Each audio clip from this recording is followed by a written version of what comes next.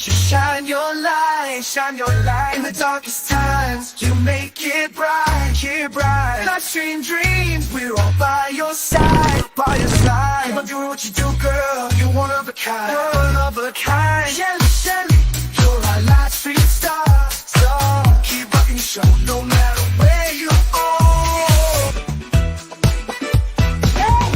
Hey, Shelly from the block. Jersey girl with a mouth that won't stop, no. Sassy, and I'm not afraid to show it. Don't spill the tea, you better be ready for it. I speak my mind, no filter inside. Shelly's in the house, talking trash and truth.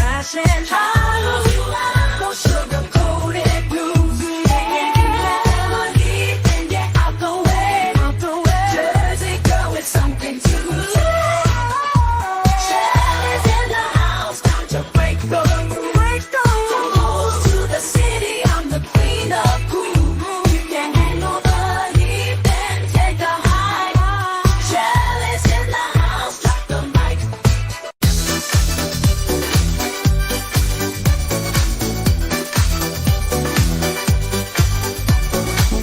Hey, Shelly in the house tonight, living it up, feeling so right. New Jersey girl, she's got that style. Life stream queen with a million smiles, and she know the love from around the world. Hey, Shelly, won't you shine your light? It's time to make it right. Life stream queens with a wayside. You're one of a kind. Shelly, Shelly, you're a life stream star. Keep rocking the show no matter where you are. Yeah.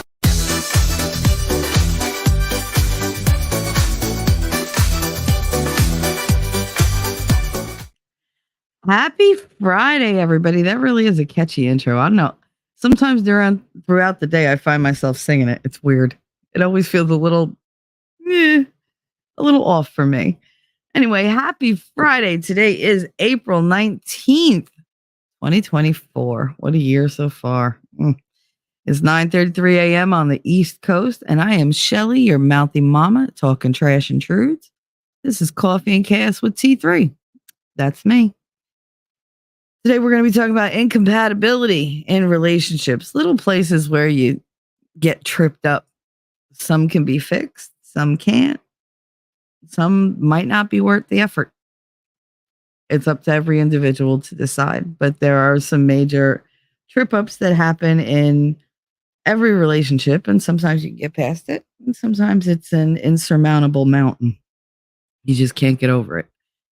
But before we start anything on this lovely, dreary, gray, icky, cold day, because it's like 45 degrees outside. It was 85 the other day. I swear to God. It was 85 the other day. The sun was out. Birds were chirping.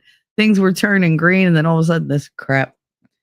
That just means everything's going to die all over again. But who out there is hanging out? We have Suzanne first. First like, first comment. That was at 6:00 this morning.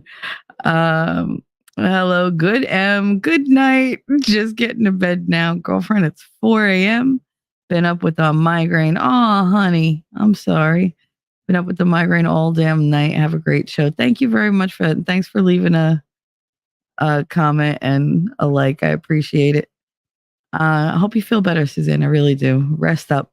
I know you've had one hell of a week. And love you, girl. Just you relax and you take it easy. Daisy Girl Williams, good sweeties. In you, out you, all around you. Good Ms. Suzanne, sweet dreams. I love doing that. I'm like just dropping a like. I do that all the time. I go through people's chats. Not only just dropping a like, gotta go.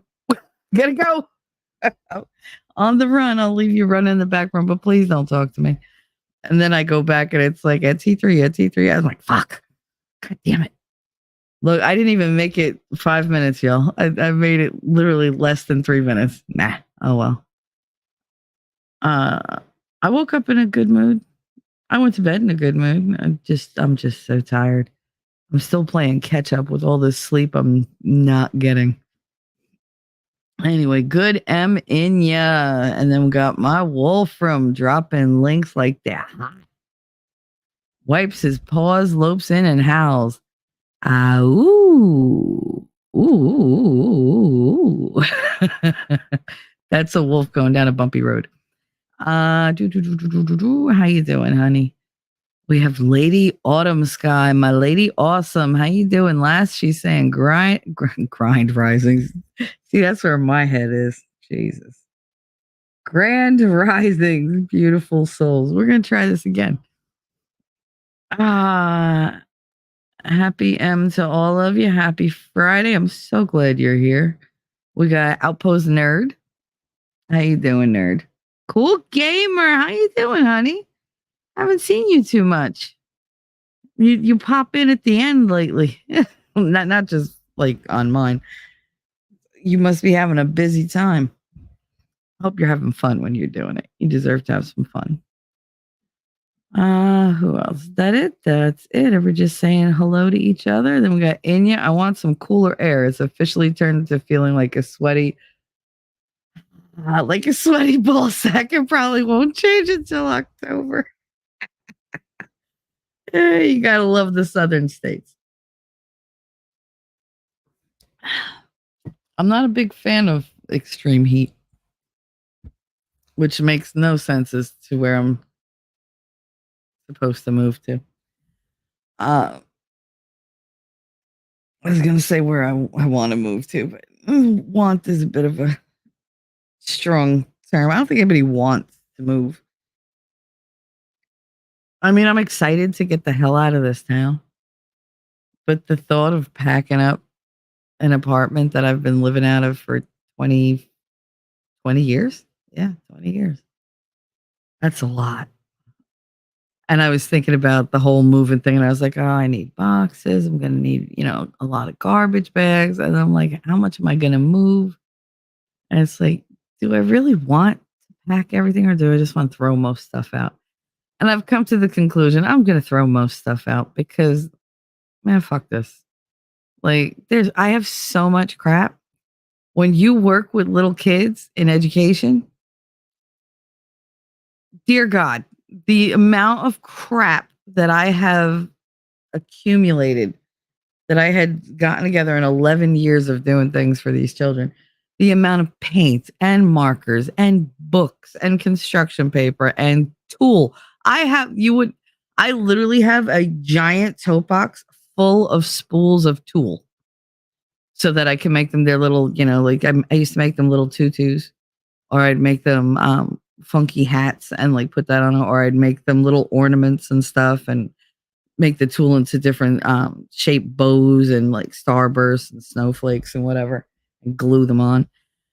But I mean, I have an entire tote of nothing but sequins, buttons, all little things, bits and bobs that you could either string together or glue on stuff. The amount of glitter, Lord. Just so you know, I am the glitter queen. Most people hate glitter. I love glitter. Not in my house so much as I like it at work, because then I can leave it behind. But glitter is evil. Okay, I understand that, and I'm here for it.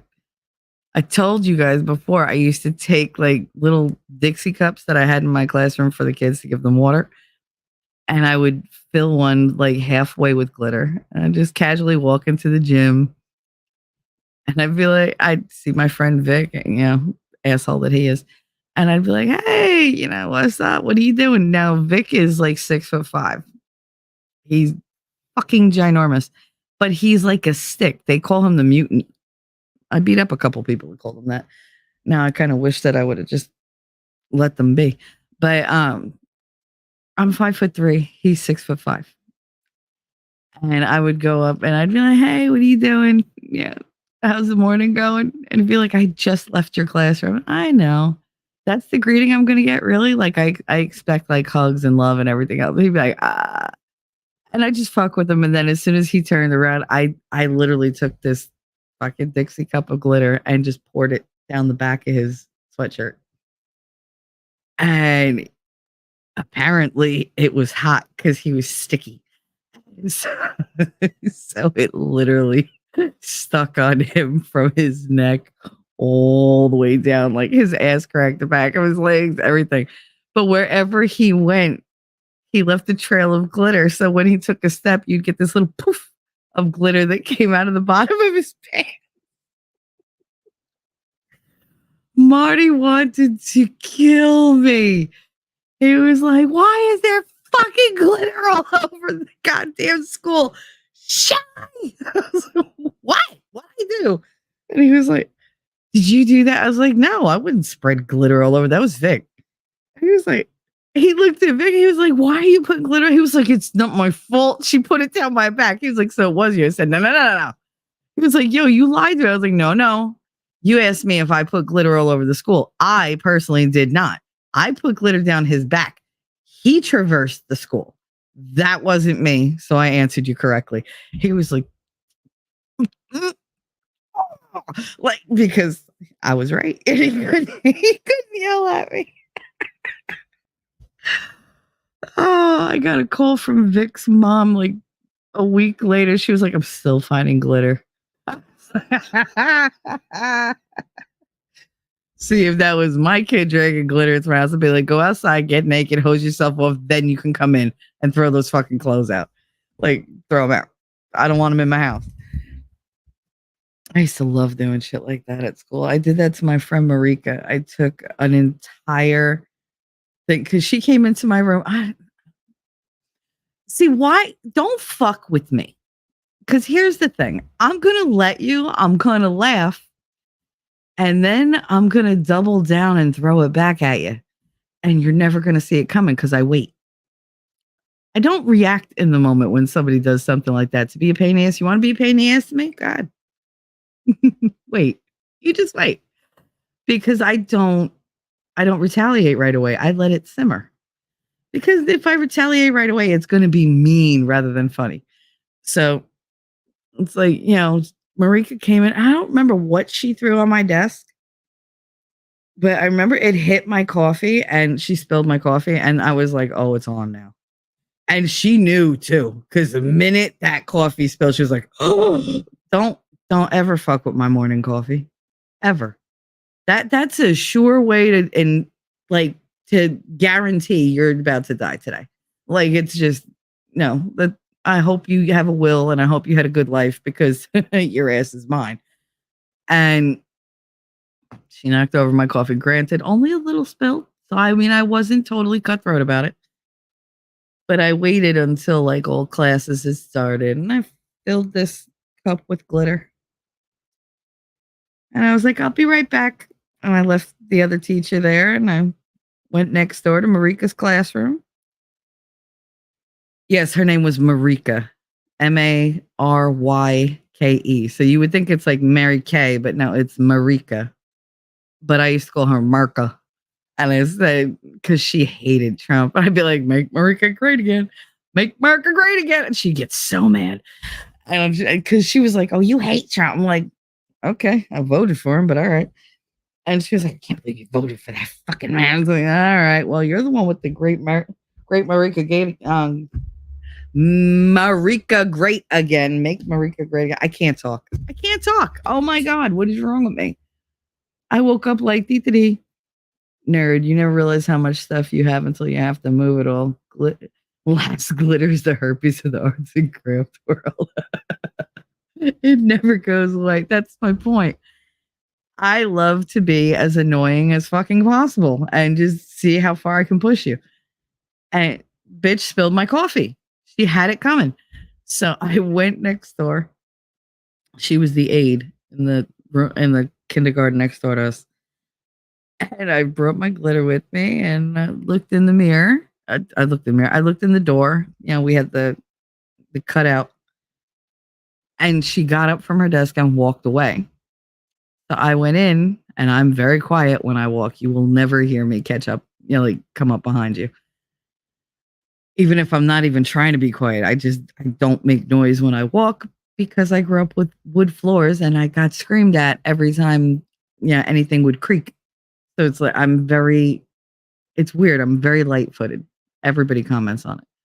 But I walked in, didn't make a sound, went over to her chair and just, oh, look, I put glitter all over her desk.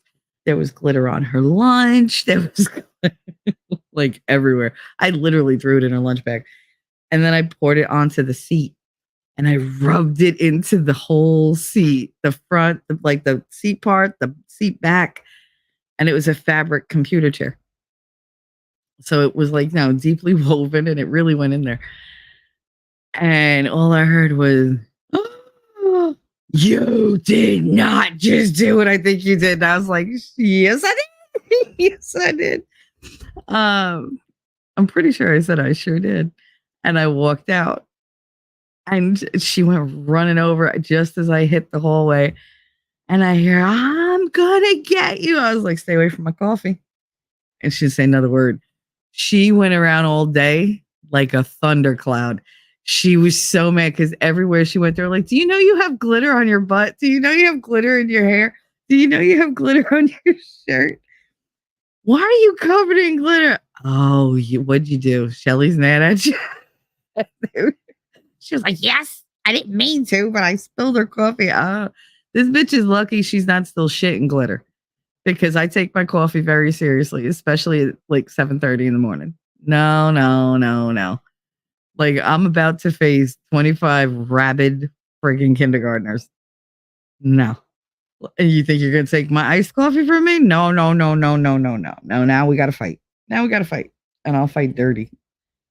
That's one thing. I don't get these people. Like when we fought when I was growing up, if you had a beef with somebody, they insulted you or they blinked at you crooked, whatever you wanted to throw down. You guys went outside after school where you weren't going to get caught by any of the adults. Your friends went with you and you duked it out. Hands only. You didn't have weapons. Nobody jumped in. You brought your people with you so that if somebody jumped in, one of yours would jump in. But for the most part, they respected, okay, you guys want to fight? Let's see you beat the shit out of each other. Fights lasted what? 30 seconds? Maybe a minute if like you guys were like either you couldn't fight, so nobody was really landing the hits, or you fought too well and you were tough and you could stand up to it. But about a minute was as long as they would go. And at the end, that's it. It's squashed. I feel better. You feel better. You usually became friends with that person. Everybody went their own way. Now, very different now. Now you got to be worried every time you send, your kid out. You could be sending them to the store. If somebody passes them and has a problem with them, they could pull something on them. They'll use all sorts of weapons. They'll jump them like 12 people to one. And we had a rule, like once you hit the ground, I won. Like if you're on the ground, it was only like real street fight with people you didn't know that you fought until somebody was knocked the fuck out because you had to get away. And usually you were in somebody else's town at the time or whatever, and you really needed to get away. So you needed that cushion of time. So that's what we did. You got them on the floor and they were a little, like you knew they weren't getting up, and then you run. Now the person's unconscious on the floor and you see videos. First of all, there's people standing there videotaping this, which is a crime to me in and of itself. Because what a piece of shit are you? Like, dear God, get in. Like you see they're about to unalive this person, basically. Go stop them. If not for the person that's being stomped, for the friend of yours that you're watching stomp on this person, do you want them to get locked up forever? Like, pull them off of them. Oh, no, I'd rather stand here and spectate because nothing is real to these people. There are no consequences. They're like, oh, I'll get off, all this or all that. I joke about it all the time. I'm like, oh, I have a felony in my pocket that's a freebie because Jersey does this whole no bail and, you walk on your first whatever it is that you do. And I don't have a record. So I get a freebie. It's a joke. I don't want the freebie. I mean, trust me, if I got arrested, I would use the hell out of that freebie. But I don't ever want to be in that position. I'm not big on breaking the law. I don't like following rules, but I don't like, I'm not one of those people who goes out of her way to break the law. Speeding laws, fuck you. Like I'll drive as fast as I freaking want to drive. But anything else is pretty much okay. Like I'm pretty good to follow the laws of my nation and my state. But nowadays they think that laws are just kind of suggestions. They're just suggestions. They're guidelines, really. Because I'm entitled, so I'm gonna do this and I'm gonna wreck other people's lives, but it's not gonna fall on me at all. And then we have the idiots that watch them in court and go, "Oh, I feel bad for them. Look at how sad they look. Look how sad they look. Where's the family of the victim? You want to see sad? Let's go look at sad. You do the crime, you do the time. That's how I look at it. If you're stupid enough to get yourself in a situation where you're going to wind up legitimately, I'm not talking about like Trump or anything like that, because we all know that there's bogus friggin' shit out there. But if you do things that legitimately put you in court, ready to be like either acquitted or convicted of a crime, you did that crime, you should do the goddamn time. I don't care what your reasoning was. Think about it before you do it. They're like, "Oh, I was moved beyond reason." No, stop it. There's very few crimes of passion anymore. You guys remember those, right? They used to talk about them all the time. You heard crime of passion lately? Have you? You heard, crime of opportunity, drug-induced crime, hardship-induced crime, which it's funny because I've had some hardships, and the only crime I committed was stealing bread so that I could eat and feed my, my fetus because I was pregnant. I was hungry. And I literally didn't have a dime to my name. But that's pretty much it. That was survival mode. Now they do it because I want the better sneakers. I wanted his car. I wanted this. I wanted that. I want. You know what I want? I want you to grow the fuck up and start thinking about other people. How about that? There's no decency. Where's the decency that used to exist? Was it in my imagination? Did I just see the world through, my rose-colored glasses as usual? Like Christine always loved to say, all right, like looking at it through rose-colored glasses all the time. And I did. I wanted the world to be rose-colored. I did not want people to be so mean to one another. And I know it's weird coming from me because I tell you all the time that I'm mean. I'm not saying I'm mean all the time. I'm warning you that most of the time I'm very nice. I will give you the shirt off my back if you need it. However, I have the ability to be cruel. It's not my go-to, but when you hurt me, the cruelest thing I could do to you automatically is formulating in the back of my head. The plan is already coming together, and I'm just like, don't do it. Don't do it. Don't do it. Just don't open your mouth. Just go to bed. Go to bed. Go to bed. And so that's my main thing. Go listen to music, Michelle. Go read a book. Go whatever. But when I'm in that mode, I have to like disconnect and go, no, I can't. I got to step back. Because I won't care who's in front of me when I'm in that mode. I won't care if you did something to me. It's equal opportunity cruelty for everybody. And I hate that. But that's not my go-to. That's like I said, something that I inherited from my father, that ability. But and I think that desire, he definitely trained me up to know how to get to people. His thing was, I mean, he wasn't always, doing the horrible things. There were a lot of life lessons in there that I really wish I'd never learned. There was, he always used to say, all right, Shell, look, pay attention. Watch how I deal with this guy. Watch how I deal with this chick. Watch how I do this. Watch how I do that.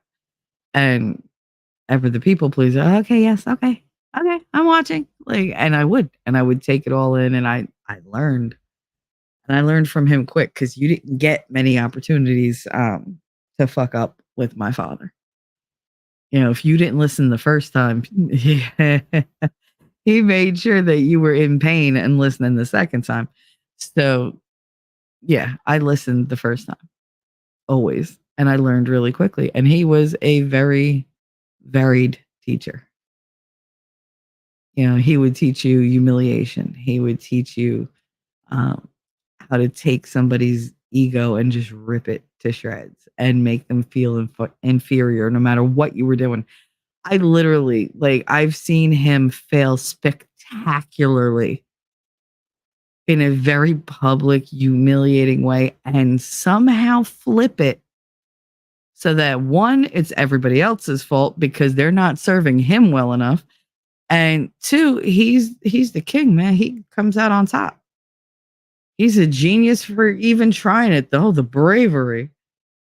It's every time I hear somebody say, "Oh, stunning and brave," half of me is like, I cringe away because it's like they always say, "Your father's so brave. He's such a risk taker."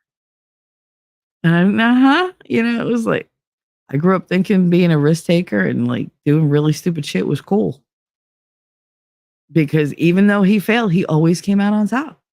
Always. I was like, I don't get how he manages it. He's got the shittiest car of everybody, and yet everybody's, you know, oh, you need this, you need that. They're always giving him stuff, getting stuff for him, doing stuff for him. You know, oh my God, you know, Danny's the best. Bear is the best. He's the greatest guy. God, he deserves the world. And they try to give it to him. And to watch this as a little kid is a little baffling and a really bad example because it was like, oh, you mean no matter how bad I act when I'm older, as long as, you know, like I scare the crap out of everybody and pretend like I don't need anybody, I'll get what I want, right? Nobody's ever going to see when I fail. Nobody's going to see when I'm embarrassed because I cover it with anger and they want to avoid the anger. So they avoid embarrassing me because they know that one leads to the other. And it was a whole thing. I mean, if I was to tear down all the lessons that I learned from my father, I, I don't I don't know that I would have survived my life without them. Granted, they're not good, but they did make me a lot more adaptable. And they gave me a lot of clues as to how other people's minds work. And it did instill in me this addiction to figuring people out without their knowledge. I remember I was doing a show one day and Jacob Peets showed up, and I don't know, I don't remember how it came about. I think he was like, nobody gets me. And I literally sat there and described him. And he was freaked out. And he was like, okay, I'm like, I don't like that you saw that much. And he hadn't been around long, and I'd already like done my full profile on him in my head. I do it without even realizing it. It's just an automatic function. And yeah, he was shook. He was shook. He was like, wow, like no. Like he didn't I could tell he didn't like it because people like to think they're mysterious and they're really not. Nobody's mysterious. There are people I don't get. I see what they're doing. I pretty much can call on what they're going to do next, but the motivation escapes me sometimes because I'm like this is not going to go the way you think it's going to go. Why are you like I'm telling you it's not going to go the way you think it's going to go. Why do you keep doing it? Why? Like why not just try something else? You know, we could sit down, we could talk about different options, but this shit you're doing is not working. Not working. Yeah, and I don't know. I love figuring people out. I love puzzles. I do.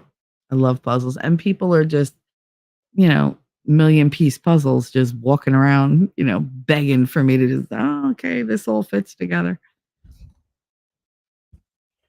But they do. People like to be mysterious. They like to think, oh, I'm so complicated. I do the same thing. I'm not that complicated. I literally tell you guys everything going on in my head.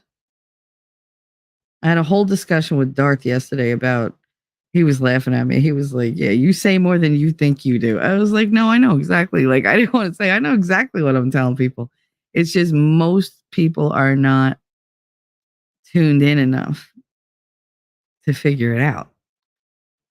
See, Darth and I share a lot of characteristics.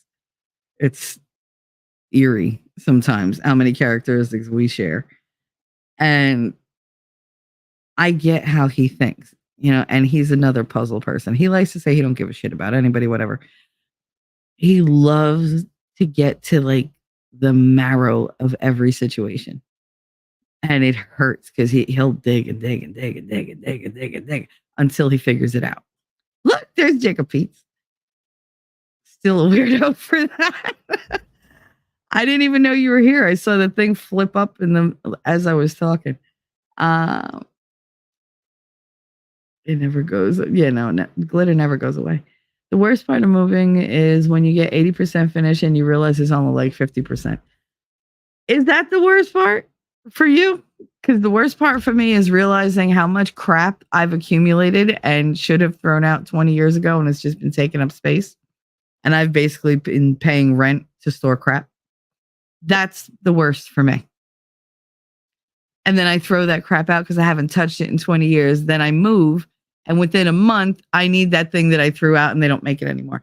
That's the worst part for me. Why is it whenever I throw something out after not using it for like 20 years, then for some reason somebody's looking for it or they desperately need it, and I'm like, fuck. I'm like, I literally just got rid of that. Like, why you do this? Why you do this? And one day we were walking home from school and this kid always picked on my sister. He picked up a piece of rebar, holy crap, and went to smack her on the backside. She tore it out of his hand and whooped his ass. We lived in a small town and the chief of police took us and my mom into the station and laughed his ass off. If this were my son, I would have been so embarrassed, but they want a restraining order. Ooh. So he tried to hit her with the rebar. She flipped it on him and they want a restraining order. Bafangul. I can't. I grew up and babysat his grandbabies. Oh my goodness. That's too funny. Jacob Peets. Am I late to report the latest developments in the Middle East? U.S. officials have confirmed to ABC last night that Israel conducted airstrikes in Iran. I know, I was going to get to it. Fucking 2024 needs to chill the fuck out. I know. Inhumors. I didn't know that, Jacob. Damn. Yeah, none of us talked about it. I sent it to Winning during his show, but he was like on another mindset and it would have fucked with the vibe. So I didn't push it because normally I just turn the mic on and because I'm in his ear all night. Every show I'm in chat, but I'm also like mic'd up to him so I can say, okay, can't hear you. Hence why he snapped at me last night and said he was doing something because I was like, can't hear you. So I was like, all right, if I can't hear you the rest of the show, I'm just not going to tell you. Fuck it. Like, I'm just going to sit here and be quiet. That's what I did. And I know he didn't mean it, but it doesn't matter. Once I'm aggravated, I'm like, nah, I'm done. And I was aggravated. But yeah, I was watching that develop the last like hour of the show. Angry conservative, you are stunning and pretty. You know what? You're thank you. I'm just gonna say thank you. That's it. Jacob Pizza, you're still a weirdo for that. I mean, really, was it that weird? I mean, it's what I do. I watch you guys. I pay attention. And it's not just to figure you out. I like to be in tune with how you guys are feeling. You know, if you come in here and you say hi a certain way, I'll be like, hey, what's going on? What's the matter? Like, you only put a period and like no exclamation point, or you came in kind of, you usually say, hey, this time you're like, what's up, guys? Like, if you change yourself around, I will notice every little change. I might not call you on it, but I'll notice it. And somewhere in my brain, it makes a note saying, oh, they're not in the best place. So maybe don't talk about this as much. Don't cry about this. Don't whatever. Try to like bring them up a little bit. And yeah, she really whooped his ass. I bet. But yeah, it's that I just like to understand you guys because I don't want to, and this is part of the people pleasing thing. I don't want you to come in here with the need that's so obvious I can pick up on it through text and have not tried to fulfill that need. I don't want you to leave here feeling worse than when you came in. If you have 10 minutes in a really shitty day where you're in here laughing your ass off or purging whatever emotions are overwhelming you so that your cup doesn't run over, in a bad way, then great. That's what I want. That's what I want. I don't need to change the entire world. I just need to change the world of one person at a time a little bit. I mean, that's all we could all hope to do, really. You're not going to fix anybody, but you could make things a little better. You just make them laugh a little bit. Take them a couple feet back from the edge of that cliff that they're just like not even aware they're standing on. I don't know. I don't. It's so hard for me to say that I'm a good person because I think all the negative stuff. So when people say it to me, I'm always like, whatever. Like I take it, kind of like, oh, they're just tongue in cheek. They're just being nice. They just don't know. I'm working on it. Iron Rabbit, hi, honey. She said Darth has a good heart with a gruff shell. Uh-huh. I know. And that's why he's so extra prickly. He's the same type of porcupine that I am. It's the, look like we're going to hurt somebody. And then if they come too close, they know they're going to get hurt. What are we going to hurt them? Instinctually, maybe, because we think they're going to hurt us. But then if they can do it in a way where we're not on alert, they only got to get that one little pat in where you just go, oh, and then we're just like, oh, okay. Like, and it's it. Like we just melt. But every time you start like coming back, if you hurt us, every time you try to reach out to do that nice little pet that we let you do and you snuck in outside our defenses, then it's going to get harder and harder for you to get closer because the quills, they're always ready to be weaponized, I guess you could say. Because then you're always in battle mode with certain people. Darth is a dick. He acts like a dick. He's gruff. He's insulting. He likes to poke the bear, no matter if the bear's sleeping, awake, in a good mood, doesn't matter. The better the mood, the better the poke, because he can fuck it up. I get that. Because it keeps people at arm's length. I do it all the time. I'm a girl, though. And I tend to, okay, double standard. I tend to get away with more than he does. But no, like, you do that to keep people at arm's length because you're tired of getting hurt. Sometimes you wake up a little raw that day, a little more vulnerable than usual. The tougher I act, the more hurt and scared I am inside because the risk of pain is just way too high. So I get him. I do. He called me on it yesterday. He was like, you like to say that, because he listened to my stream from Monday, much of which I think he had an issue with. But he said, you think that people don't basically like see through the tough girl exterior, the persona. And he was like, I think a lot more people see through it than you think. I'm aware of that, but everybody likes to put up the facade of believing it, so I'm going to roll with it. Why break old habits? I hope you're feeling well today, Rabbit. waiting on a phone call, so I was lurking. That's cool. Lurking is cool. And yeah, most of the time mine is just because my hands hurt or something, so I'm not so bubbly. Shelly, can you guess when I came in with the previous comment? Probably when I was talking about my father. I mean, it was only 10 minutes ago. Or I do a heart because I forget to hit enter heart. Enter heart. That's a scary thing for me. Cat Ninja, what's up? What's up?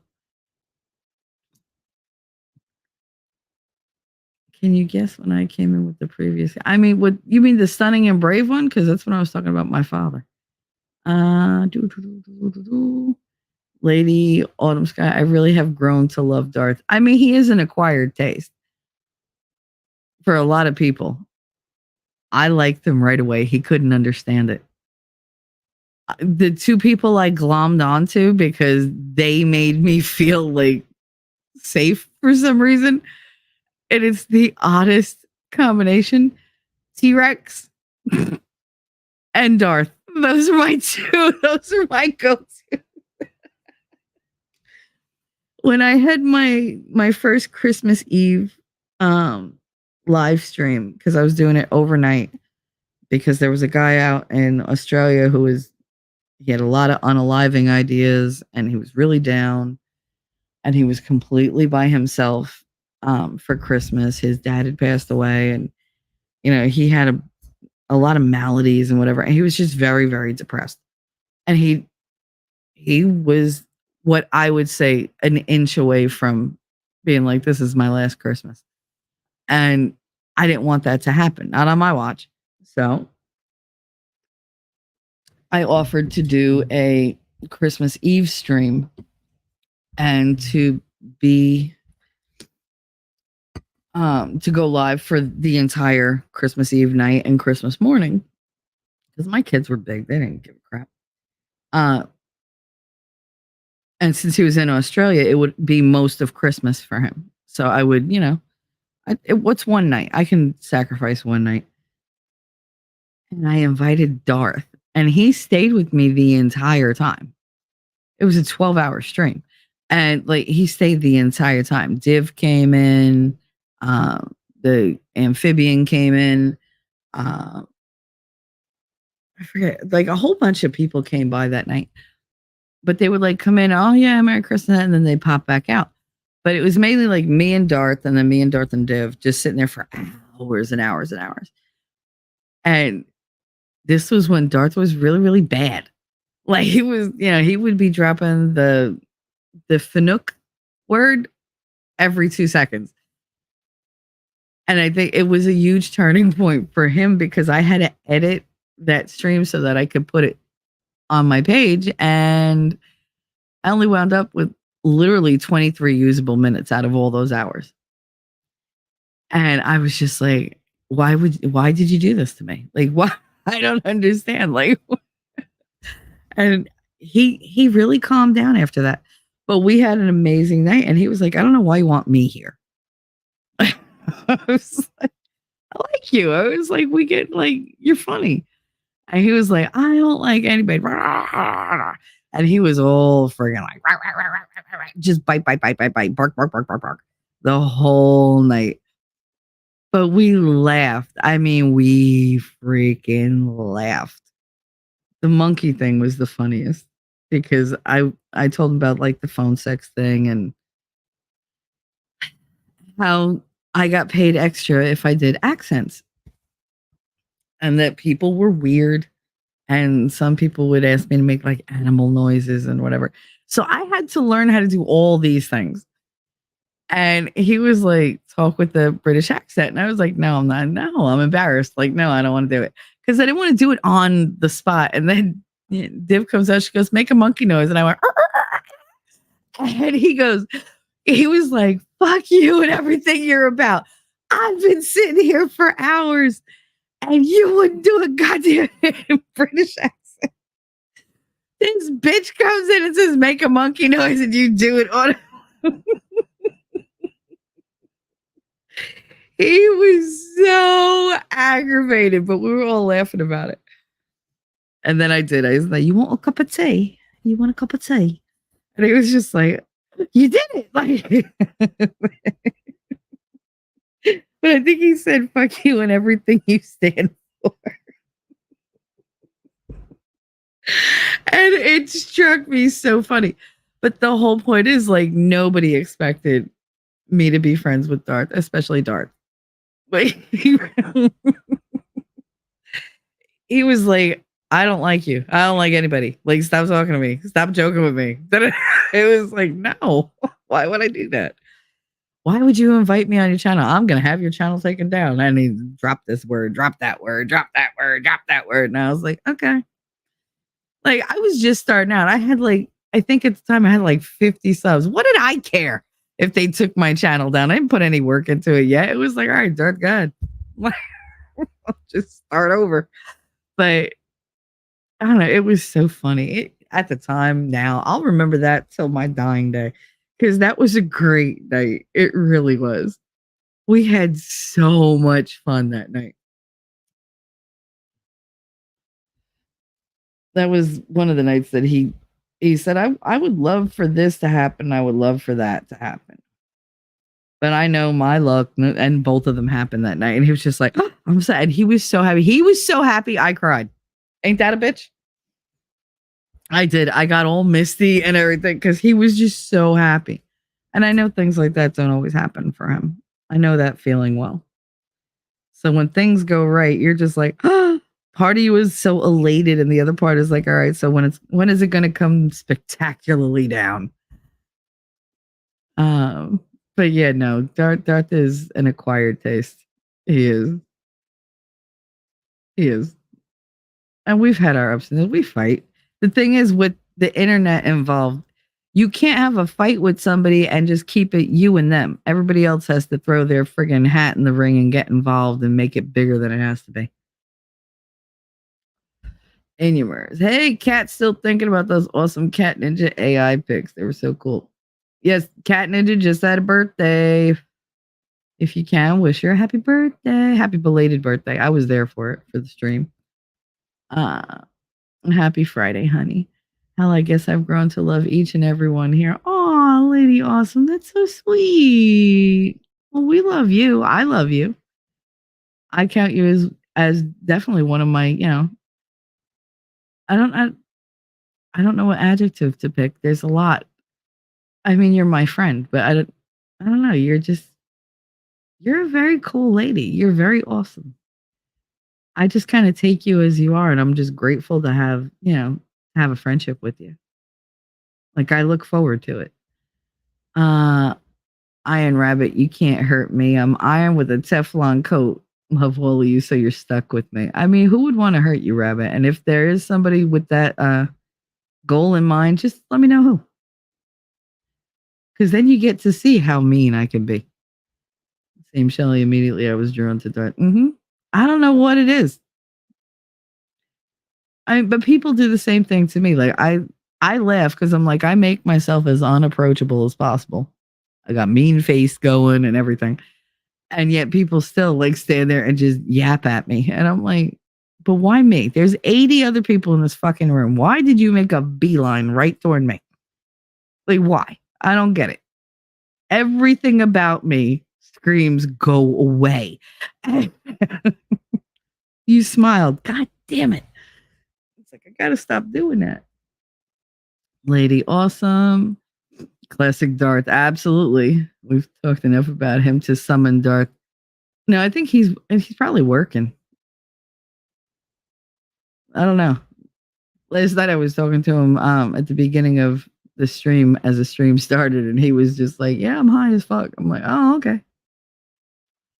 Like, that explains a lot, because he came in there just fucking with winning. I was like, oh, come on. I was like, don't derail him first thing. Jesus.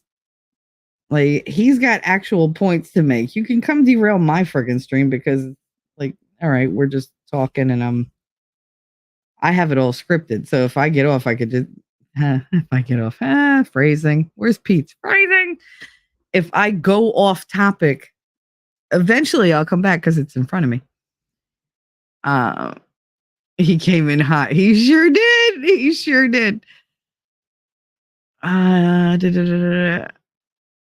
said we were closer in the past, but love him to death. He was very honest with me where it counted the most. And that's the thing. Like, T-Rex says it all the time. He's like, you might not like what Shelly has to say, but she's going to say it when you need to hear it. And that's the whole purpose. You might not like what I'm going to say, but I'm going to be honest with you. I might not deliver it in the gentlest manner, but I start off gentle. That's the thing. I start off with, hints and then little conversations. And then I try to like ease it in there. And then when you don't listen, then I'm pissed off and now I'm going to yell at you because you've already pushed my patience to the limit. My principal, the other one, Charles, used to come to me and he'd put his hand on my shoulder and go, Shelly, patience. And I just look at him and go, Charles, go fuck yourself. And he'd be okay then. And he just walk away because he knew like, no, today's not the day. She ain't the one. Don't do it. Don't do it. But he always used to do shit like that just to aggravate me. I'd be like, all right, Chaz. Because he hated that name. And it was just like, I'm like, listen, I have pictures of him from college, so he needs to shut up. And he didn't believe me. One day he was like, I'm a mystery. I'm not from here. You don't know anything about me. And I was like, that's your baby picture. That's from high school. That's for college. He was like, how the hell? I was like, no. I was like, people just send me things. It's amazing. And he was like, who do you know that I know that has those? Like, I don't understand how you got those. We did a bulletin board for the kids in the hallway. I wanted to put up baby pictures. Guess that baby. So everybody's baby picture got put up from kindergarten and administration with a number. And you had to submit this list of who you thought was who to me. And, we'd have a contest at the end, and whoever, got the most right got like this basket of goodies that I had put together. And it was just a fun morale boosting thing because I used to do those all the time. And I was doing this bulletin board. I did it on Marika's classroom side, like on her side of the hallway. And, with her permission, she didn't have anything to do anyway. So I put up, there had to be, I don't know, 50 to 60 pictures because we had all the teachers. We had all the aides. We started off with kindergarten. And then the other teachers were like, I want to do it too. And I was like, well, why don't you do it on your friggin' floor? Like you do it with your kid. No, you do. So I'm have all these fucking baby pictures and whatever. So I was like, all right, the only ones that I don't have are Marty and Charles. Marty was the principal at the time. Charles, who became principal of another school that I worked at, in Hoboken later, was the vice principal. And I told Marika, I said, go get baby pictures from them. Go tell them that Shelly needs your baby pictures for the bulletin board. And she goes in, she's in there for like 10 minutes and she comes out all like red and like sweating. And I was like, well, were you fucking in there? What were you doing? And she was like, oh my God, they were so embarrassing. And she wouldn't tell me what they said. I said, well, where are the pictures? She said, well, Marty said that there was a flood and a fire in his apartment and he doesn't have baby pictures. And Charles said the same thing. And I was like, they both had fires and floods. I was like, do they live in what, Sodom and Gomorrah? Like, what did they have? And she was like, she said, well, they wouldn't give them. They said that they don't have them. I was like, oh, okay. I went into Marty's office. I said, what's this bullshit that you don't have a baby picture? And he was like, I don't have any baby pictures. He was like, and he got like real nervous because they didn't expect me to go in there.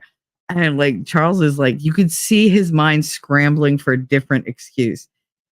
And Marty was just like, he said, there was a fire in the apartment. We lost most of them. And then, when Sandy hit and there was a flood in the apartment and in my mom's place and everything is gone and I have nothing. I was like, you were fully grown when Sandy hit and living in Westwood. You didn't live in Hoboken. There's no way you didn't leave that house without your baby pictures. What? I was like, you have 4 kids. There's no way your wife didn't ask your mother for your baby albums. No, no, no, no, no, no. Okay. Charles, he was like, there really was a fire. I was like, in your house? He was like, in my neighborhood. I was like, and it just miraculously ate up your baby pictures. He was like, yeah. I was like, how ugly were the 2 of you as babies that you're embarrassed to give me these pictures? I'm just asking. Like, were you both girls? I mean, did you have like facial hair even then? Like, did you look like the devil? Did you look like the forceps kind of got used on your face instead of the side of your head? What? And they were just, I was like, I want those baby pictures. So Marty, because he never knows when to shut the fuck up, he said, you could want them all you want. You're not getting them. And I was like, that's so. Okay. And all I hear is Charles go, shell. I was like, no, gotta go. I have a job to do. And I went back to my classroom and they were both like, oh fuck. We did the grand reveal and we showed all the baby pictures. And right in the middle are these 2 giant pictures of Marty and Charles as babies. And they were like, oh, and I picked the worst looking ones. So I was like, Charles looks like he's got a giant knot on his forehead. He's all shiny. He's got this big dome. I was like, look, you were always bald. And he was just like, and Marty just looked like Dennis the Menace, but like their kind of style. That's the one I picked. And they were adorable, don't get me wrong, but they were definitely like meant for embarrassment. And how did you get those? Oh my God. Marty was like, I don't understand. How did you get?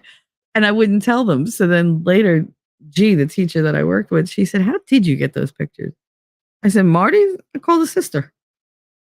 And she was like, you did? I said, well, I didn't call her. I said, Beth is married to Josh. Josh is Rachel's brother, and Rachel is one of my closest friends. So I just said, Rachel, call Josh and get him to send Beth to talk to Beth and have her send me a picture of Marty as a baby. I said, and then I went to another teacher who had gone to college with Charles, who knew him like really well back then. And she knew like his family, and she went and she got a picture from them. So never ever think that just because you tell me no, I'm not going to get the information. Just saying. So yeah, so they were very like, after that, they were like, you're so creepy sometimes. Oh well. Let's see. But yeah, I don't even know how I got on that subject, but yeah, that's how I work. He will pop up on Rumble unless he's working. Yeah. You're welcome, Lady Awesome. You are awesome. He came in hot. He sure did. Yeah, he's got to be working. Miss Suzanne, that wasn't enough sleep. No, it wasn't, Suzanne. Why are you up again? Not that we're not happy to have you here. Hi. But you should be sleeping. Nope. I hope you're feeling better. So does Lady Awesome. Sorry, no. Lady Awesome, sorry. No, hello to you. Sorry, no, you're not feeling better. And period, hello to you.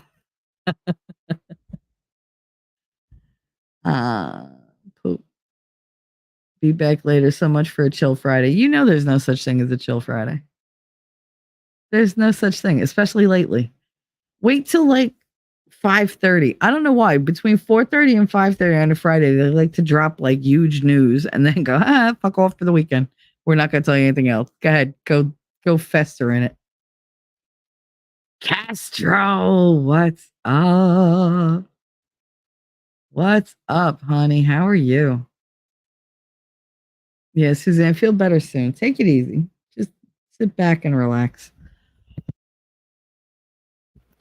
As for the updated Israeli-Iran conflict, the II conflict, last night when Winning was he was live, I was watching Twitter to look for different things to send to him or whatever. And that popped up. Breaking news. Yeah. Israel has launched an airstrike against Iran. it started with their hearing explosions in Iran. They're being reported. Now, it came out of nowhere, which led me to believe, okay, yeah, it's probably true. But I waited. I waited for more confirmation. I waited for more sources. I waited for, like an international source. I waited for the Associated Press. And then I waited to see if any government official would come out. And they did say, the U.S. has confirmed. Here's the thing. Israel supposedly was the one who did the bombing, right? They did an airstrike. Supposedly it was drones.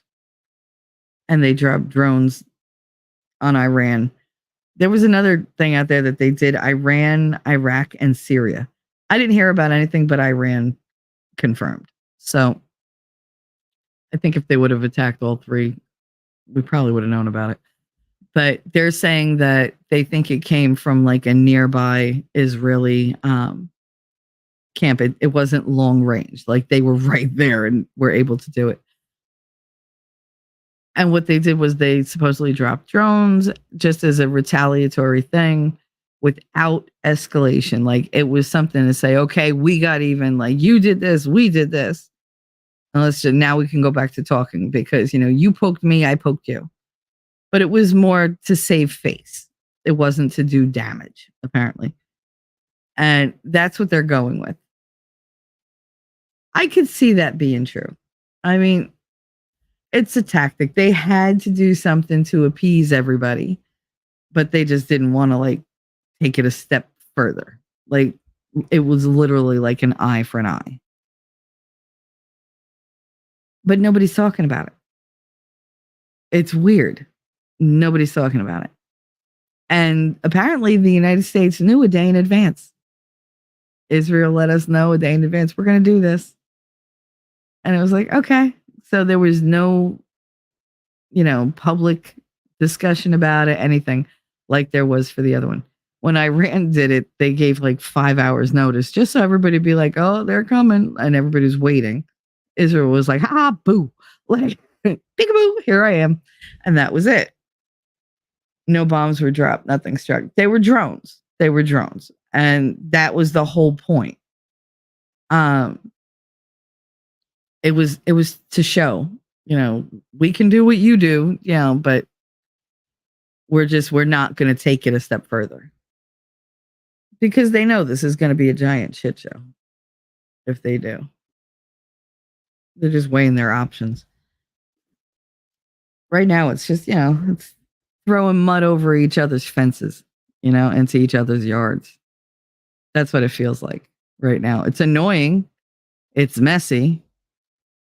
But in the end, it's just like, all right, like it is what it is. Because you're not pushing it to the point where it's like, oh, we have to get involved. Yeah, when I tell you to worry, then worry. No, I mean, I get that. And I'm very thankful for that, Suzanne. Trust me. But I mean, I do see what they're doing. And it's a lot of war games. That's what they do.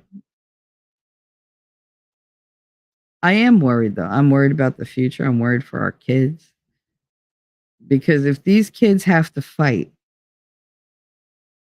can they? We have spent so long coddling these kids. I don't think they're ready for the regular world, let alone war. I mean, I don't think you're ever ready for war, but I think they're especially not ready. And it's very worrying because I'm not sending my kid anywhere. I'll be goddamn, I will take him out at the knees. He ain't going nowhere. I would rather him limp the rest of his life than be gone because he's all I got. Selfish or not, like put his brain to work. How about that? Because that's much more powerful than anything else he could do on the ground.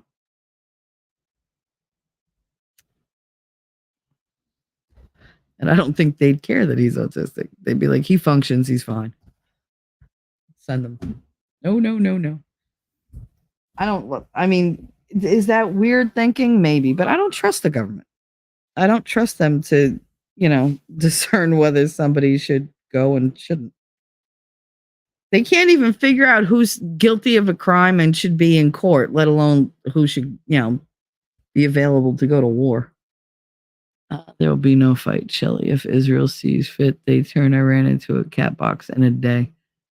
I'm not worried about what they do to Iran. I'm worried about what their allies want to do to us. Because all they need is the excuse. That's why I'm like, can we all just be grown-ups? Because they do. They act like toddlers, these nations. Oh. It's like, I feel like smacking all these leaders in the head and be like, use your words. Use your words. What is wrong with you? These are people's lives. It's not about you or your dollar or your oil or whatever. Lady Awesome Sky. Try soaking your feet in hot water. It causes the blood vessels in your feet to dilate by pulling away the blood from your head. And it eases the pressure on blood vessels, decreasing your pain. Oh, I didn't know that. Huh. I love soaking my feet in hot water. Elephant. Hello, honey. Kind of awake, but not awake. Remember, war and rumors of war. Yep. Mm-hmm. Can we all just be grown-ups? But that would be adulting. I know. Wolting. Lord, help me, Jesus, to get through this damn stream without making new words. That would be great. That would be great. If I could just use my existing vocabulary and not put words together, if you could help, that'd be awesome, God. Just saying. Wolfram, I don't know what word I was coming up with, and I don't remember what I was going to say either, because meh. Oh, adulting. Yeah. Adulting is hard. I don't want to adult today at all. At all. Suzanne, my cousin was just out at the grocery buying stuff for dinner. That's good. That means it's nice and normal over there right now. That's always a good sign. Wolfram, no, make new words. Dance, monkey, dance. That's fun. Yeah, it is fun to make new words. I make new words all the time. And then I use other words and people are like, that's not a word. I'm like, no, it is. It is. It's a word. Are you sure? Yes, I'm absolutely sure. Much like my son, I have an extensive vocabulary. Little shit that he is. Angry conservative. The people that want to destroy us are already here because of the border. That's true. We ain't in the end times because the temple hasn't been built yet. Another true fact. Cat Ninja, I love making new words. I make new curse words all the time. Good God, I confabulate curse words like crazy. I can tell you the media lies about things that happened. Hubby's been in combat zones and saw what MSN was reporting. He said, yeah, that's not happening. Mm-hmm. Oh, yeah. I don't believe MSN at all. MSM. I told you I can't talk today, like the way they are today at all. And now, like, I look back at like old news reports and stuff, and you can't believe what they said either, except that they said it in a more professional manner. So you tended to believe them a lot easier. Plus, what other, dialogue did you have? You didn't have other resources. Like you turned on the news to learn the news, or you picked up a newspaper, both owned by the same people, run by the same corporations and shit. So it was always the same freaking news. And it was always a lie.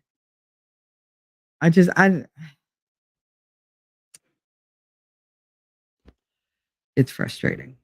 Suzanne, Trudeau is quitting. That's awesome. When? Today? Tomorrow? I have the hiccups. Today? Tomorrow? When? Lord. God, I want to hold my breath so bad. Yeah, they're the best. The curses. Oh, yeah. Without a doubt. I was watching it's so funny. I was watching a little biopic on old Hollywood stars, right? And they had picked all different ones. This was on, I think it's called Fascinate is the website or what the channel.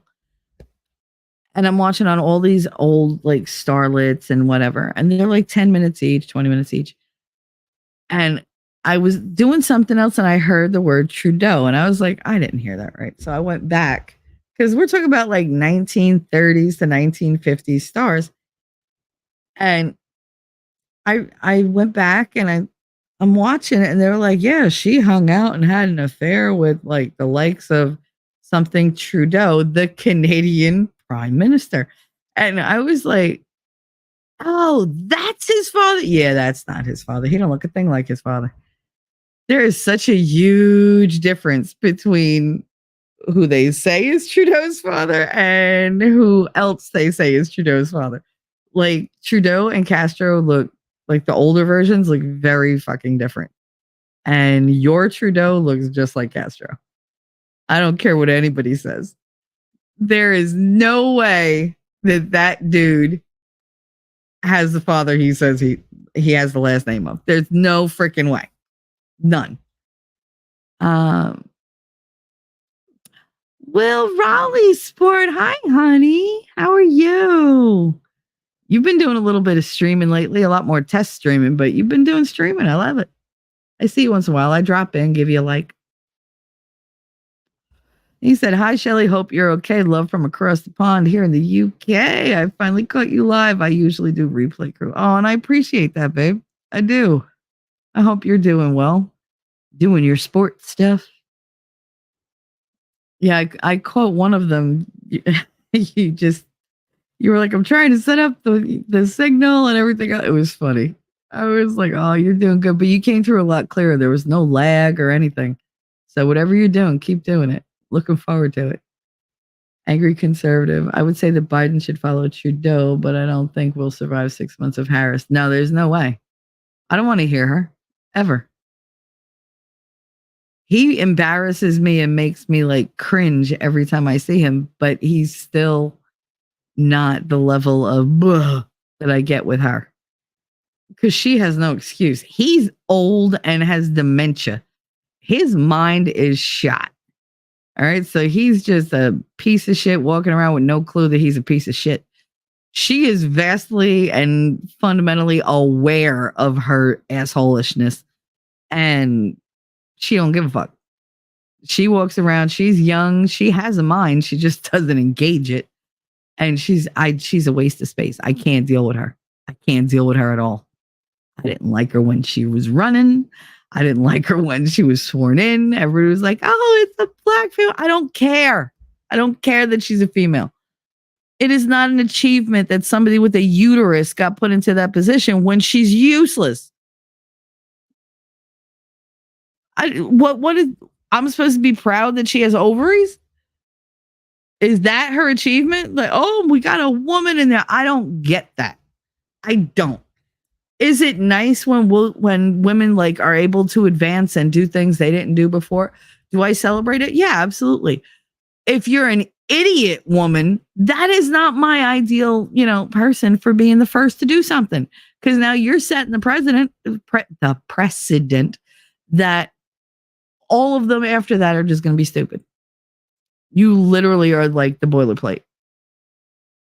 You're the template right there. Great. She's the first woman. So the first woman in, the VP slot that's representing us as a gender, as you're saying, is retarded. Yeah, and not in the fun way. Like, she's stupid and crass and annoying. And she has that hyena laugh and like the bus. Like, if you're going to be VP, you need to know how to talk to people. She doesn't. This bitch literally got where she got by either laying down or kneeling down, because you're never going to convince me that her intellect or her abilities, like her political abilities, got her there. You're just not. So now I'm supposed to be proud that she's representing all women, and this is what they think women are like? Because I'm not like that. I'm really not like that. Like, literally, you put me in front of people and I can talk. Obviously, but you think she could do this? Can you imagine her having like a 4 to 6 hour podcast 3 times a week and just having to fill it all by herself? Can you imagine the bullshit that would come out? I think she'd run out of things to say in under 3 minutes.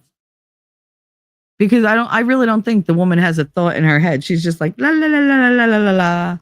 Oh, look, dick. Like, that's it. Like, I can't. I have zero respect for her. So, no, she does not represent me. She might represent, women in general because she is one, but that's the only thing we have in common. By the way, I see y'all can't tag anybody. Ellie doesn't have tagging ability. That frustrates her. I know it does. But we see you, Ellie. Hi, we love you. I love you. Suzanne Yuppers, Maggie was pumping Castro and Jagger. Nice. Well, I mean, did you look at Trudeau, like senior? He wasn't ugly, but I mean, you put him next to Castro, which one is more exciting? Which one is more charming? Which one is more like, oh yeah, you got me feeling buttery? Like, Castro was an asshole, yeah, but if you're dealing just with like sex, yeah, I'd pick him. The other guy would leave his socks on and be like, probably say, excuse me when he comes. Oh, I don't know where that came from. But anyway, young Fidel looks just like Justin. Yep. I can confirm, Castro said, hashtag cousin Justin. Castro! Imagine every time I say it like that, his internal radar somehow goes off. He's like, why do I feel like somebody's saying my name? Daddy, is that you? Well, Raleigh, thanks. I'm going to start doing live streams. They're fun chatting to the chat. I used to do it, started to miss it. So start again. That's awesome. I remember when you used to do that. You used to run into all sorts of connectivity problems. You'd be talking. We'd be like, can't hear you. You're buffering. Can't hear you. Can't hear you. But no, when we can hear you, you always have interesting things to say. I like it. And I like your accent. I do. Maggie Trudeau even she pumped the Beatles. I mean, but who didn't back then? Jesus, they were hoes. So much for that British conservatism. The Beatles they were helicopter dicking all over the place. Angry, she isn't useless. She went up in the world on her knees. I mean, even vacuum cleaners suck. It's not that big of a fucking achievement. What's up, YouTube folks? Hi, Castro. Judge Maddie. Maddie, I bought you a gift membership to Winning Channel last night. I love it. I'm like, every time I buy memberships, I'm like, oh, friends. Not like it's all the people. I'm like, oh, this one got it free. This one got it free. That's the whole point. But Sally Ma ovaries. I know. She does sound awful, Willie. She does. She really does. I got to pick a name for you. I think I'm just going to call you Willie. I know you're Will Raleigh, but it's a lot to say. And it's too many la-la-la-las. La-la-la-la. I can talk forever. Can't shut me up. Oh, I bet. See, those are the people I tend to attract. I don't usually attract the quiet types. It's weird. And when I do, they're super quiet. And I'm like, what is wrong with you? I always think there's something wrong with them because they're quiet. Like Winning likes to say, I got to jump in. Otherwise, I'm not going to get a word in. I'm like, all right. Now you know how it feels. Like, now you know how it feels. I let him talk. I let him talk all the time. It's just when he don't, I fill the silence. If I'm quiet, then I'm either very, very busy or I'm just not in the fucking mood. Really, I'm English, not sure who you're talking about. I'm talking about the stiff upper lippers. The ones who are freaks behind the door, but in public, they're like, no, all prim and proper and posh and, like their shit don't stink. That's grandma's expression. She'll say, when you shit, does it smell like a petunia?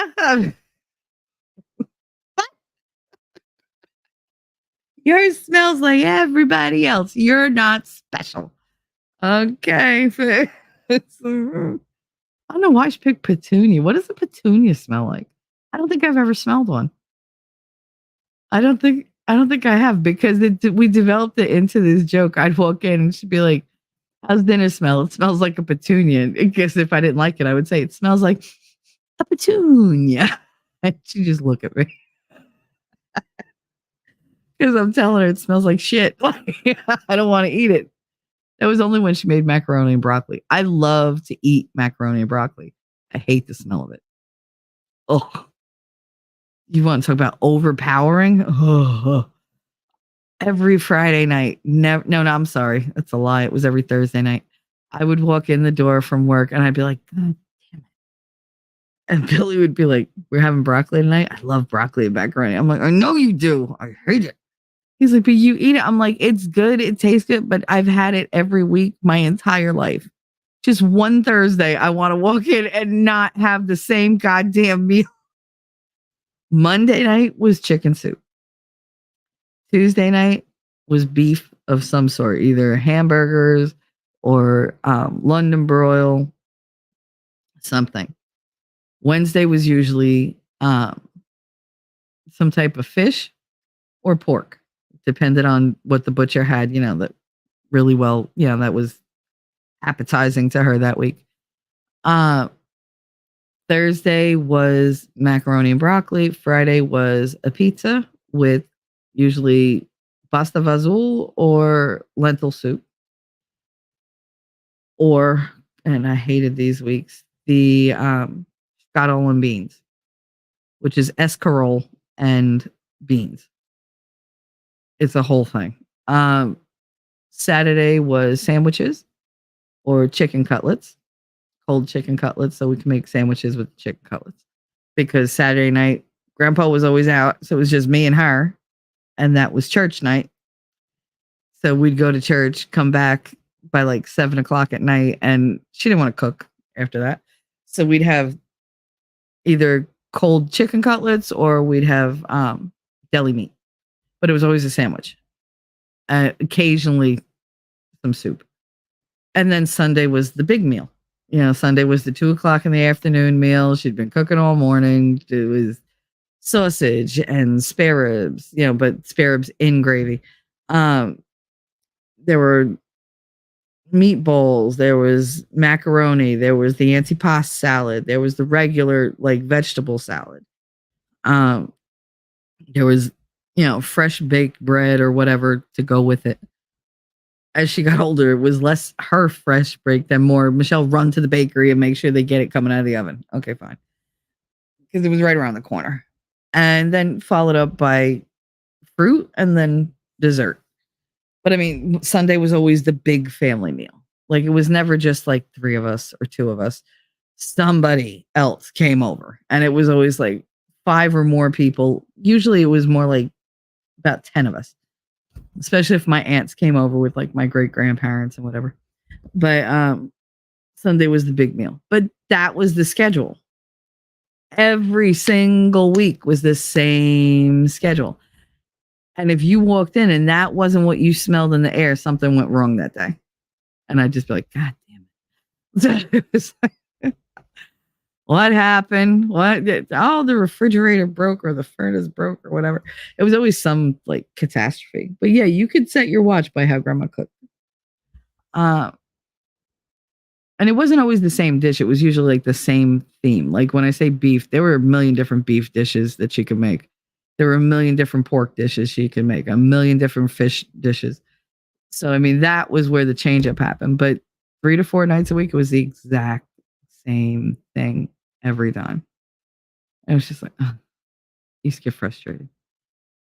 Anyway, but yeah, so that's that. The amazing part is she has professional communications people working with her every day, and she's still this awful. Maddie, that's what I don't understand. All these people have speech writers, right? They have speech writers. They have the speech on paper in front of them on the podium usually. They have a book to back up the shit they say in the speech.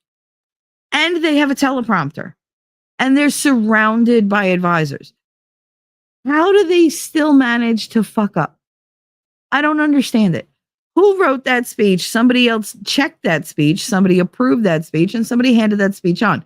You're talking about 4, 5, 6 hands that have touched this damn thing before it ever reaches the speaker. And then when they get up there and they read, I'm hoping they read it beforehand. Who looks at it and goes, yeah, this is awesome. Let's go with this. You must be stupid. Like, how does that get through? Marty used to write stuff, and then I would get an email. He'd be like, proofread it. And I'd change this around. All right. And I'd send it back to him. And he'd be like, all right. And I'd have notes at the bottom. You should include this. You should include this. You should include this. And he'd be like, all right. And we'd go back and forth. And then he would put out, whatever he had to. And it was amazing. It had everything in it. And he was always praised for like his way of describing things, his way of presenting things. If he pitched something and I was a part of it, we would get together until it was perfect. Because I wanted him to be approved on his pitch. And we worked together for that. And it worked. It worked for us. It was easy. It was like breathing for us. We're 2 English majors in college. So it was like battle of the grammar, the grammar Nazis or Yahtzees. If we could do that, why can't these people do that? I don't understand. Marty didn't give one speech that I didn't make him practice in front of me. Did he still mess up? Sure, but not like this. Who thought it was a good idea to let him just be like, don't? You're the president. I expect a little more sophistication, nuance, and elegance to your answers. You are not fighting corn pop, which I don't believe you ever did, but you're not fighting fucking corn pop. You're talking to a nation of people who are looking to you for reassurance, security, and comfort.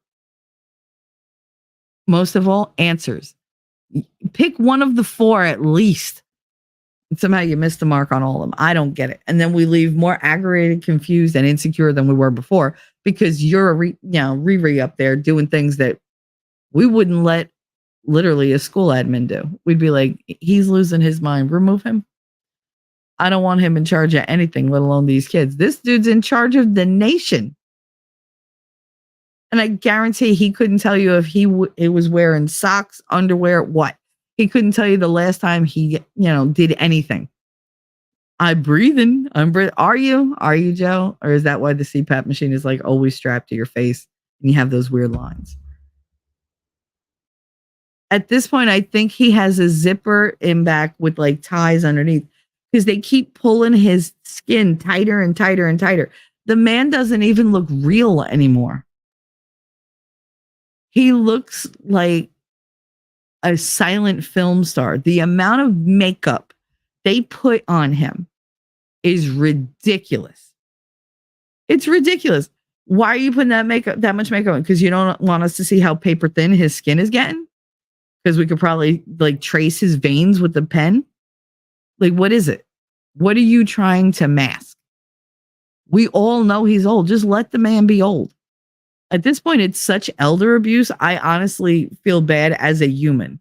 I can't stand the man, but as a human, I feel bad because he's not there, and they're just trotting him around. And whatever good things he's done in life, they're obliterated by the shit they're putting him through. He's the face of fuck ups. Literally, their poster boy now. And I feel bad because he's unaware of it. You can tell he's unaware of it. He thinks he's winning. He's like, I'm doing great. No, you're not. No, you're not. The whole Chick-fil-A and Wawa thing that just went down. Trump goes to Chick-fil-A off the cuff, gives them like a little bit of notice. I think they had an hour's notice. And he just showed up, knocked it out the park. He was personable. He was social. He was relatable. He was funny. He was warm. He was being Trump. The mean tweets. Trump is only nasty to you when you fuck with him. I want to say it's a Jersey thing, but it is a New Yorker Jersey kind of thing. we'll give you the shirt off our backs, but fuck with us and we'll strangle you with it too. Like the first thing we do is go for the words. That's the whole point. Like the persona keeps you in check. His words keep people in check because they're like, if his words are that mean, he's an asshole. He'll follow through. I don't know. That don't look like a good time to me. And people rethink the shit they're doing. He's also really good at business deals. So he knows how to negotiate. Cutthroat, but he knows how to negotiate. This softballing with people is killing me. Well, we don't want to offend. Why? Are they going to die if you offend them? Well, they might get mad. And they're already taking advantage of you. If they get mad, you get mad. Well, it'll escalate. It's going to go there anyway. You know why? Because they're taking advantage of you. You think they're going to stop here? Nope. They're going to see how far they can push you. So you might as well get a little of your own back. Grow some balls. Trump only does the mean thing when it's appropriate. They call it mean. I call it truthful. It's honest. It's an honest reaction. It's an honest take. It's honest facts. Does he get hyperbolic? Yeah, the man is egotistical as fuck. And I dig that. He's got swagger. I need somebody to be able to lead. And you're not going to lead anybody if you're some wilting flower who's just like, I'm just going to make up stories about all the wonderful things I did as a child and never did after my, 20th birthday. Like if your best stories are from when you were like a lifeguard in bumfuck wherever, like you have a problem. Like, and I have a problem with you. But yeah, it's just I feel bad, but I mean he's an asshole. But I like Trump because of the things he says. I don't think they're mean. I don't. I think they're honest. And I think people take them as mean because they hurt their little, like Riri feelings. Too bad. Too bad.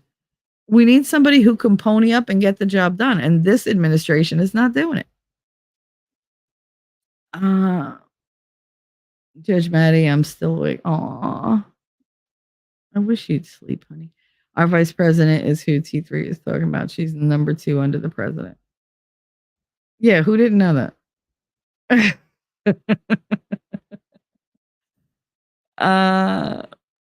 is the next thing. I hope you can sleep soon. Yep. You are? You're going to sleep, Maddie? Oh, sweet dreams. Whenever you go to sleep. In case I miss it because I'm behind in chat as usual.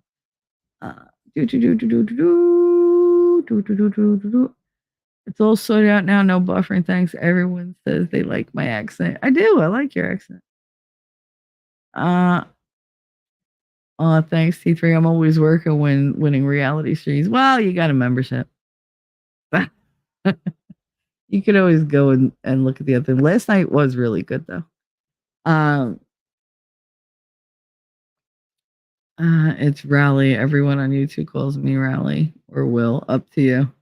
I don't know. I give everybody their own nicknames. It'll come to me in time. I have a petunia plant outside my front door. Do you really? What's it smell like? Like what other flower does a petunia smell like? Does it have a smell? There are flowers that don't have smells. At least to me. They're just too subtle for me to pick up on. Hi, Anya. Is that me winning reality? Oh, WR is, yeah, no, he's talking about winning reality. I talk about celeb stories, wrestling general. It's fun, like here with Shelly. Yeah, you are a lot of fun. And I've been getting into wrestling the last 2 months. I got a crash course in wrestling from winning because WrestleMania was coming up and he was like, oh, let's watch it. What's a London broil? It's a giant piece of meat.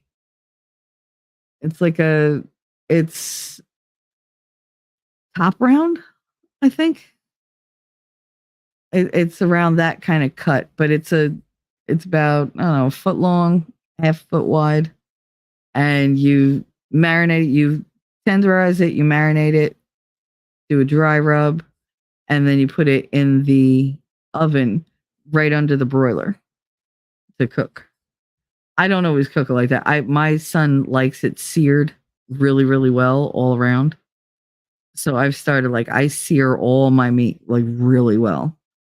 And then like I let it sit and then I'll cook it in the oven or like on a grill or whatever. But we tend to eat meat really rare in this house. I mean, like really rare. Daddy used to tell waitresses, if it's not still mooing when you're bringing it, you've cooked it too long for her. I do. I like it as rare as can be. Like steak tartare. I love steak tartare. Love steak tartare. That's what led me to think about Biden. Because did any of you catch the article where he said that his uncle's plane went down in World War II in an area that had cannibals and they never found his body, but they found bits of the plane. So he's alluding to the fact that his uncle got eaten by cannibals or had the potential to be eaten by cannibals. And the military came out and said, no, that's not what happened. His plane was lost at sea. It didn't land anywhere. It was lost at sea. He did not get eaten by cannibals. Like, that's not true. So, I mean, now he's just making shit up. That's all I think he just thinks it's real. It makes me think of what the shrink said about my daughter, that she, her confabulation rate was high because she had brain damage. She had mental retardation. So her brain has blanks in its memory. And what she does is her brain takes whatever information is readily accessible right then and there and just shoves it into that space like a Mad Lib. But to her, she could pass a lie detector test because for her, that's the memory. Her brain has completed the memory so that she can tell the story. And to her, it's true because she has no other knowledge that it isn't true. So she doesn't have any nervousness. She doesn't have any hesitation. The only way to know if her story is true is if there's a witness to it and you go, that didn't happen like that. Yeah. And that's how we figured out how much of her memory was shot. And her confabulation rate when she was little was huge. It changed when she hit puberty. Something about puberty fixed quite a few things in her systems. I mean, obviously not enough, but a lot. So she was a lot better. She was actually better as a teenager than she was as a younger kid, which you normally don't say, but because normally they turn into a teenager and you want to throw them out the window. But defenstration. So that's what she would do. Her brain would automatically do that. And I think that's what's happening to him. I do. I think that his brain is just making shit up and he's just like, this is a good story. I like this story. This is my favorite story. Every story is going to be his favorite story because he doesn't remember the other ones. But yeah, London broil it's so good. But you take it and you broil it and then you take it out, you let it sit. I do like pats of butter. I put pats of butter in it with, I hold them on with toothpicks because I make lots of little holes in the meat so that the butter seeps in. And then I let it sit there for 10, 15 minutes so it gets all nice and juicy and relaxed and whatever. And I know phrasing. And then you slice it, depending on how you like it. I tend to slice it thin because my children don't like to chew. So I'll slice it thin so they don't get sick. And you eat it with mashed potatoes and vegetables and all that stuff. But it's so good. So good. London broil sounds nice. Sounds like soup, but I don't know. No, it's steak. But it's just not like steak with a bone in it. It's a giant slab of meat. It's almost like a flat roast. You just cook it different. It's a different it's a different cut. Morning chilling gang 357. How you doing, honey? I hope you're having a wonderful day. Ellie Fun said, oh my God, in my house, Monday is grilled, Tuesday taco, Wednesday leftovers, Thursday Sammy's are dog night. So everyone fend for yourself. There you go. Friday pizza, Saturday leftovers, Sunday is sheet pan, crock pot, or fish. Yeah. I mean, that having a schedule just makes shopping easier and it makes planning the meals easier. Because am I the only one that when I started being a real grown up, I was like, I got to do this every day. Didn't I just feed you yesterday? I got to make meals 3 times a day. Really? That's a lot. Because it's not like I was staying home and doing it. Like I was working full time. I had a kid and I was just like, God, this is so tedious and repetitive. And then I started really like enjoying cooking for people because it was like, oh, look, I get a cookie because, you want to make a good meal. You want people to be full and happy. And I was good at it. But it's still like, I still look at cooking like, again? Again? You realize how much groceries are? In the UK, we have Sunday roast. It's called roast potatoes, beef, gravy, Yorkshire pudding, carrots, peas, different vegetables, and there you go. You have spotted dick for dessert. Never in my life did I think I would ever eat something called spotted dick. I'm pretty sure I avoided those my whole life. And yet I went to ShopRite and they had spotted dick in a can in the international section. And I was like, what the fuck is this? I was not expecting like a sponge cake in a can. Like that's what it appeared to be, like spongy pudding, weird kind of, I don't know. It was good, don't get me wrong, but never in my life did I think I'd be like, I ate spotted dick and it was good. That seems like the antithesis of my goals in life. Like it's just not right.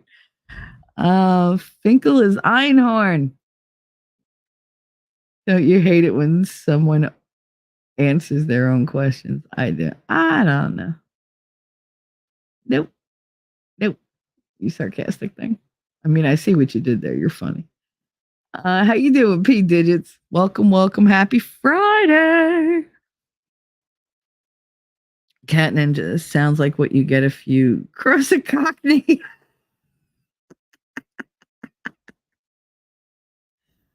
That's true. Einhorn is Finkel. Cat Ninja, meet a cockney. MEAT? Meet a cockney? That's something else than meeting a, like MEET. That's a very different phrase. Someone from London, you get London bro.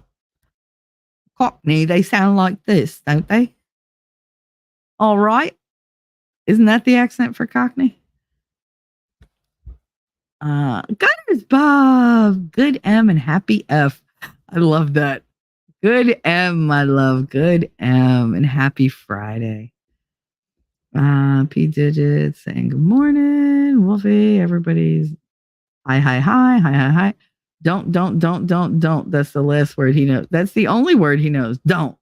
I'm sorry, but if I was with somebody and they looked at me and said, don't, I'm going to do it. I might not have decided to do it before, but now that you said that, you just made the decision for me, and it's not the one you want. So good luck to you. Like, you know what I tend to say. Good luck. We're all counting on you.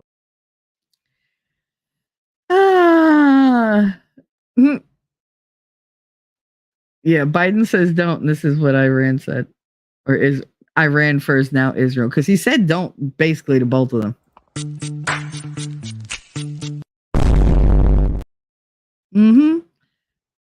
Screw you. They're like, who are you? Don't feel bad for Biden politics aside. He was always a horrible person. Yeah, but he's not aware of it. That's the thing. How do you dislike somebody who doesn't remember that they're an asshole? It's a lot more complex than people give it credit for. I don't and it's the same thing. How do you punish somebody for a crime they don't remember committing? Is it effective, or now is it above and beyond? Is it just cruel and unusual at that point? Judge Maddie, Trump never throws the first punch. No, he doesn't.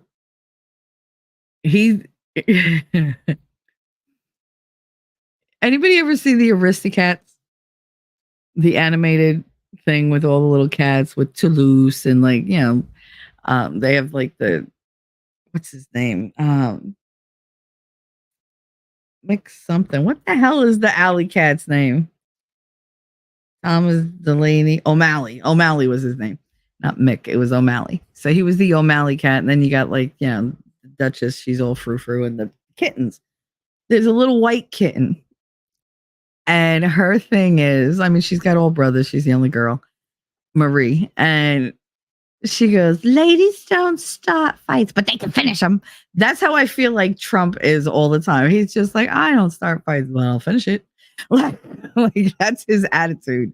He's like, don't start none, won't get none. Like, if you come at me, I'm gonna put you down like a dog. That's what he does. And I dig that. I think we need that. God, we've turned into such a pussy country. It's ridiculous. And he doesn't have to use force. He doesn't have to, go in there with tanks and everything else. Like, most of the time, his words, because he is very good at figuring out the psychological ways of manipulating other people into doing what he wants, which I think is a great thing in a leader when he's on your side. I like that he doesn't have to punch first. He issues the warning. If you don't listen, then bro, that's on you. Like, I can't help you.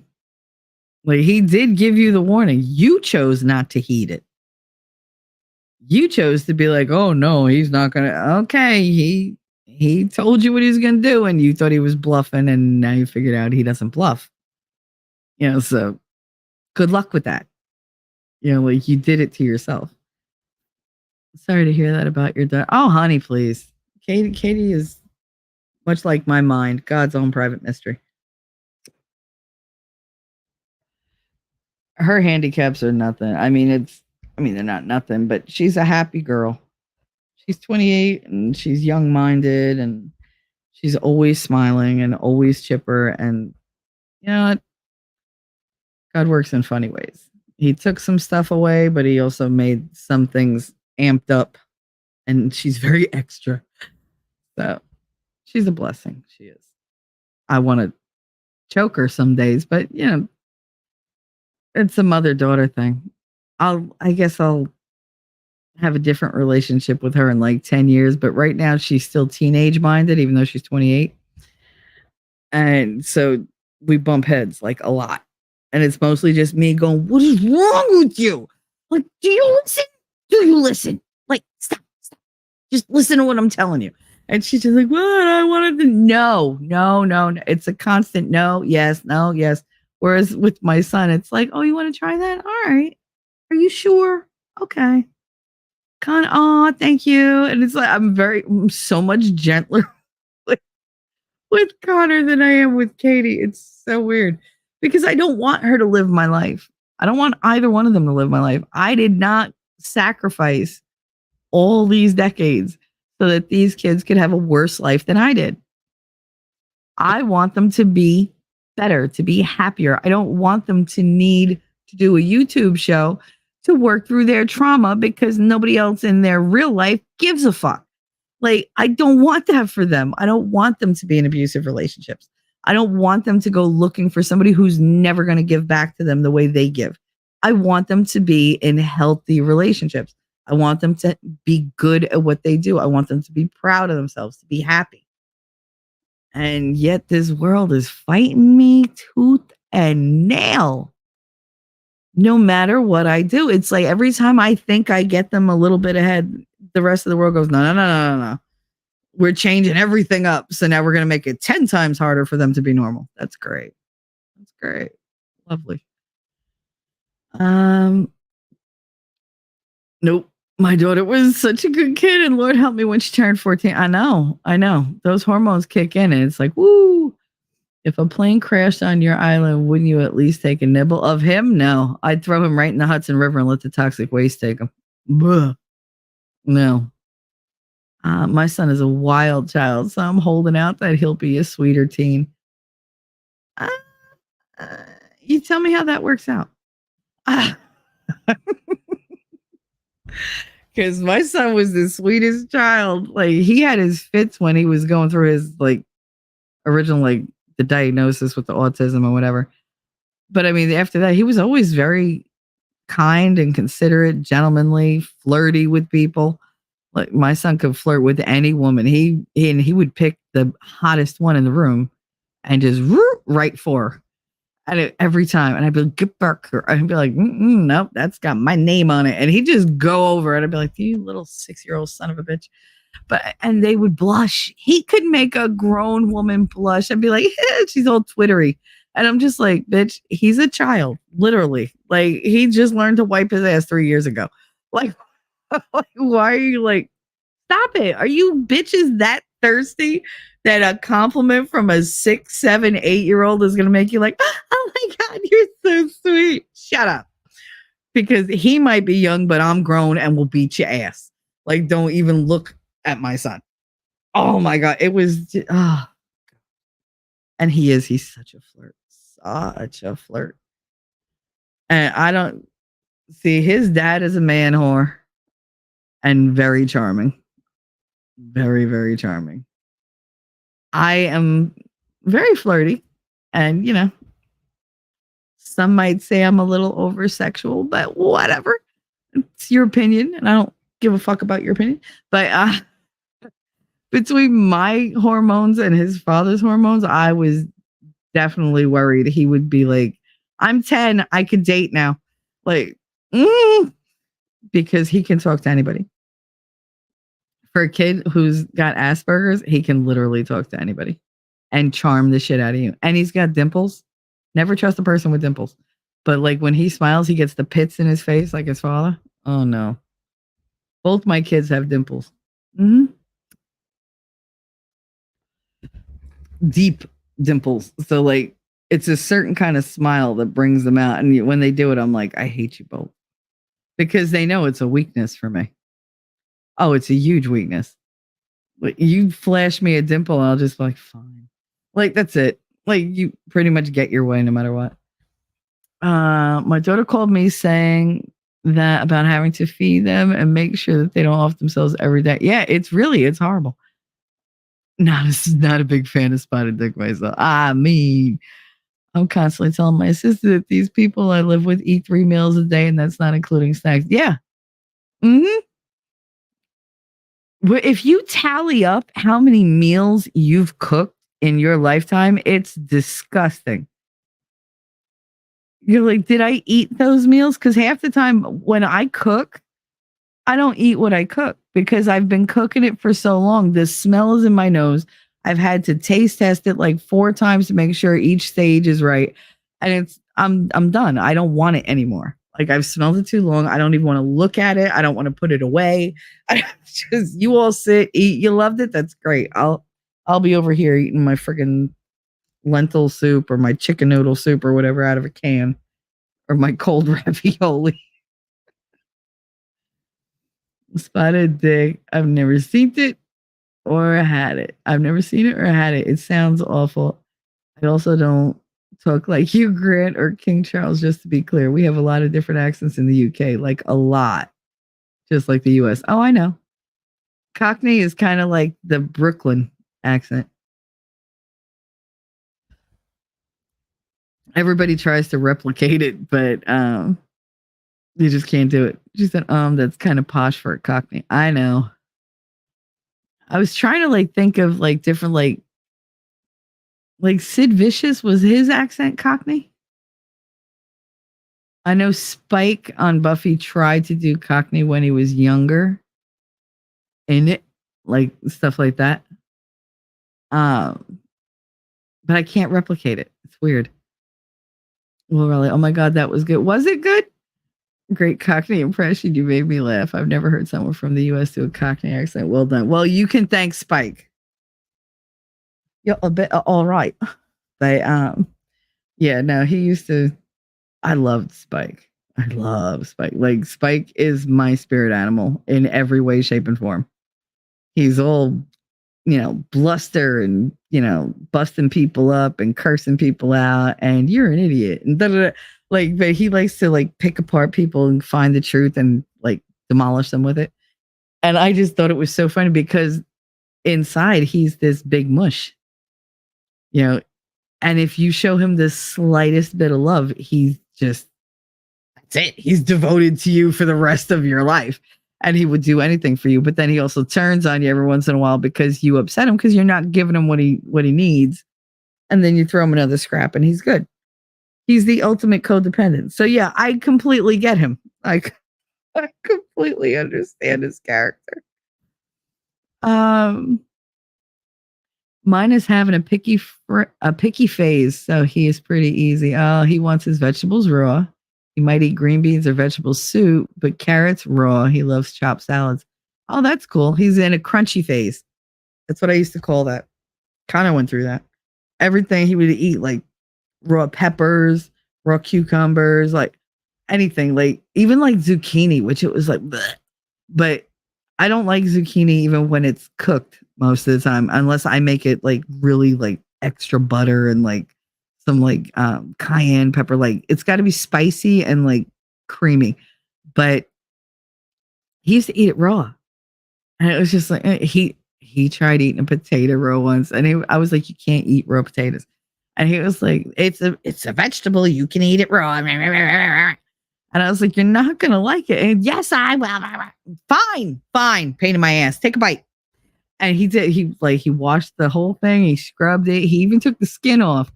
And he took a bite. And I just see his face, and he wanted to spit it out, but he wouldn't give me the satisfaction. And he was just like, it tastes really good, but I think I'm full. And he like handed it back. His stomach hurt the whole day. I was like, I told you.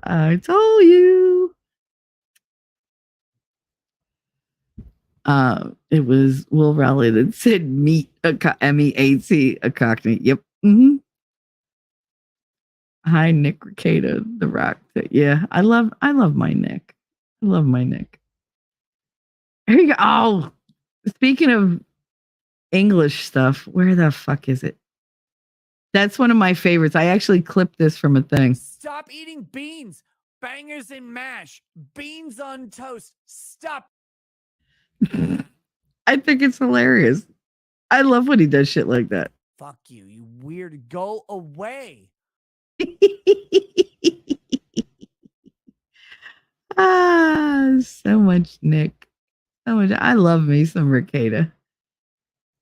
I miss his streams. He's driving me crazy with this illness, this thing that he's going through. It's like, all right, Nick, like get better, but Jesus, I mean, get fully better. That's the thing. He gets better and then he doesn't put it off until like he doesn't see it through. There's no follow through. So he doesn't do it until he's absolutely healthy. He goes like he stops like a day before and then he relapses and gets sick again. And I'm like, that's because you didn't let the shit like heal completely before. You funny, Shelly. Say what you think. Good stuff. I always say what I think. That's the problem. That's how I get into trouble. God damn it. The StreamYard ran ahead. I lost my place. Wait. Love the Aristocats. I love the Aristocats. Thomas O'Malley. That's me. Like, yep. Was about to say, don't want nothing, won't be nothing. Exactly. Shelly quite easily has the best English impression, and I watch a lot of streams. Everyone does the Queen's voice or King Charles voice. She's doing an English accent. We don't sound like that, America. No, that whole upper crust posh thing. That's what.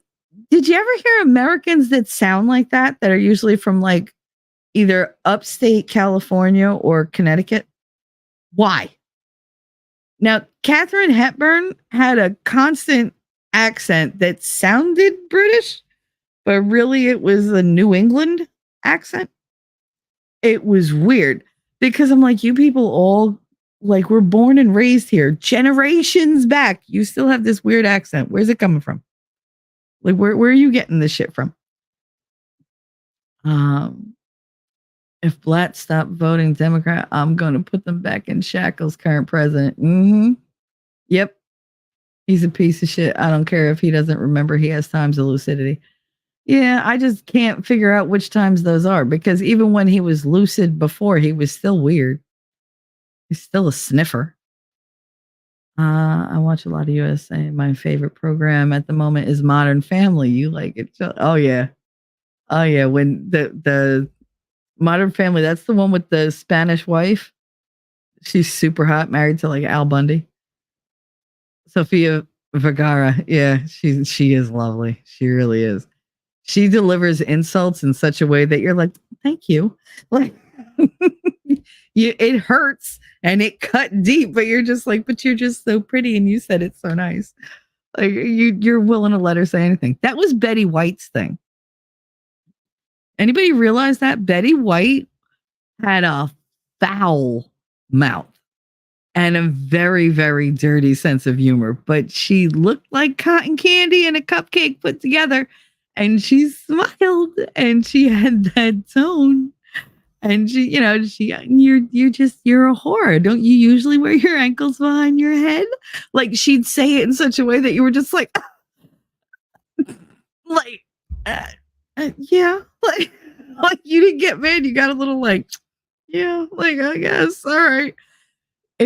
I just loved the way she used to deliver her lines, especially like when she ad-libbed, when she would do her improv. Oh my God, she was fucking funny. Just remember our TV does not properly represent how things truly are in the US. No, they really don't. I don't even know what's on TV anymore. I really don't. I don't think I've strayed from like YouTube or streaming in years. 2 years, 3 maybe. I don't know. It's been a long time, but it's been a very long time since I watched just a regular TV program. You funny, Shelly. Say what you think. Good stuff. You're also really good at talking and stories. You're awesome. I have a million stories. I've lived a big life, a very big life. Y'all must love Men in Tights. Freaking Carrie Yule's had jokes. Oh, he sure did. He sure did. I always do the ending to that movie when I'm like, Auf Wiedersehen, Arrivederci, ciao, cinchante. We're like, what? I'm like, I think it's goodbye in Vietnamese. That's my favorite part of that movie. It's so weird, the ending. That's the joke. What was your favorite part of the movie? The end. Like, but that actually is my favorite part of the movie. I'm not being like, oh, the movie sucked. The movie's funny as hell. Everything Mel Brooks does is hilarious. If you ever get the chance to see High Anxiety by Mel Brooks, it's from the 70s. Oh my God. Harvey Korman is in it. Cloris Leachman, Mel Brooks. There's a whole shitload of like the really funny actors are in it. And it's got things in it you would never expect. It's got like bondage in it.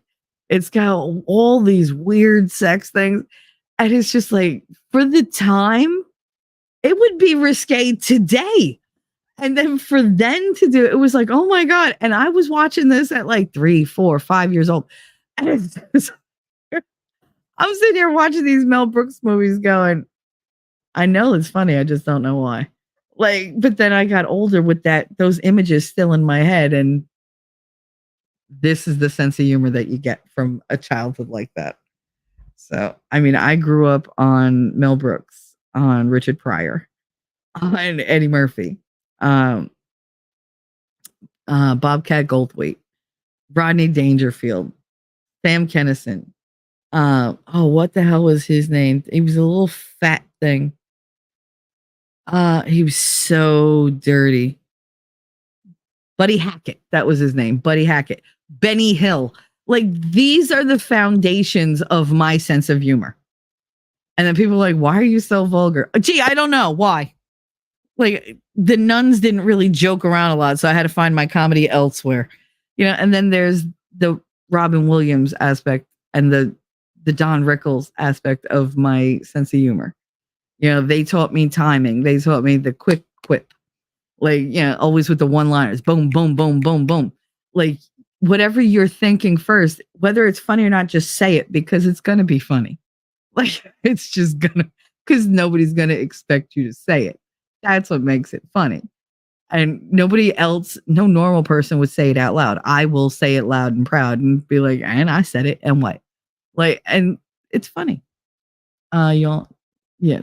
So, did you just say Sid Vicious, like the '90s wrestler? Where did that come from? He's American. No, Sid Vicious from the Sex Pistols. Don't make me think that I got his name wrong. There was a Sid Vicious wrestler, but no, I'm talking about Sid Vicious from the Sex Pistols. I did it my way.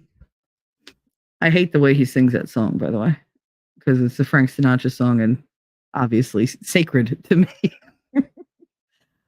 I'm still watching that as soon as this stream ends. Oh, High Anxiety was fantastic. It absolutely was. A lot of films that Jerry Lewis did toward the end of his really his career height. He did with like Madeline Kahn or Gilda Radner. So funny. So funny. And so many people don't know about them. There's another movie that I remember watching when I was younger. It had Carrie Fisher and Chevy Chase, called Under the Rainbow. And it was a take on the Wizard of Oz, like what happened behind the scenes. And you have all these like little midgets. You have little, Yahtzee midgets. Yeah, like there's a whole plot. And there's so much weird sex stuff in that. And so many and it's not, some of it is blatant. Some of it you're like, oh, but I mean, fucking funny. I highly recommend that movie. A lot of people have never seen that movie. And it's always stuck in my head. I remember I was in school and I was in Marty's office and I'm talking about something and they were all saying something about, short people and da da da because they're making fun of me.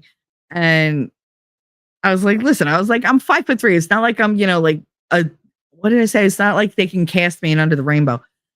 And Charles looked at me with this blank look, like he had no idea what I was talking about. Marty was like, oh, and all of a sudden I'm getting this bear hug. And I was like, what the fuck?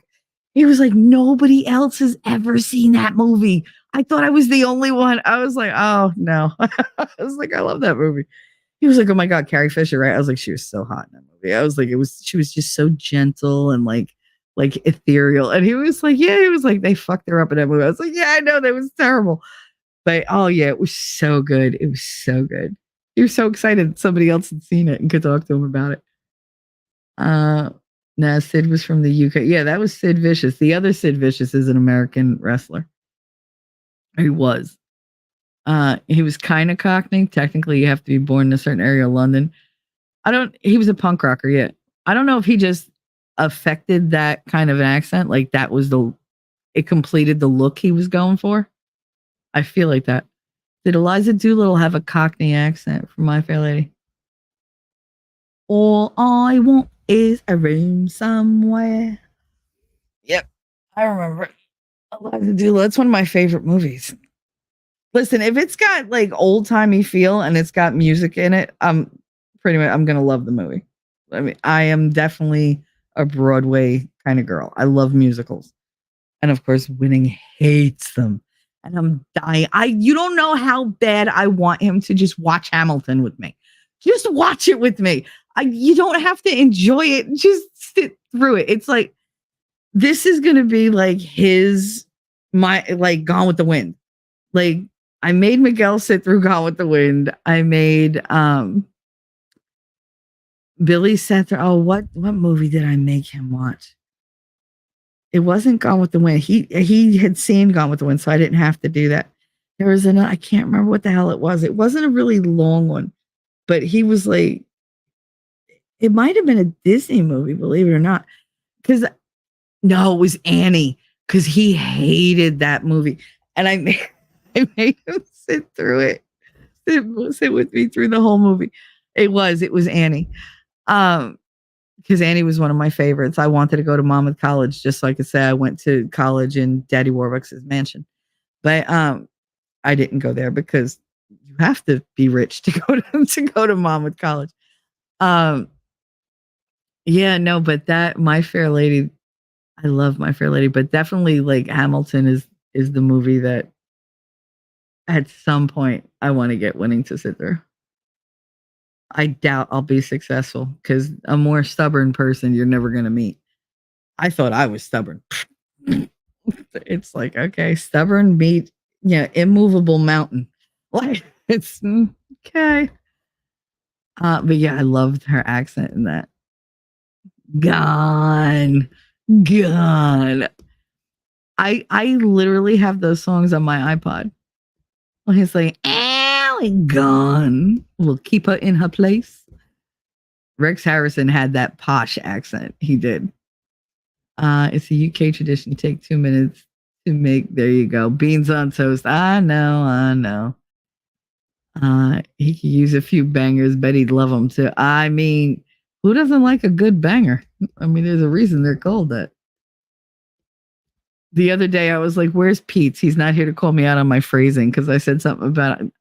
I don't no, you don't chop up sausage. I want to put the whole sausage in my mouth." And I was just like, I shouldn't have said that. I should not have said that. I'm so tired. Lays on desk. Oh, Allie. Mine is, hey, Blinken. Hey, Blinken. We're men. We're men. We're manly men. We're men in tie. We're Butch. I love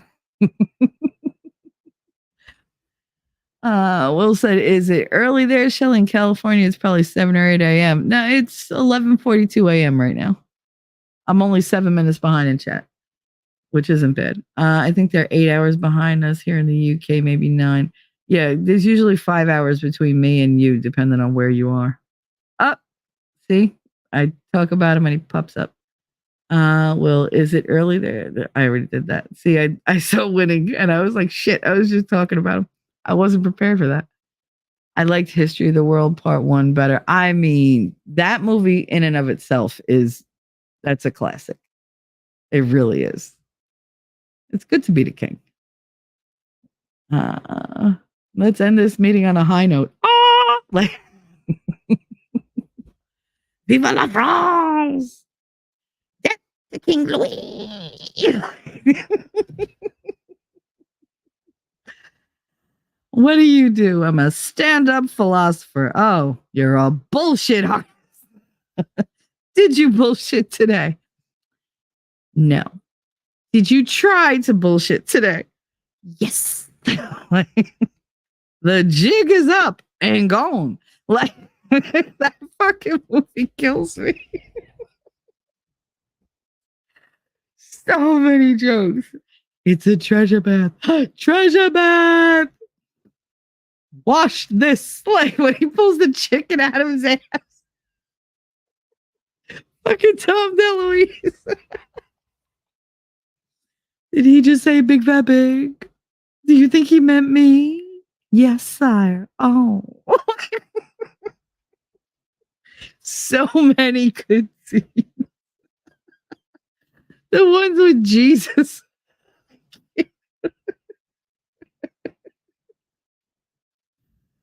Oh, fucking hilarious. And Ellie, that might be the funniest movie I've ever seen. Yep, absolutely. If we don't get no tolls, we don't get no rolls. Oh my goodness.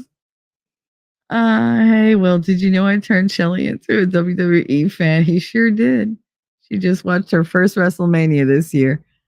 I don't think he expected me to be that vocal about it.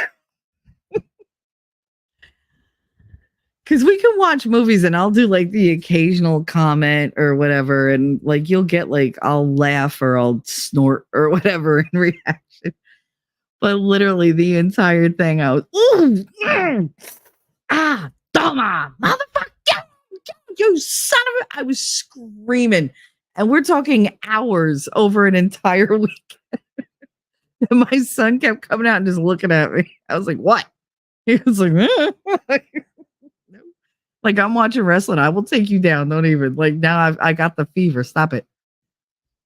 Yeah, he totally converted me. Some bitch. Like I didn't have enough freaking addictions in life. Uh TBF Gone with the Wind is great. I love Gone with the Wind. I am Scarlet. So much of my attitude comes from her. The original King and I might be my favorite, what I consider a musical. Oh yeah. The King and I was really good. Yul Brenner. That was Yul Brenner. Oh my goodness. They tried redoing it later, Anna and the King, and it just wasn't the same. It was cute to see a young Draco Malfoy in there because he was so tiny and adorable. But yeah, no, the King and I, that's a movie you gotta sit and just soak it in. And it's so it's fun in some places. It's really sweet. It's really emotional. And it's just But yeah, I haven't seen that in a minute. Ken Ninja knows Sid Vicious was from a rough part of South London. Genuine accent. He played up nothing. Sid was punk. I mean, that's what I thought, but I don't know. I mean, he died so young. Who the hell knows what he'd wind up like? He might have had some of that be disingenuous. But no, he did come across as genuinely crazy and wild. That's what made him so punk. With Yul Brenner, yeah. I remember feeling so lucky that I lived in America where they would never lie about our history like the King did.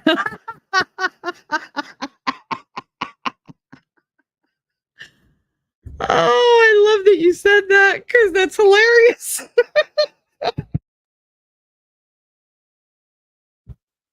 Oh my God, you made me choke. Good for you, Inya. I like it when somebody makes me choke. Will said, hi, winning reality. Good to see you. Yeah, Shelly said early in the stream that you got her into wrestling recently. That phrasing. I'll wrestle with winning. Let's go. But yeah, I wonder if I can get out of a pin or if I'd try. It's so good at the moment. I know I wouldn't tap out. Good time to get into it with Mania just gone and The Rock returning. Oh yeah, that's what sucked me in. That's how he got me. See, he did it very subtly. He would play the fucking SmackDown and Raw in the background when he was talking to me, so I would hear the whole damn thing, but I couldn't see it. But it got me used to certain names and the whole, and then he'd but he was reacting, so then I'd be curious. And then it was, oh, I'm watching this. I'm by myself, but all right, well, let's show this. You never saw The Rock do this, and then it was back clips, their origin stories, because he knows that fucking gets to me. And so it's here's a little origin, here's a little bit more origin story, here's a little bit more, and then the more he gave me, the more I wanted. So it was okay. He's all right, you ready to go? Well, hang out, go to bed. I'm no, one more. Okay. 7 hours later, and it's okay, now I'm completely immersed in all these backstories. Now he's oh, Raw's on tonight. You want to, I'm all right, just put it on. I'm it's fine. I'll go do something else, and I'll kind of pay attention. I didn't think it would get all my attention, and he'd put it up on the screen, and all right, and we're talking and watching, and then all of a sudden I'm just watching, and the talking stops, and it's just me yelling at the screen, and me go, ooh, ow, no, look out! Wrestling makes me highly interactive. I don't know what it is because I don't do that with anything else. I did that with the Johnny Depp trial. That was about it. But oh yeah, so he sucked me in little by little, and now it's I'm still mad that I missed Monday night, and I haven't seen it yet. I have to watch it on my own, which sucks. It's so good at the moment. I mean, the whole thing with The Rock and Cody. Oh my goodness. It was just, oh my goodness. People just jumping out of the woodwork. And it did matter. All WrestleMania surprised me because I was oh, I like this guy. I don't like that guy. And by the time it was done, I was fuck that guy. And I like the other guy. I was so mad. I'm I'm switching allegiances here. I'm freaking, American. But why not? Oh my God, you actually sound Cockney. How do you do that accent? That's great and funny. Oh, I'm glad you like it. I'm glad you like it. I'm not. Like I said, I did a lot of accent work when I had that phone job that I had. But here we go. Let's see. Do do do do do do do do do do do do.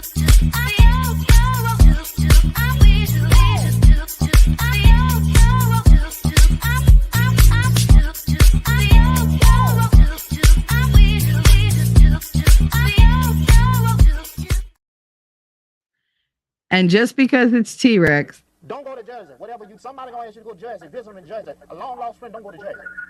Don't go to Jersey. You're gonna get hit by a bus. Okay? Don't do that. Okay. Don't do that. You gonna get hit by a bus.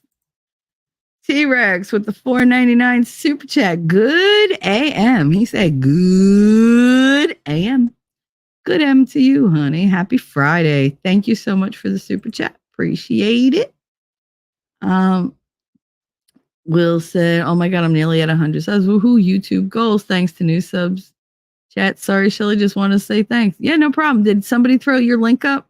Otherwise, throw his link up and T-Rex's as well and Winnings and ladies and whoever the hell else has a channel that needs, throw them up there. Half of you have wrenches to begin with. Just throw them up there. Kat, do me a favor and throw Dart's Rumble link up there. And if somebody could get Winnings Rumble link, because we're really trying to build those platforms. One, because Dart's mouth eventually will get him taken down on YouTube. And two, because Winning shows true stuff and they don't like that. So Rumble is being much better. Trying to build those up. Yes, and if you enjoy road trips, T-Rex is always on the road filming it. I used to love the road streams. They were fun. You and Winning have to do one of those together again because it was a lot of fun. You watched both days, night 1 on Saturday, night 2 on Sunday. It was great. I loved it. I watched SmackDown on Friday night, WrestleMania Saturday night, WrestleMania Sunday night, and then Raw on Monday. So yeah, it was 4 days of wrestling. It was great. Oh my God. I was supercharged like the whole freaking weekend. I just kept thinking, I was like, thank you, Winning. Thank you. Like, this was such a good weekend. I had such a good time. I did. I really, really enjoyed it. It was ridiculous how much I enjoyed it. SmackDown's on tonight. Yep. I'll be watching that at 1 a.m. Oh my God, so late. Lucky I'm a night owl. Nice. Seems like you're in a much better mood today than Wednesday, Shelly. I was in a good mood Wednesday. I was just talking about some heavy stuff. So, I gave it the seriousness it deserved. I haven't even gotten on topic yet. It's been 2.5 hours. We bullshit for 2.5 hours and then I talk about my stuff for 2 hours. That's just how it goes. But yeah, so we did the WrestleMania thing and that was fun. But yeah, no, there are things like I feel like you kind of got to make a little bit of a sacrifice and give a little bit. If I have one thing I have to choose for him to watch that he can never say no to and that's my one gimme, it would be Hamilton. It definitely would. I know he hates the musicals and everything, but I think he would enjoy the subject matter. I think he'd have a lot to say about it, which is kind of what I'm looking forward to. But I do think he'd live. He'd live. If you could survive it, fuck it. Give me 3 hours. Elephant said, I'm making breakfast and a bird flew into our covered patio and started tweeting. Oh, this caused the chain reaction of my kid's puppy going nuts and barking. And then, tell me that you didn't spill stuff. Lord, what happened? They have Shelly put the link up. Thank you. I didn't put the link up. Somebody else did. My Fair Lady was my favorite till I found out it's actually a ghost singer in that movie, as well as in The King and I and in West Side Story soundtracks, all the same woman singing. Really? I didn't know that.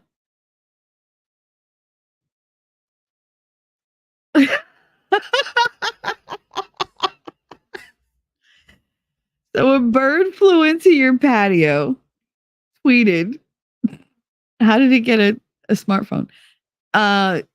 It started chirping or whatever. The puppy went nuts, and the kids said, shut it or I'm going to use the force on you. That would be such a proud moment for me. That would be a proud mama moment. My son did that to me. He was sitting in the middle of the auditorium in the gym, and he was waiting for me to come and get him after school because I was in my classroom. And he was with Vic, and he's sitting there, and we had this divider that would come down in the middle of the basketball court, in the middle of the gym, so that you had two separate halves. You could do whatever on one side, whatever on the other, or you could have two classes having gym at once and they wouldn't interfere. But it had like this switch on the wall that it was an automatic electrical thing that dropped it. It didn't come out of the walls. We used to have ones that came out of the walls and closed like that. This one dropped down from the ceiling. And I walk in and Vic was lowering the divider. And I mean, it's huge. And you see my son sitting cross-legged in the middle of the gym on his side by Vic's office with his hand out and his eyes shut. And he's like, and Vic goes, what is he doing? I said, he's using the force. And he was like, shut up. No, he is. I was like, I bet you dollars for donuts. He's using the force.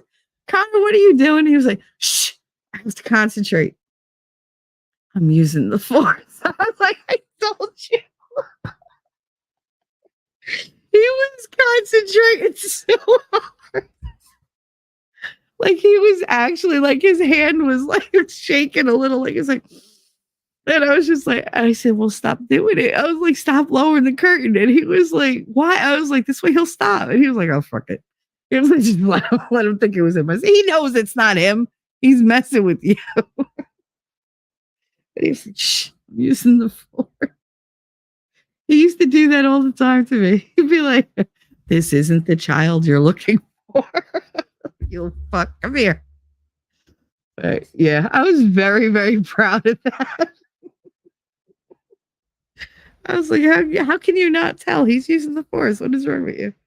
What kind of childhood did you have? Vic didn't see Star Wars growing up as a kid. It was like he saw the prequels and he didn't like them. And I was like, no, you have to see the originals. And he was like, no, I'm not going to like it. I was like, all right, I guess we're having a movie weekend at my house. And he was like, you're going to make me watch these? I was like, you don't have to show up. But if you show up at my house, you're going to be there for like every movie. And he showed up. And he was like, how many hours are we going to do? I was like, we're going to be doing this at least like 6 to 9 hours. And he was like, we have food. Yep. We have whiskey. Yep. Let's go get the mattress. We dragged my bedroom mattress into the living room because I didn't have a TV in my bedroom, because in the bedroom, I'm the entertainment. So like, I don't like TVs in bedrooms. I want to be the focus. Like, I don't need a distraction in there.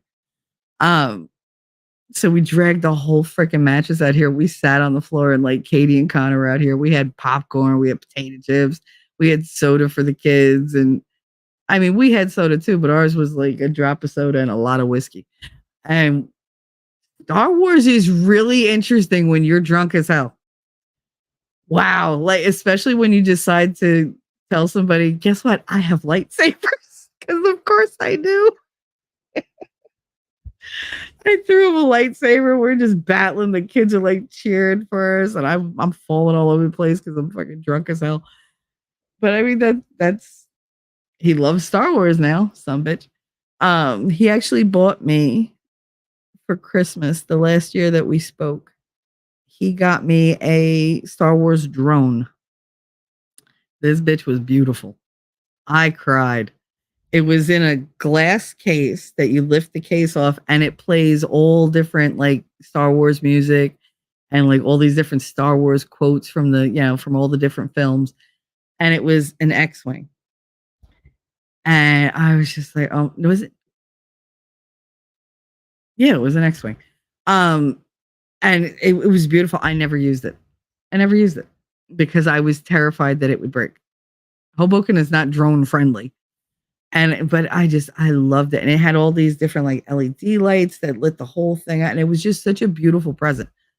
And I was just so happy. It was probably one of my most treasured gifts when I got it.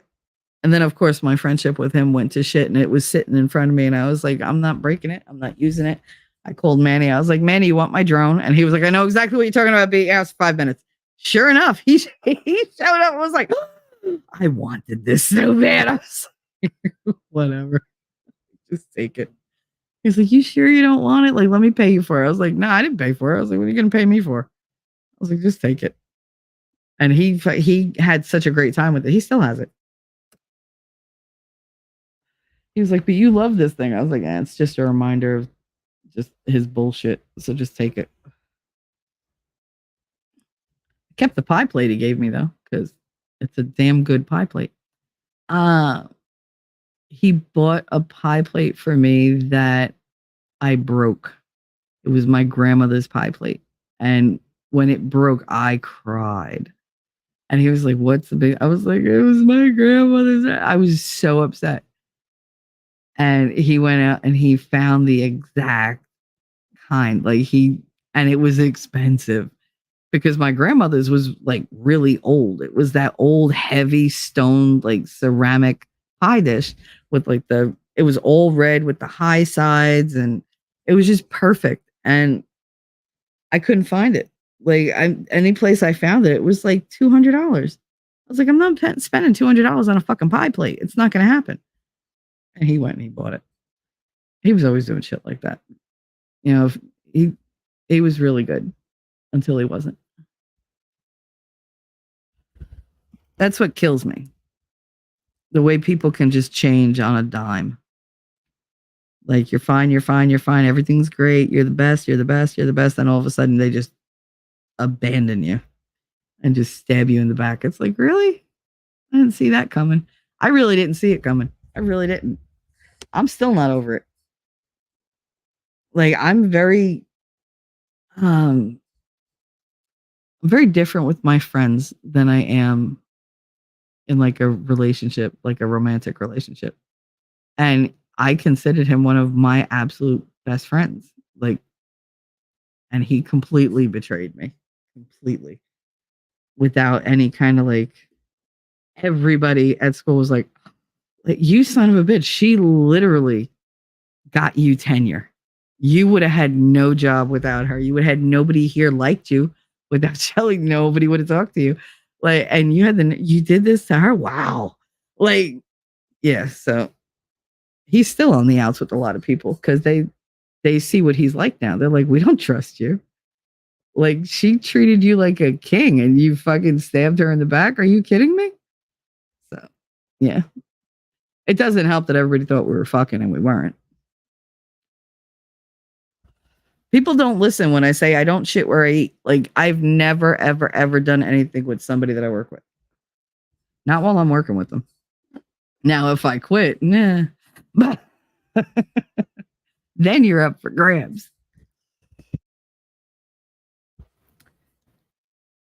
Oh, my goodness. All righty. I'm behind again because I got lost in a story. Shocking. I know. Lady Awesome, it crushed me when I found that out. Hollywood is so fake and always has been. It really is. These bios that I've been watching lately, when you hear about the things that they did to their stars, the things they made them go through, who they made them have involuntary miscarriages, because I don't want to say the word. But they made them do all that kind of stuff repeatedly. They were, and it was just the amount of drugs and the amount of you're not allowed to see this person. Oh, well, you're not going to stop. Well, all right, then we're going to send the press after you. It killed me that they had their own tabloids that worked for them. The Confidential. That was Star Magazine of the day or TMZ or whatever. Those were not independent. They worked for the studios. And if a studio wanted to control an actor or actress who was acting out, being wild or not doing what they wanted, They just would contact confidential and be like, here, I want you to do this and run this and run this and run. And I have that information. You go get pictures. You go. So they would crush them publicity wise. And they owned the company that was crushing them.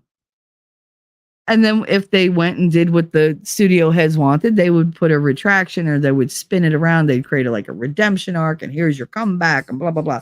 That's how they like completely crushed Frank Sinatra the first time out. And then he came back and was uncrushable and they didn't know what to do because he was like, no. All he needed was that one in. And From Here to Eternity that's what did it for him.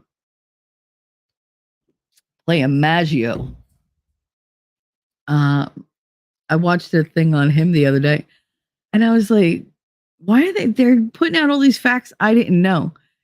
A lot of things like are similar. And I was like, oh wow. I was like, maybe it is in the water in Hoboken. Cause like he had a punctured eardrum, but he was born that way. His happened. He was born blue. He wasn't breathing. They gave him up for dead. Same as me. I was born blue. And the nurse for me, kept giving me CPR until she revived me. For him, his grandmother took him and was giving him CPR and put him underneath ice cold water until it like shocked his body into motion and he took a breath, but she saved him. Another thing I never knew how Dolly, his mother, died. She died going to see one of his concerts. Her plane hit the side of a mountain in California. 10 years later, Dean Martin's son died in a plane crash that went into that same mountain. I was like, maybe that, and I'm wondering, like, is that where the helicopter went down for, what's his face? Which is the one that died? Was it LeBron? Or I forget, the basketball player. But I don't know. These, like, Buddy Holly went down, like, Patsy Cline died in a plane crash. That's a lot of plane crashes back then. But yeah, they did horrible things to them and they owned all the tabloids. So if somebody got bad press, it's because the studio wanted them to. I think we forget that now. We tend to think that these media outlets are independent, like, oh, they're a company, they got to do that. No, they're probably still working for those studios. I guarantee it. Because when those studios choose to like go after somebody, they like all the papers are on board. It's all connected. It's all just one giant bullshit machine. And it's all about controlling them and controlling how we view them, turning the tide on them. It's terrible. I almost want to say, oh, honey, mommy doesn't speak nerd, but then I stopped. Aw, but you knew what he meant. You might not speak nerd, but you speak Star Wars. I refuse to believe that you don't. You can't hang out with us this much and not. In your I have to stop myself when mine does something snarky. Don't be proud. Don't be proud. Don't be proud. That happens with my son all the time. I'm like, he'll say something. I'm like, oh, you.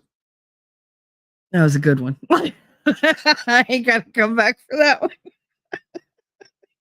Like, you're definitely my kid. You're so my child. You don't eat chocolate and, you don't like coffee, but you're definitely my child. You're definitely my child. Hollywood crazy. Tell you who, well, not sure the world is for her. You probably don't know who. Whoa, Vicky is. Interesting is the word for that woman.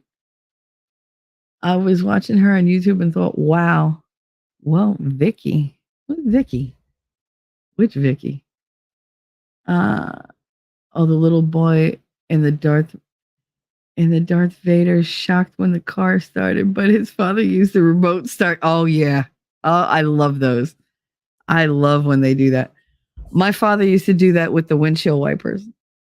I didn't know windshield wipers had a timer and you could set it for different speeds. And so he would do the slow one and he'd go, what? You want to see me use the force? And he would watch. And he'd put his hand over and the windshield wiper would go. And I, for the longest time, I was like, oh, which just added to my fear of the man. But it was just, I was so impressed though, because I was like, oh my God, he knows the force. Do you know how much time I spent as a kid trying to use the force? I tell you, I was very affected by media. Like I tried to use the force. I would do that whole like, this isn't the child you're looking for to my mother. Like, or trying to climb the side of a building like Batman and Robin from the TV show, that they were always just walking up the sides of buildings. I would hang rope from like the fire escape and try it. My grandmother would come out. Are you crazy? I'm like, what? I'm trying to get to the second floor. I was a tomboy. So, I mean, it was to be expected. Mind you, I did all this in dresses because my mother and my grandmother were very much like, put her in a dress. She's got to be frilly all the time. Okay, I'm going to be frilly, covered in grease. Like, dirt under my fingernails. I'm up in a tree in like this lavender, like taffeta freaking thing with tulle underneath. So it's got like the crinoline underneath the skirt. Horrible. But I was out there riding a bike in a skirt. So it's like, whatever. Best of both worlds, I guess. I just wanted to be in jeans and go climb a tree. Just leave me alone. I just want to climb a building. It's not that difficult to envision. God, I hurt myself so many times trying to do things I wasn't supposed to. Most of the time, my grandmother didn't pay attention. She didn't care. She's just like, whatever. As long as she don't break anything, I don't care. But sometimes, like, seeing me climb past the window, that was a little jarring for her. I found out that the producer wanted Julie Andrews to audition. She did audition, didn't she? And she was like, I started on Broadway. And that's right. She didn't. She was Eliza Doolittle on Broadway. He knows I can do it. So he said Andrews was a no name. So he went with Audrey Hepburn. I mean, Julie Andrews was amazing in anything that she was in, including like raunchy stuff. People don't know that she was in like a couple raunchy movies. She's actually married to what's his name? Something Blake. Oh God, what's his name? Anyway, but she's married to like a writer, producer, director, and he did all like those weird like sex rom-com whatever things, like the one with John Ritter with the condom, the glow in the dark condom that's a flag, and then they play like the national anthem and like this dick salutes you in the dark. Whole thing. It was like all these kinds of movies. But yeah, he was known for like doing like stuff with like Bette Midler, like ripping apart like her shirt in the front, her boobs would pop out or whatever. Like all these like really pushing it kind of things. And yeah, she was married to him. It's not like there's a lot of Hollywood couples I never would have put together. Mel Brooks was married to Mrs. Robinson. He was married to the chick that played Mrs. Robinson. I'm having a hard time with names today. But yeah, he was married to her and she was very serious looking. Like I would not have guessed that she was as slapsticky as he was, and she was. But she didn't play those roles. And the thing with Julie Andrews is she always played the good girl. She was always sweet and light and everything. But apparently, like, if you watch her, like, do comedy with Carol Burnett, just look it up. She's a cut up. And she's feisty. And it's hilarious. It came out a little bit in the Princess Diaries, like her little, like, quippishness. But, yeah, it was... I love those movies, the Princess Diaries. I don't know why. It's the only thing I really like Anne Hathaway in. Katie watched those movies so many times that I had to love them. You got Chris Pine in one of them before he was like, super duper. She had star power. Audrey Hepburn, yeah, well, I mean, she was a tiny little thing. In my opinion, that sounds like Julie Andrews wasn't going to the casting couch and Audrey did. Possibly. That or they wanted a more European feel to it. But Because we tend to think of Julie Andrews as being ours. She's not really. She's not. It's just our most beloved movies. She happens to be in them. And you must love y'all. Hopefully, catch more of the stream in a bit. We'll be here. Have a good day if we don't catch you. Well, I like Sandra Bullock myself. She's about 50s and she hasn't aged at all. Oh, I know. Some people are blessed by God, or, they have the money to live well and clean, so they don't age like that. Just don't age. Also, Jennifer Aniston looks like she's 30 or 42. I know, it's insane. It's insane. And no TV in the bedroom. Absolutely no TV in the bedroom. Nope. I've been down that road. No.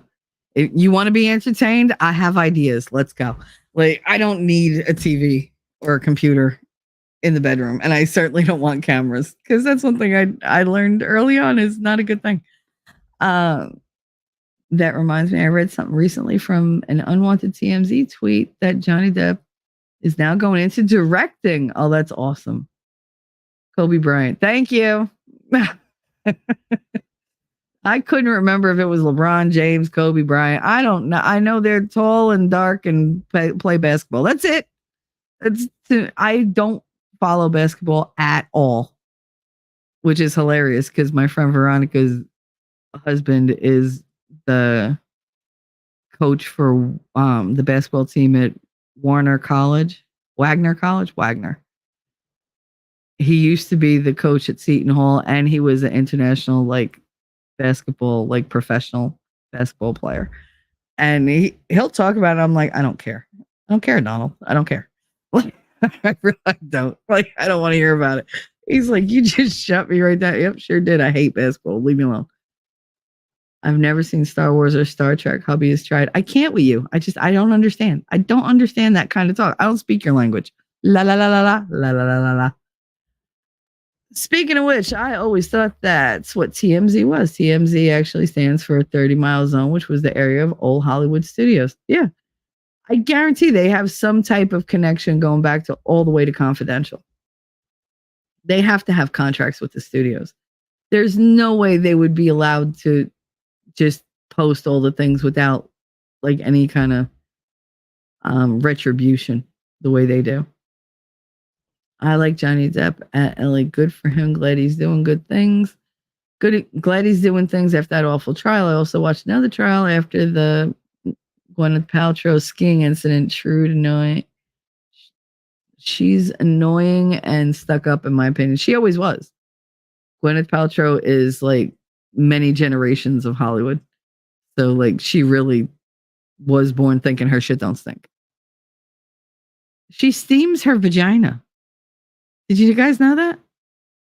She literally does this thing where she squats over a steaming pot of, I don't know, coals or whatever, and steams her vagina to rejuvenate it.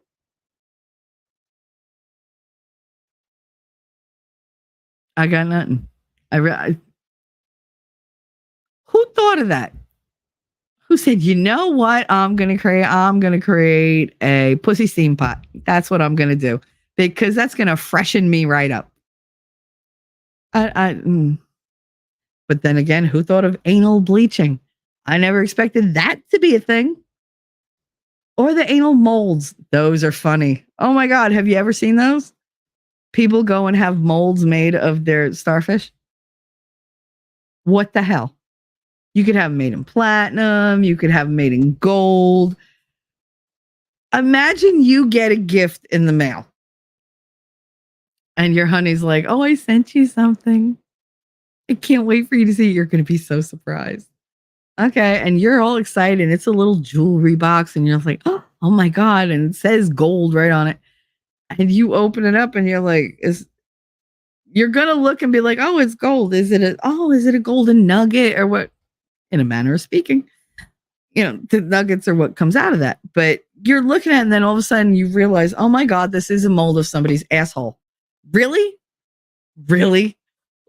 And then it hits you. This is a mold of my, girlfriend or boyfriend's asshole. Why?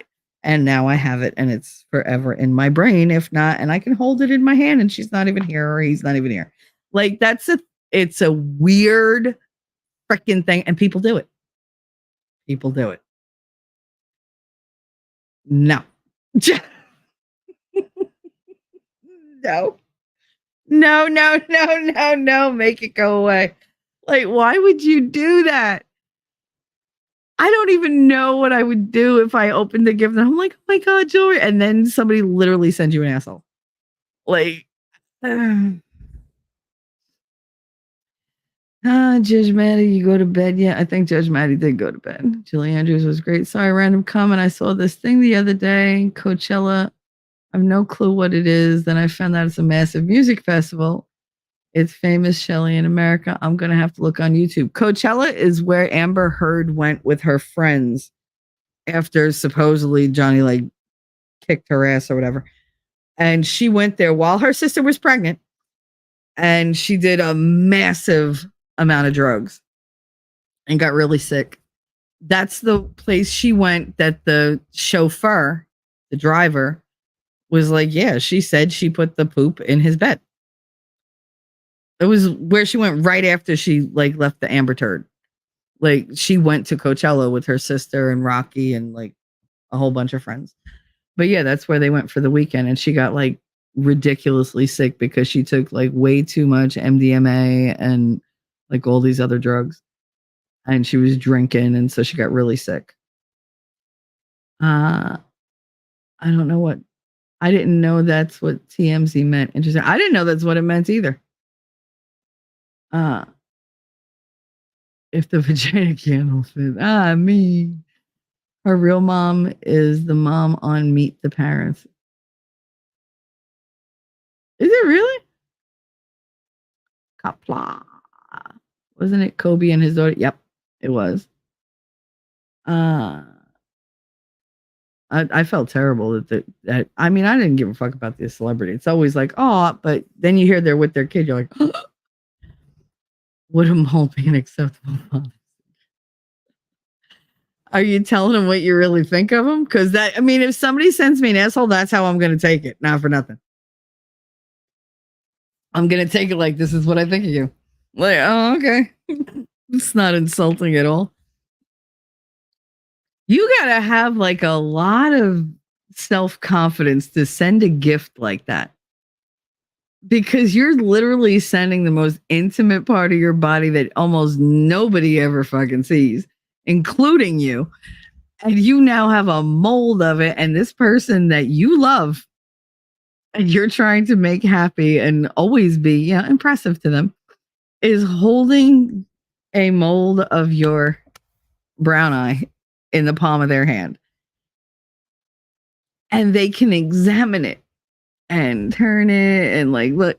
So if you have like, what if yours don't look like everybody else's? And you just don't know it because you haven't seen a whole lot of them. You know, like the ones you see, maybe those weren't normal. Maybe theirs looks like yours and yours isn't normal, but that person knows what a normal one looks like. And they're looking going, wait a minute. Like I don't know. I remember when we went, it was my birthday. It was my 43rd birthday. And we went to the sex store. It was all of us from work. We had gone out to dinner. We went and had amazing Spanish food. And we're driving back and I wanted to go to the sex store because we were passing by it. And so all of us go in. We had a great time. Like we went right to the spanking wall where all the paddles and, like the belts and whips and everything are hanging. And I mean, it's a ginormous wall. And I'm looking at it. I'm like, oh my God, they're so expensive or whatever. And of course, what did I do? What I always do. I just lined everybody. I was like, all right, everybody line up for your swats. And they did. They all just lined out. I just spanked every one of them. And the guy in the front was having a great time watching us on camera. But this is like a huge freaking like well-lit room. Nobody's hiding. And we're looking at all these different, sex toys. Like there's butt plugs, there's anal beads, there's different lubes. And then we get to they call it like cyber skin. Because it's supposed to feel like real skin. It doesn't. But they They make molds of different people's parts. They have mouth molds. They have like the doggy style mold so that you like see it like you're looking at it from behind. And G was looking and she was like, she couldn't get over it. She was like, mine don't look like that. I was like, wait, what? And she was like, it don't look like that. I was like, uh, okay, that's what most of them like look like. What the fuck is wrong with yours? And she was like, no. She was like, it's just that one's all like it's smooth and it's puffy and whatever. I was like, yeah. She was like, it's also really, really small. I was like, I know. I was like, I said, but think of the shelf space they would take up if they all had like, here you go. You got, skinny bitch, you got thick bitch, you got fat bitch, and then you got like behemoth. Like that's a lot of shelf space. And she was like, all right, so like this is way too narrow to be like a real person. And I was like, okay. She was like, in like the middle. I was like, the only part they care about. I was like, they might as well just put handles on the side of it and be like, here you go, have at it. And she was just like, she goes, but does yours? I was like, I mean, yours don't get puffy like that ever. She's like, no. I was like, oh my God, you should see a doctor. She was like, listen, bitch. She was like, maybe it does. I've just never looked at it. I was like, well, tell Mikey to take a picture of it. Next time you're like going at it. What if you're really super excited, tell him to take a picture and show it to you. And she was like, oh no. She was like, like, we're not doing that. She's like, I'll be naked like in the regular light, but as soon as like he's looking there and lights are out. I was like, oh, see, that would make me sus as hell. I was like, I would be so suspicious of you. But yeah, no, she was like, maybe it does look like that. I don't know. I've never looked at. I was like, I said, you've never like with the hand mirror? And she was like, do what with the hand mirror? And I can hear Manny losing it like four friggin' aisles over. I'm looking around and like all my dude friends are hysterical because she has no idea that her voice carries. And we're having this conversation like it's just me and her hanging out in my house. And she's just like, oh my God, they can hear me. I was like, yeah, they heard it all. I was thinking, I'm pretty sure one of them would volunteer to tell you if it looks the same. She was like, no, not doing it. I was like, come on, Manny will do it. I was like, Manny will do it. No problem. Go give him a peek. Just a little peek. She's like, shut up, Shelly. But oh my God, we had so much fun that day. But yeah, they had all different parts. I mean, you had to see us. We're a bunch of degenerates. We're walking around like fingering these like weird things because they're all like, try me. We're like, okay. Yeah. And it's just like, whatever, you stick your fingers out. I'm like, that don't feel normal. Like, I can't find like, none of them had like G spots. I was like, see, that would be a good thing. It's a learning thing. Teach them what a G spot feels like. Because most men don't know what it feels like because they don't look for it. They're like, oh, that's a myth. No, bitch. It exists. You want to see me do a full back bridge? Shit, hit my spot. That's woo. It's like, all right, I am full of fucking flexible energy. But yeah, no, we had so much fun at that shop. I got so much free stuff because the guy just enjoyed our visit so much. And the rest of the stuff, anything I looked at like that, I was like, oh, this is really cute. I could use this. Da, da, da. And then I'd put it back because it was too expensive. They all bought the shit from me. I was like, ugh. And they bought like a bunch of edibles that they had there. They had like all these weed edibles. Oh my God. That was a good birthday. I had all sorts of stuff. I had latex tape because we didn't know yet that I was allergic to latex, but I was like, fuck it. Heels, like all sorts of stuff. It was so funny. But yeah, we were in there for a good like 2 hours. I mean, we took our time. We looked at like different outfits, and it used to be you went there to buy porn and a dildo. That was it. Like, that's what you did. No, we were looking at everything. There was so much stuff. And there was like novelty stuff too, which was really funny. Like these little wind up things, like two people that just fuck when you wind them up. And they just funny. They have so much bestial stuff. Oh my God. But like the little wind up things, for some reason they find that with animals really funny. I was like, that's still gross to me. It's just gross. I was like, just buy them and send them to my ex-husband. He likes that shit. But yeah, no, we had such a good time. I would love to go back to one of those stores with somebody new. that doesn't like, not somebody new like in my life, like somebody who's new to that. Because I love introducing people to this stuff where they're just like, oh, everything is, oh my God, oh my God, oh my God. People take themselves way too seriously. They really do. Well, oh my God, she's weird. She sells weird sex toys, doesn't she? Or Goop or something. She used to be with Coldplay, Chris Martin. Yeah, she is really weird. She had a kid called Apple. What is that name? An Apple. Yep, I'm gonna call my kid Apple. Yeah, well, I wonder if, I mean, that's kind of, Apple is like a trademark name. Can you imagine if she got sued? Who wants my Christmas list? Kiss my Christmas. Okay, is Coachella in California? I believe it is. Yeah, it's a whole thing. I never like, until Amber Heard. I never heard of it, but I never heard of it. I saw a clip of Gwyneth Paltrow, dumbass, talking about what she eats in a regular day, and she said she has coffee for breakfast, a bone broth for lunch, and I couldn't even hear them.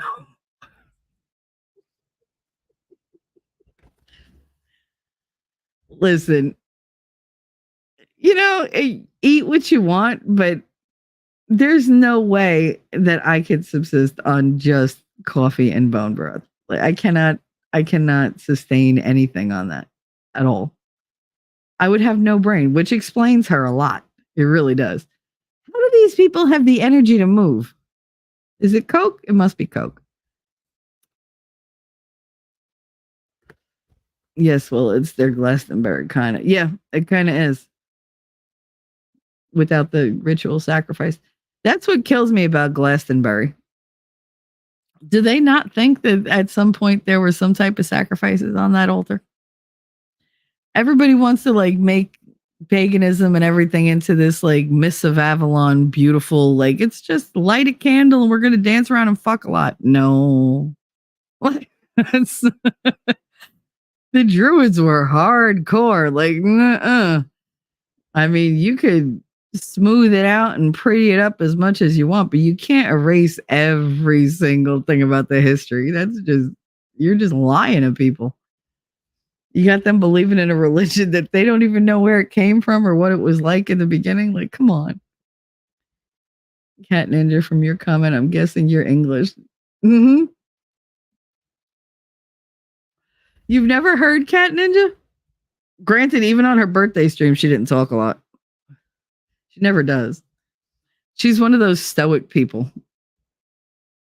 Like the little things that she say have more impact because she doesn't say them very often. It's almost like E.F. Hutton, like when E.F. Hutton talks, you listen. Like that used to be the commercial. Well, when Cat Ninja talks, you fucking pay attention. Yeah, Shelley, the woman who played Pam's mom, married to Robert De Niro in Meet the Parents, is Gwyneth Paltrow's mom. Yeah, what the fuck is her name? I can't remember her. It's a weird name, like Blythe something. Blythe Danner. I think that's her name. Yeah, she plays the chick in To Wong Fu, Thanks for Everything, Julie Newmar. She's the one with the long frizzy blonde hair that winds up with the big black dude. And she talks about the old lady. She's like, oh yeah, she's crazy. And she like crosses her eyes and like puts her tongue and she's like, ah. She was funny. That's her mother. Yeah. Blythe Danner. There you go. I'm looking at him now. There you go. This is a great combo to wake up to. What can I say? It's Friday and I had Monday and Wednesday stream were both heavy. And I just kind of wanted to go a little light. And I'm going to talk about the incompatibilities. I'm getting there. I just don't want to spend a lot of time on it because I don't want to get depressed. Well, everyone, Shelly's not shy. No, I'm not shy. I mean, I am. Believe it. I am very shy sometimes. But when I'm with my crew, no. Like, and I'm very good at pushing the shyness away and being extra. That's the thing. I overcompensate for my shyness. I push myself further than I should. I get to normal and I'm like, fuck this. And I just keep going. Because if I'm going to go, I might as well whole ass it. I don't half ass anything. Right, T-Rex? What have I got myself into coming to the stream? Oh my God, good stuff. I mean, this is the kind of stuff that I talk about occasionally. It happens organically. It's not like I wake up and go, I'm going to talk about, asshole molds today. Like, that doesn't sound good. We need asshole molds. You think somebody's got like mildew. Ew. Like, oh God. And I just took a sip of coffee and my head goes, do they know about coffee enemas? It's a thing. It is a thing. And for a while, it was a very popular thing because apparently you get a rush from that you don't get from drinking coffee. It's this weird, like, cold espresso, like, enema that they give you. No, I never got one. Thank you very much. But I'd like to drink my coffee. I don't want to, any other way. But yeah, it was like this whole thing. It was very big in like gay circles and like, it was the homosexuals. They started it. Because of course they did. When we went to my cousin Nancy's house, which was my father's cousin Nancy, daddy's actually. So it was step family. Her husband was the chief of police. His name was Mickey.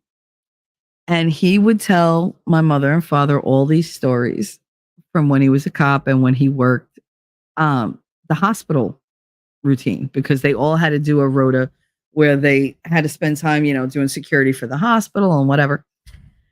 And he was telling them all these stories. And I remember all of them. And I didn't understand them at the time. I get them now. Let's see. He had one of the people, he worked in the ER, like he was security for the ER. He was the cop on duty. And one guy came in a trench coat with this big lump in front of him, crying hysterically because he had sex with his dog and the dog died. But when it died, rather than the muscles releasing, they clamped down. And he had this dead dog on his dick. And he had to go to the hospital to get it removed because he was afraid of what would happen if he just pulled. So that's one. You had another guy that went in who had taught this little snake to go in the hole and it would go toward his sack or whatever. And it would make him orgasm. Like it was like being edged for like a year. And then finally you bust your nut. It's that whole Scream parody when the kid finally comes in and it like throws her to the ceiling and covers her. Like that kind of friggin' orgasm. He had trained this snake to do this, and then the snake would do its job and then come back out. And apparently the snake was getting older and it was cold, I guess, and it decided to wrap itself around in there a little too much, and it actually formed a knot and got stuck and died there. And he waited like a week to go to the ER because he was embarrassed.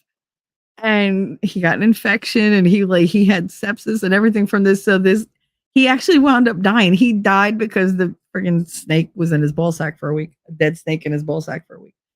So yeah, so there's that. There was the dude who had a dead gerbil in his intestines because he taught the gerbil to go up his butt and it would, the little nails or whatever stimulated and he would ejaculate and the hamster would come back out. This hamster apparently didn't want to come back out. It went too far and then it couldn't get back in. So it went from the rectum into the intestines and he had to go to the hospital because he got violently sick. All sorts of stuff. Like these were the stories that he told. And I'm 8, 9, 10, 11, like those were the years that we used to go visit them. So I know all these stories. I just didn't have any context for it before. I had no understanding. It's just, all right, store this for later. That's what my brain does. It stores all the information for later. And then one day I go, oh, I get it now. And you're just like, what? I'm like, oh, no. Like, no, I really can't explain this one. But no, it just triggered a memory that I suddenly understand. And holy crap. Like, yeah. I didn't know she was Gwyneth's mom. Oh my God. How did she end up so weird? Yep. I know.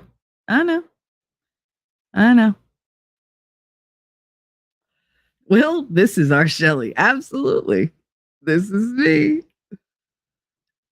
Because she's a Hollywood brat. Same with Drew Barrymore. I can't with that one. A bunch more had any and everything that they were young. They were all weird. I was thinking of Drew Barrymore's movies the other day when she was a kid. Do you remember Irreconcilable Differences? I mean, I thought about it because I was making this list. And I was like, oh my God. Do you remember that she like emancipated herself from her parents? She divorced her divorcing parents because they were so bad. And she went and lived with the maid. She was like, all right, Rosita or Juanita or whatever the fuck her name was. But her parents were played by Ryan O'Neal and Shelley Long. That's Diane from Cheers. The one from The Money Pit and all those, and like Beverly Hills Troop or whatever. Yeah, she divorced them. And I was like, oh my God, I haven't thought about that movie in at least 30 plus years. Ridiculous how long it's been. And I remember all of it. That was like a movie. All of us were like, oh my God, you can divorce your parents? Can you really do that? My mother was like, no. It was like, it's only in the movies. I was like, then come to find out, yeah, you can get emancipated from your parents if they suck enough and you have another guardian. I didn't know that. Shit, my grandmother didn't have guardianship over me. I just lived with her. Insurance wouldn't pay for me to get anything done if my mother wasn't there. So grandma just paid cash. She didn't care. She took me to doctors she knew would just take care of it and be like, yeah, write you a check. There you go. But yeah, Drew Barrymore, she had a fucked up life. And if you think about it, like Poison Ivy, she was in that movie with was that one Sarah Gilbert? Was that yeah, I think that one was with Sarah Gilbert and Drew Barrymore and Tom Barron. No, not Tom Berenger. Tom Skerritt. The one from Steel Magnolias with the big bushy mustache. She was super young making out with him in that movie. Like that was a hyper sexualized movie. Hyper, like that one. We watched that to like, like get in the mood or whatever, because we were teenagers ourselves. So it was just like, oh wow, it was a super sexy movie. And I look back at it now and I cringe. Same thing with Baby. I still cringe. Blue Lagoon, I cringe because I'm like, oh my God, I've seen this movie hundreds of times. How did I not know how young she was? Like, and I feel dirty after. It's like, meh. But she was super young. Drew Barrymore was super young. It's crazy that went on. Tracy Lords. Oh my goodness. Who knew that she was that young when she was doing porn? I mean, obviously they didn't, or they wouldn't. Maybe they wouldn't have put it out. They would have, that would have been some underground shit. Sounds crazy, but there's all sorts of weird things in that shop. Oh my God, those shops are fantastic. Well, you should ask Shelley to show you her keychain that I sent her. Oh, I love my keychain. It's my dick keychain. I gotta find the picture of that. Just imagine the next generation. Yeah, I know. Nepo babies. Yeah, they even call Glastonbury main stage the pyramid stage. Lovely. Puffer! Hi, honey. Hey, cool crew. How you doing, Shelley? We're talking about sex shops right now. We're getting to the topic, I swear. I promise. I'm just in a good mood and I'm just fucking around. Like, I feel a little debaucherous today.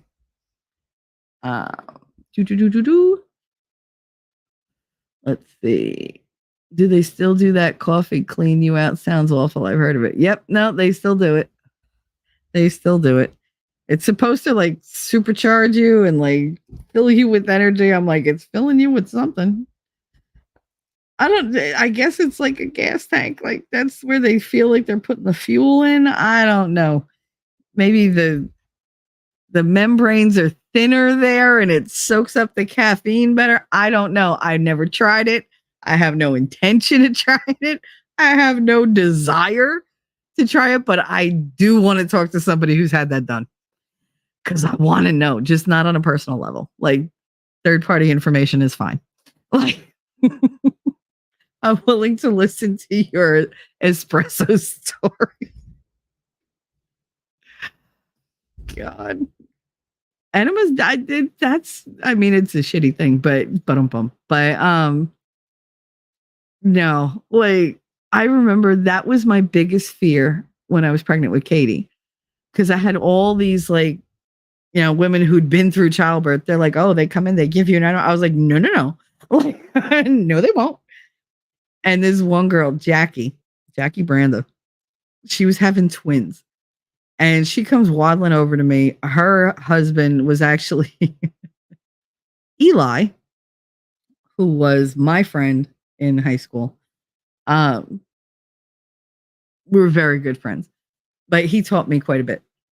He's the one that the guy took pictures of him naked and he like sued the guy and he was all upset and he showed me the pictures. I was like, holy crap, I didn't know they made them that big.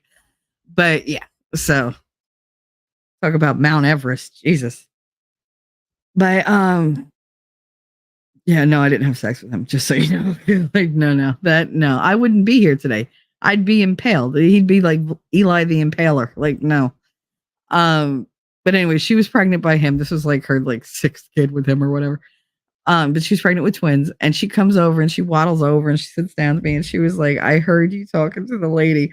She said, your face is so funny, Shell. I was like, why would she tell me that? Why do you have to get, I don't want an enema. I don't want to poop on the table. I don't want to do any of that.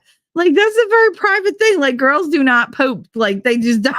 Like, because I had Donna's voice in my head. Donna always says, girls don't poop. Girls don't fart. They toot. It's like, whatever. So, I mean, I'm just regurgitating, like the thing that I'm used to hearing. And she goes, okay, you want to know the trick? And I was like, what? She was like, when they come in and say they're going to do that, be like, oh no, I've had the runs since yesterday. And they'll be like, oh my God, they won't ask to, for like proof or anything. She said, and they won't give you the enema. I was like, really? Okay. Damn right. When they came in, like right before I gave birth, she came in with that big ass, like hanging bot. I was like, nope. I was like, oh no. I was like, oh my God, I've been so sick. They haven't fed me for like 5 days and my stress and, all the medicine. And so, I had the runs. And she was like, yeah, then I can't give it to you because it'll make you, it'll make you too sore. I was like, oh, okay. And like my mother's looking at me and I was like, you shut your mouth right now. Because she went to say something. I was like, don't you dare open your mouth. And the nurse left and I was like, close the door before you even open your mouth, Ma. Close the door. And then come over here and whisper. And she was like, you didn't have I was like, you shut up. Do you want an enema? Because if I get one, you're getting one. And she was like, no, why would I get one? I said, well, why would I get one? The baby's not coming out of that hole. She was like, yeah, I always thought that was weird. I was like, maybe it's to like keep it like unobstructed or whatever. I don't care. They haven't fed me in 5 days. There's nothing left in me. I don't want it. Like, I just don't want it. I already feel exposed enough. And for anybody who has never had a baby, I can honestly tell you, you give birth to that baby. And with that baby emerging from your body like a beautiful little butterfly out of a cocoon and it's all gorgeous and everything, you lose something that you never thought was important. And that would be your modesty. You don't give a crap. You will fling your legs open. You could have 30 people walking in that room. I don't care. Get it out of me. Get it out. Get it out. Get it out. Get it out. You don't care. You will be hot and naked. I was like, middle of a heat wave, 5 days of labor. I finally go into hard labor. I was like, get this fucking gown off of me. I didn't care. I just ripped that shit right off. They put it back on me right as I gave birth because my mother was taking pictures and I was just naked. I didn't care. I was like, don't put a sheet on me. I don't care. I don't care. I don't care. Where I was very like buttoned up before. Like I never like showed anything. When they came in after I had the baby, they're like, we have to see your stitches. I was like, whatever, fling my legs wide open. I was like, I don't care. Like, I just wanted to be left alone. But yeah, you're just like, just do it. Just, I don't care. Just make the pain go away. I don't care. PSA, don't put objects in your body that don't belong there. Yes, please. Thank you. That's too much for an orgasm. Yeah, problems. I mean, these people, how do they even come up with this? We didn't have internet back then. Like, was this like some kind of like weird like fetish thing that they learned from each other or like, But there's a story about a lady with a lobster I am not going to tell you about, but Google the lady who pleasured herself with a lobster, a live lobster. And if you don't throw up by the end of the story, then you're better than me because I literally puked. I'm not talking about it, but yeah, go ahead. Google it. It's. Did you all hear about the guy in Australia who got a cucumber stuck in his butt and he died? How did he die? Death by cucumber?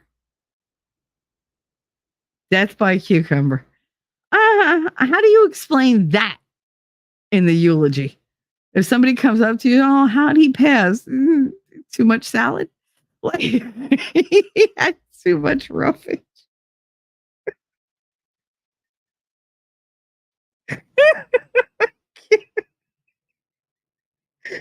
What did it? The Caesar dressing.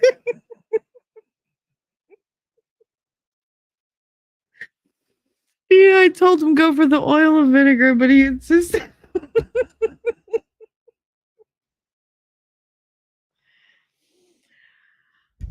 Oh my God, if he died at home and then the coroner people come to get him and they pick up the body. How'd he die? I don't know. I can't tell. Pick him up and a fucking cucumber falls out of his ass. I want to be the person that reads that report. And I want to watch the person who has to write that report because I don't know how you do it with a straight fucking face. I really don't. How do you write that police report? Death by cucumber in anus. Like, I just know. Who?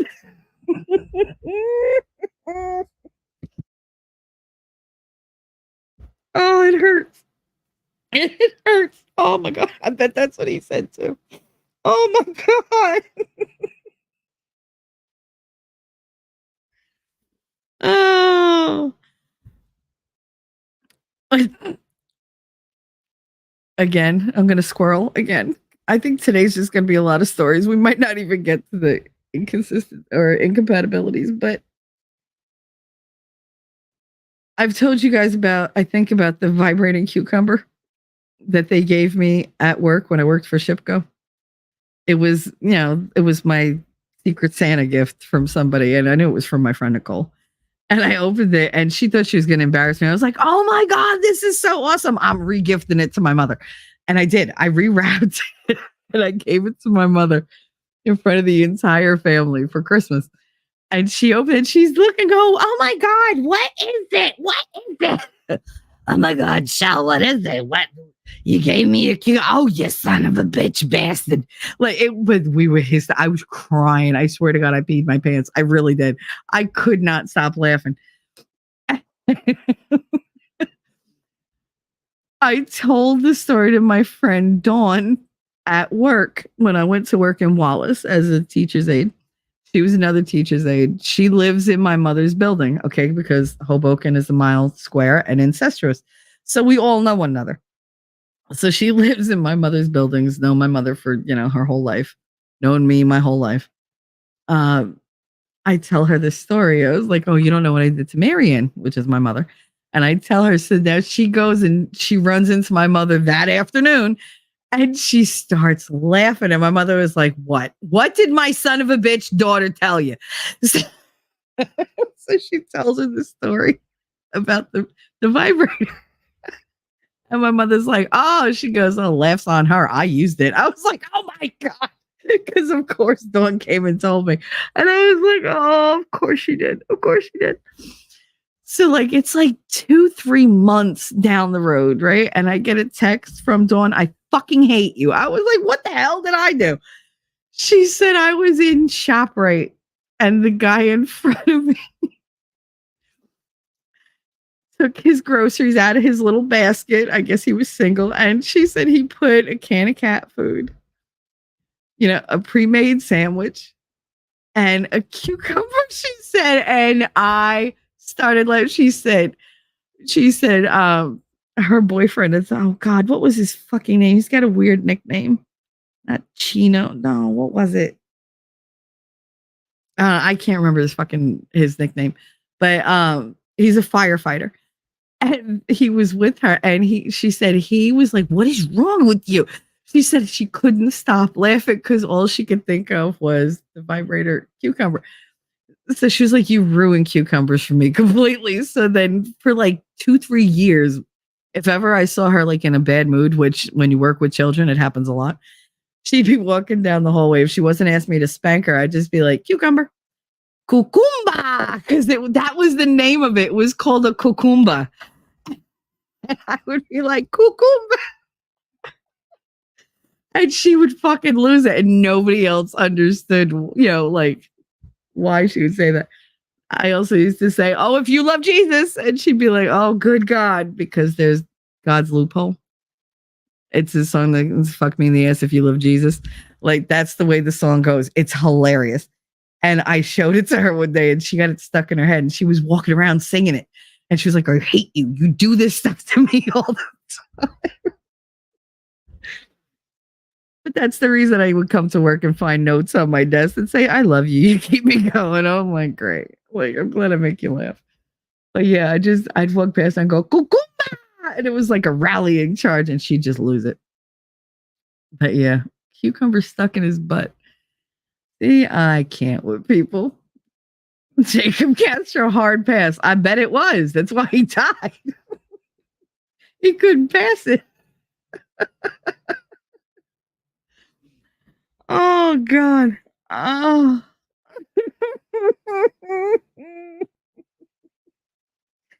Don't stick things in your butt. Oh, good God. This is so funny. Tom Skerritt was in Top Gun too. Yes, he was. Yes, he was. I liked him. I loved him in Steel Magnolias. When Shirley MacLaine cuts the back of the armadillo cake off and gives him the tail, and he's like, that's a great piece of ass. Thanks. Thanks, Weezer. Nothing I like more than a nice piece of ass. Oh, I fucking died. What are we talking about? When Shelley said, let's talk about relationships, I didn't think she meant between man and animal. Oh, stop. I like Drew Barrymore. She's cute. Sad fact, she's been on Family Guy quite a few times. The dumb blonde woman, Brian, the dog's girlfriend on Family Guy. She did the voice. I love Family Guy. Christine is a huge fan of Family Guy. She's the one that always tells me that I need adult supervision. She got it from that. Yeah. Sure you did too. Oh, Winning's still awake. Sounds like a good way to get cancer in the butt. I mean, they tell you to eat your veggies. They didn't really specifically say from which end. I don't know what debaucherous. Oh, debaucherous? Debaucherous is just like you're into, I mean, literally it means into debauchery, like into doing like, slightly dirty stuff. You walk on the wild side. What the fuck you smoking? That kid screaming demon shoots out like you are.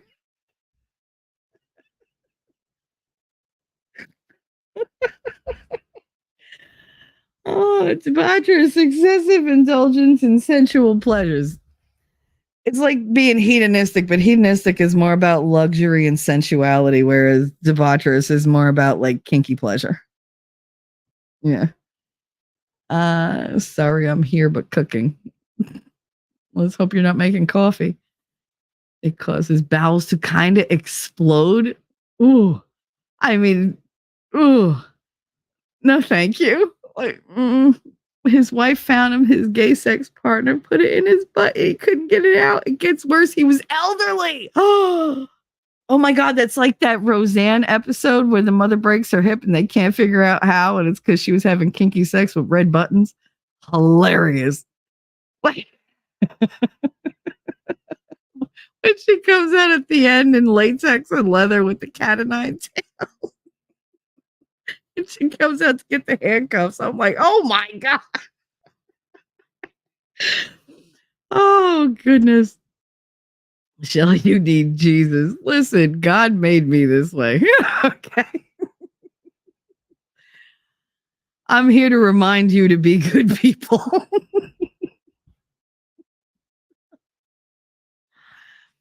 Oh, I meant the gourmet coffee. Show Will your keychain. I don't have it near me. I have it. I put it in my box of stuff that I packed up because I am packing little by little. But when we moved the living room around, I had to I didn't want to lose it. It's still in the envelope that you gave it to me in. I love that keychain. I have a picture of it. I can't show the picture on YouTube. I'll have to send it in like Discord or something.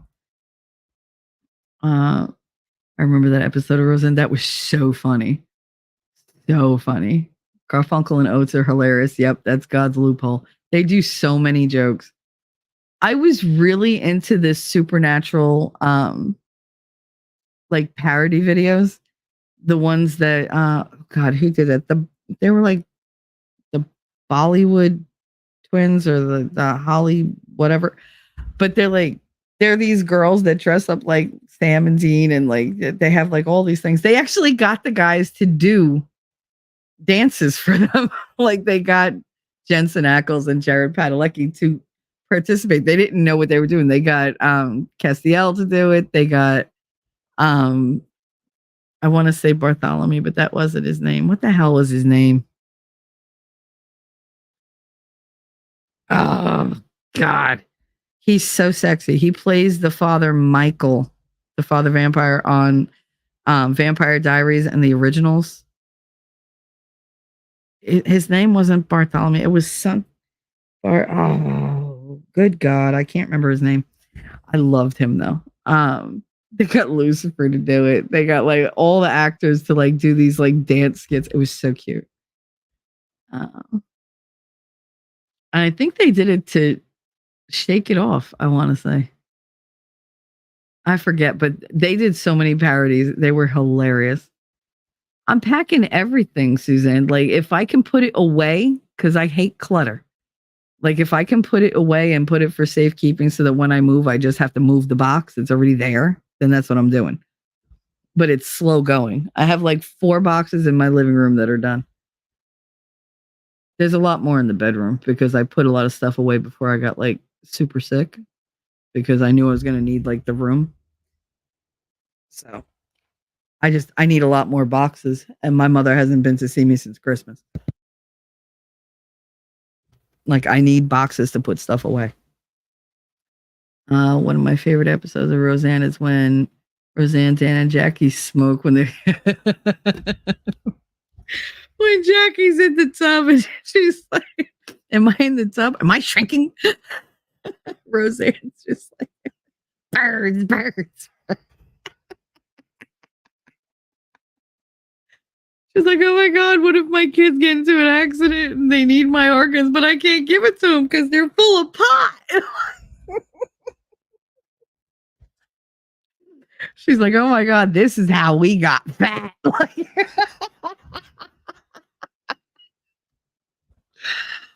Oh my God, I love Roseanne. That show was so good. It's so good. That one where Jackie says to her, like, we know that you love your kids. You're like, you're like that what I remember she called her a bear or a lion mama that, you take your kid and you like pick them up by the scruff of the neck and then you just like squeeze the life out of them. Like you just crush their little heads or something, but you don't mean to. You're just being protective. I was like, oh my God, that's so me. I think one of the funniest was when Jackie was on her date with her, I guess, baby daddy. And they're talking about their experience because he's only been with like 3 people in his life or 2 people in his life. And he's like, well, how much more could you have been with? She's like, not many. She was like, let's see. All right. So she was like, you want to know how many guys I've been with? So he wants her body count.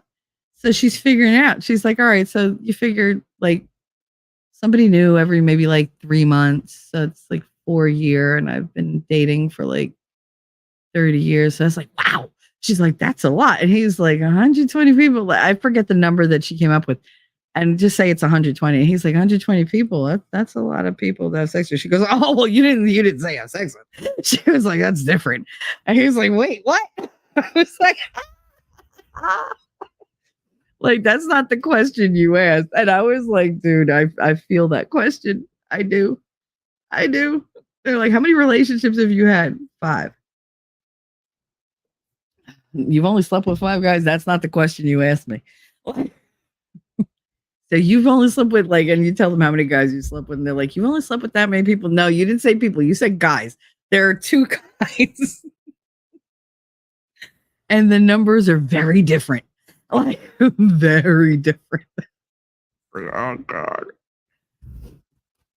But yeah, no. Like that struck me funny because I was like, if anybody sat down and like figured it out, first of all, who doesn't know their body count? Come on.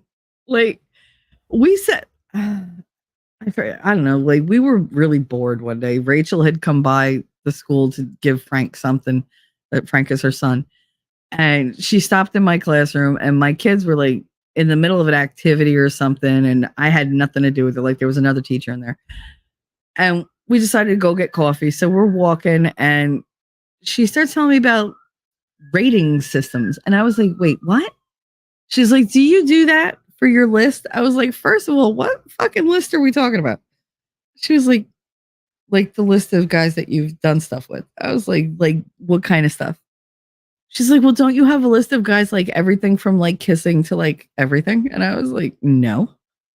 She's like, you don't have it written down somewhere? I was like, no. Why would, first of all, that's evidence. Second of all, why would I do that to myself?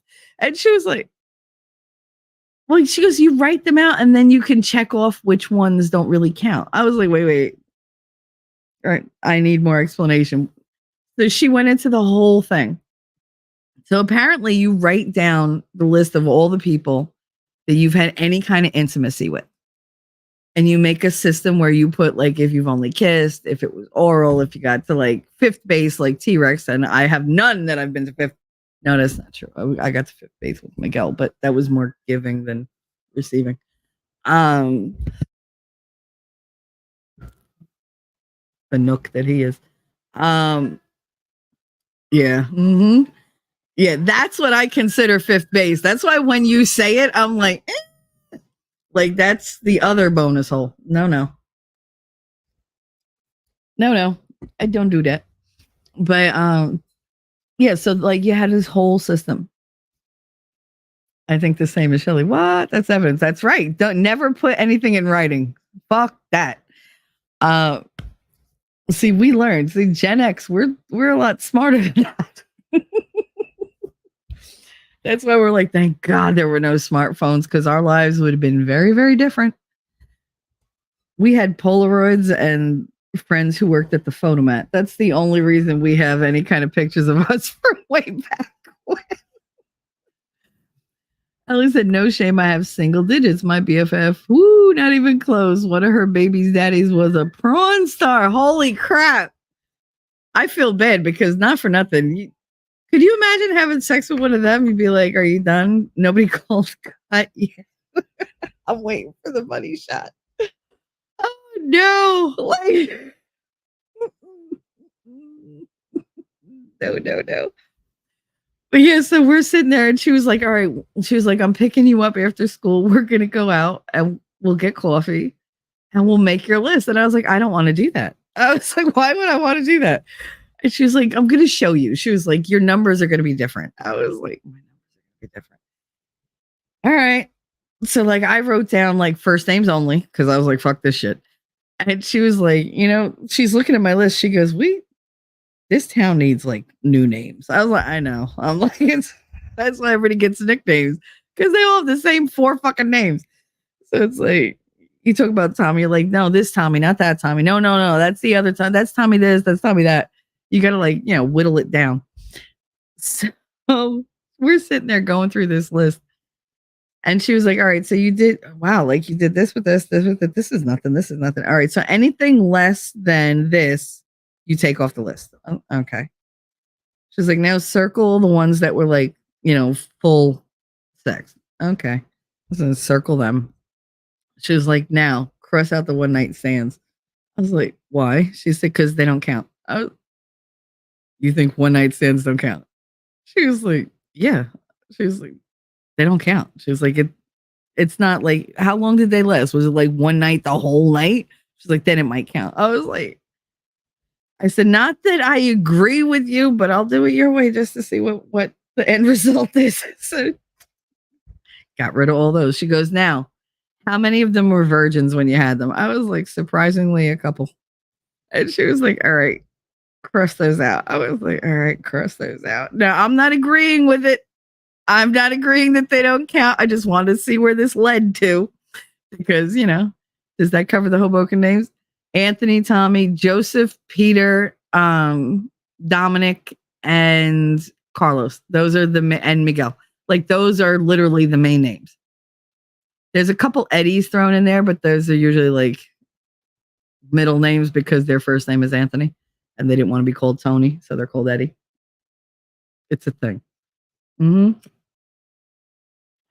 All right. So one night stands apparently for her don't count. Virgins don't count. Take them off the list. She was like, all right, is your number different? Vastly. What the fuck? And she was like, all right. She goes, now, if you didn't finish, like if you didn't have an orgasm at the end, you can. So I said that I got 0. I was like, I've never slept with anybody in my life. She was like, shut up. I was like, no, I'm serious. I was like, you're talking about sex, like orgasm during sex? Because that wasn't happening. And she was just like, what? I was like, because either they were too quick or I just sat there looking at them going, really? Like, I could do it, but then they just, they couldn't make it to that point. It takes a girl a while sometimes. And she was like, yeah, I know. She was like, I've been there. She was like, but you've gotten close. I was like, yeah, I've gotten close, but no cigar. And she's like, that was an in joke. But I went through and she was like, really? She was like, all right. So if you put that one back, how many do you have? I was like, 3. She was like, you only slept with 3 guys? I was like, according to you. I was like, but according to me, no. Like, bitch, like I've learned a lot in my life, but I mean, I'm not a slam hound like you. And she was like, what do you mean? I was like, yeah, what's your number after your little rating system? She was like, I don't know, like 8 or 9. I was like, after the rating system is 8 or 9? She was like, yeah. I said, I know of at least 8 or 9 guys you slept with in the time that I've known you. Like, so I don't get where you're getting this number from. And she was like, don't be judgmental. I was like, I'm not judging. You're a hoe. I get it. I love you anyway. I was like, but shit. I was like, what the hell made you come up with this rating system? She was like, if they're bad, they don't even make the list. I was like, oh, see, no, I'm done talking to you. I was like, I'm done. I was like, because now you're doing omissions before you even put them on the damn list. She had so many rules and like games to like rationalize why her body count was so fucking high. And she's like, I don't get it. I don't get why there's so many because you don't know how to cross your legs, apparently. I was like, Jesus Christ. She's like, it bothers me to cross my legs, evidently. I was like, evidently. Oh, God. But then she'd tell me that I was foul. I'd be like, whatever. I think you're projecting, but whatever. If you have guys with the same name, did they cancel each other out? I didn't apply that rule. See, I should have applied that rule. It wouldn't have changed too much. I liked variety. I mean, there's a couple that the names repeat, but meh. I mean, in this town, you really can't. And I mean, I'm not just talking about like guys that you sleep with. I'm just guys that you dated and like kissed or like, made out with. So, I mean, my list was pretty substantial. And she wanted me to do like the girl list. And I was like, I can't. She was like, why not? I said, because I didn't know most of their names. She was like, oh my. I was like, what? I didn't.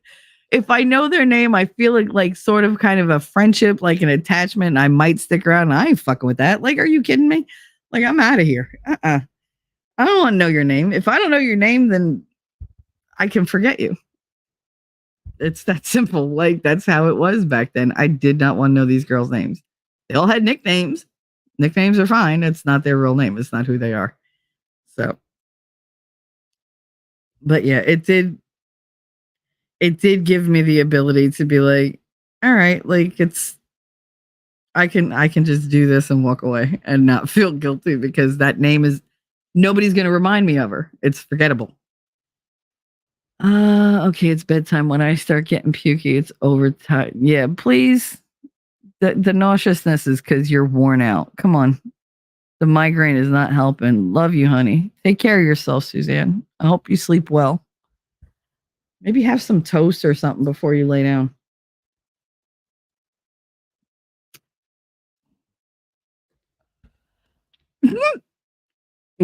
I remember you telling me that my baby daddy number 1 and baby daddy number 2 have the same name.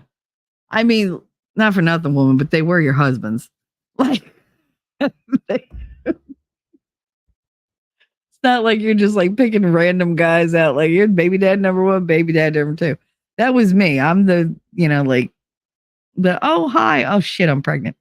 So, yeah. Mm-hmm. Listen, it's better if they have the same name than if they had similar names. Brett married, like, after I divorced him and like I left and kicked him out and everything, he married his little mistress bitch, Kelly. Shelly. Kelly. That's not smart. The only smart thing is that he married her after me and not me after her. Because if he would have called me Kelly, I'd have killed him. But he called her Shelly and she just punched him in the nuts. But yeah, no, it was just a big thing. She never forgot it. And it's so weird because he never used to say my name. Ever. I told you, he would just stare at me and I'd feel like the eyes on me. I'd be like, what? Why can't you just say my name if you want my attention? Because eventually you're going to turn around and look at me. Oh my God, there's something wrong with you. And there was so much wrong with him. But I mean, he never said my name. So when he told me, because he had to call me to tell me that he did this, and he told me, he goes, I called Kelly Shelly. I was like, how'd that go?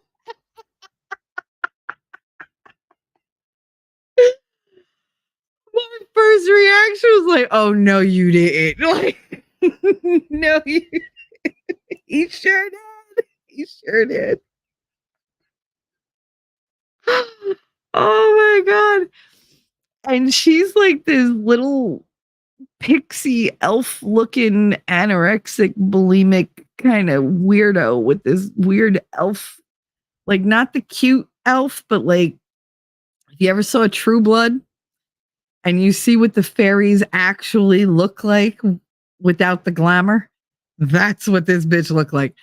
And it was like, how do you confuse us, first of all? Because I'm way pretty. She's way not. Like, that bitch is fugly. Like, she hit every branch on the fucking ugly tree. Every fucking one. And then went back for, round 2. Like, she was ugly. And he just thought she was gorgeous. And I was like, listen, I'm not being petty. I'm not being jealous. I'm being objective. I've done a lot of women. That is not a pretty girl. She's just not. She looks like an evil troll fairy that never ate in her life. Like, she's a stick figure. She looks like Skeletor. Like, I can't.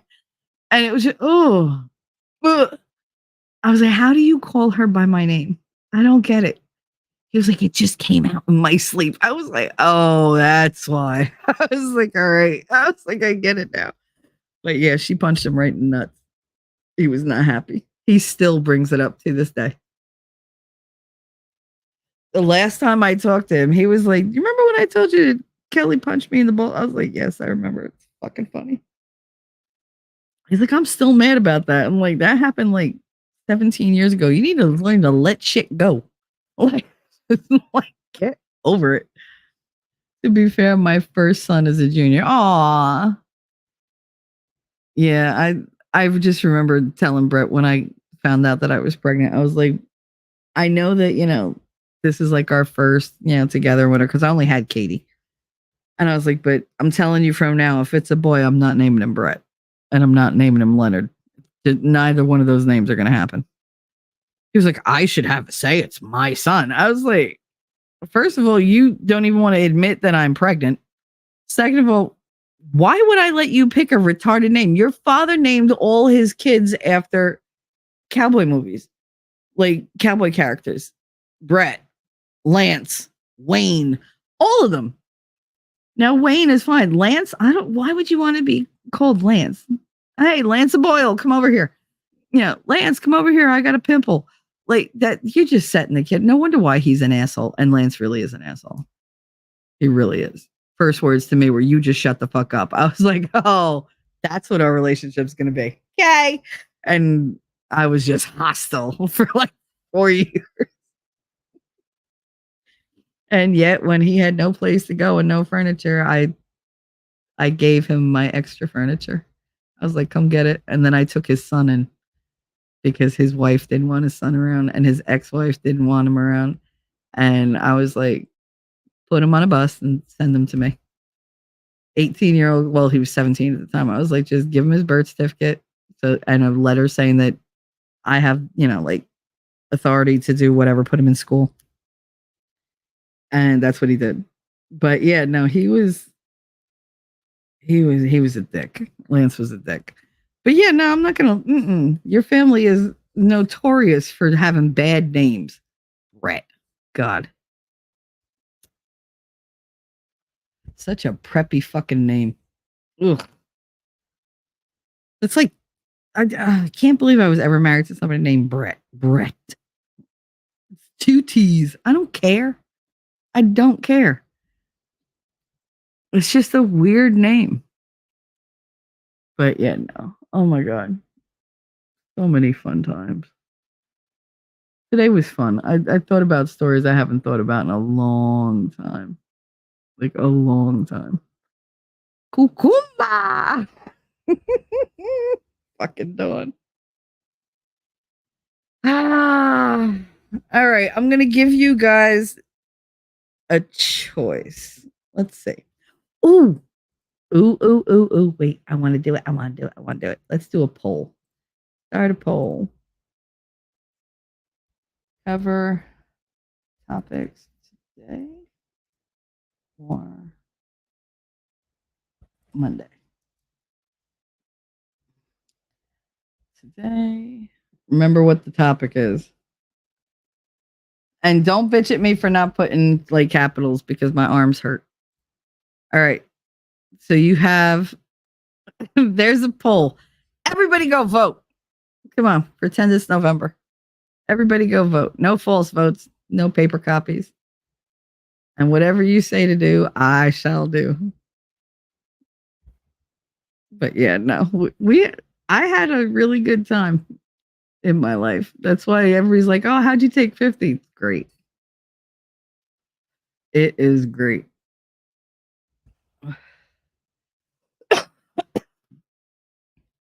Good Lord.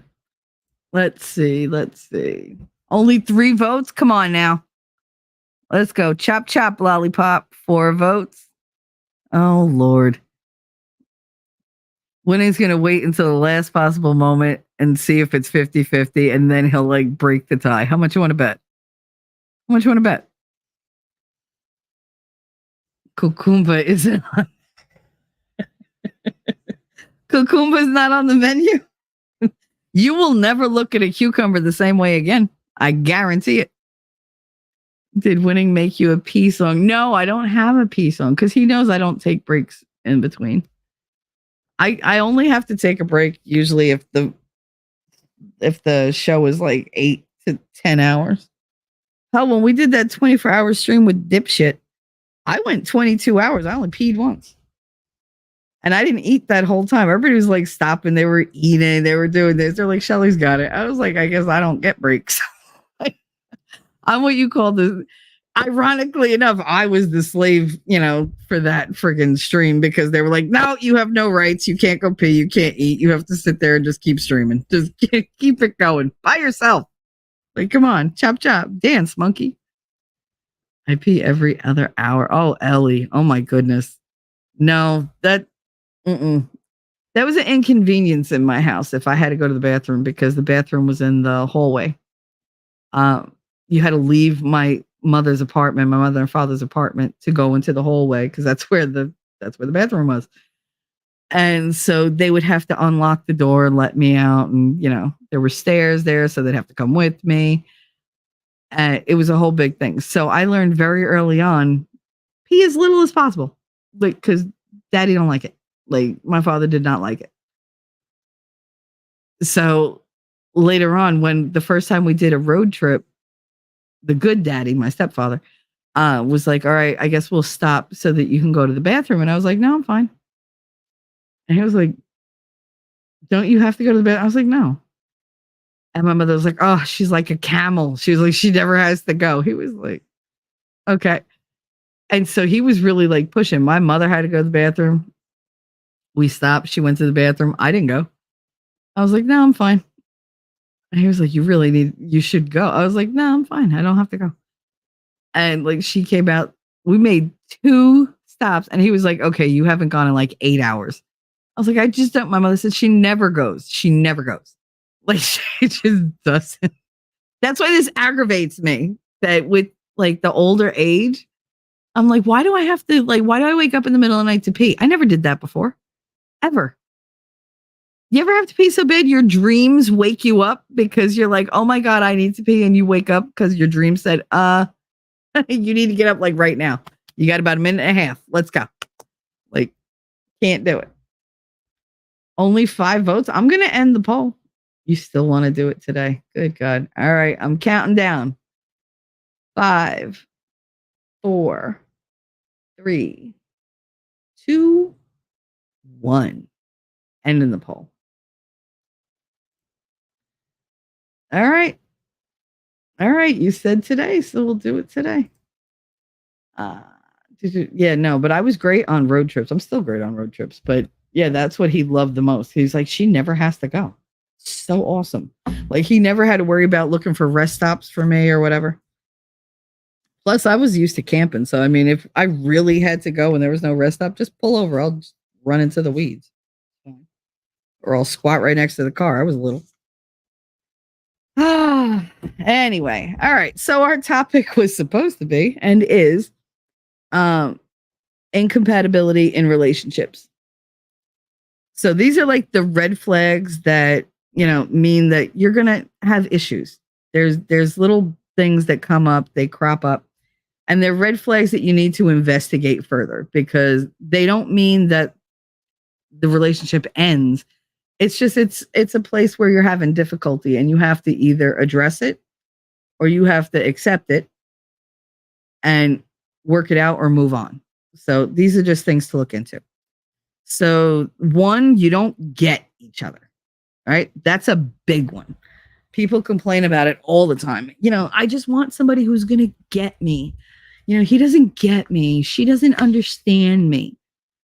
So understanding the wants, thoughts, beliefs, and needs of someone is essential in a healthy relationship.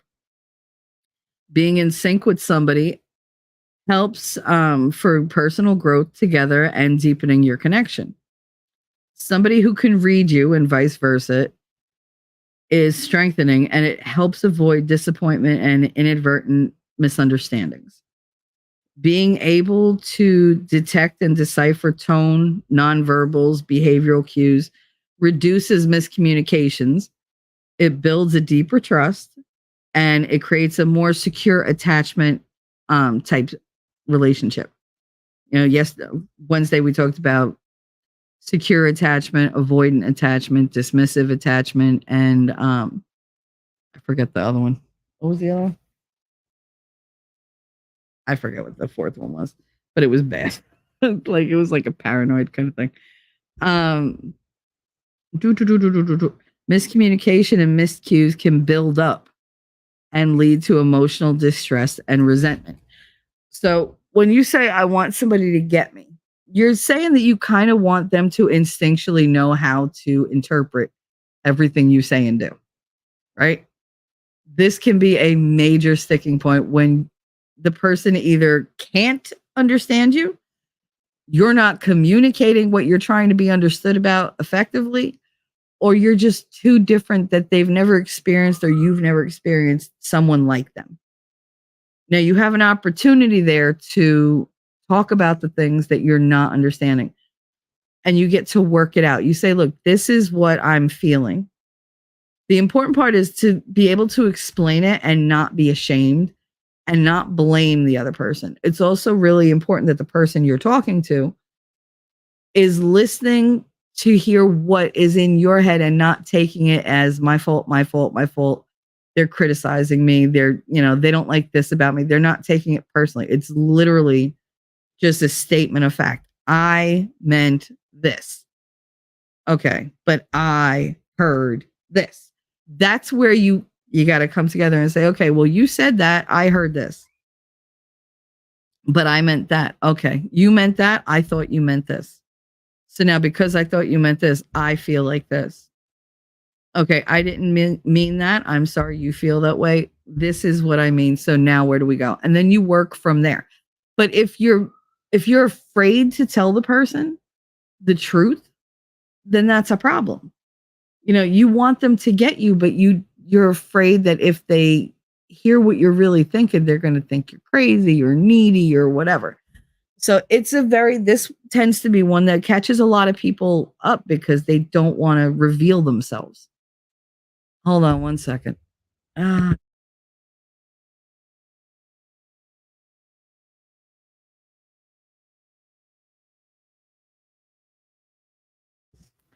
I know. She's a crazy kitty. Just give her some treats or something. She'll leave you alone. Sorry, we had a cat issue. The cat is literally following Connor everywhere, just meow, meow. She's being very vocal. Yep, and there goes the other cat. So for this one, for me, like if you're talking to somebody and you want them to get you, but you also don't want to overload them, you tend to let the small stuff slide, right? So it's like they do something and it's like, and you have to evaluate, is this something that I want to talk about? Is this going to be an issue? Are they going to want to talk about it? Sometimes they don't. Sometimes they'll shut you right down. And then those little things, they build up and they build up and they become bigger things.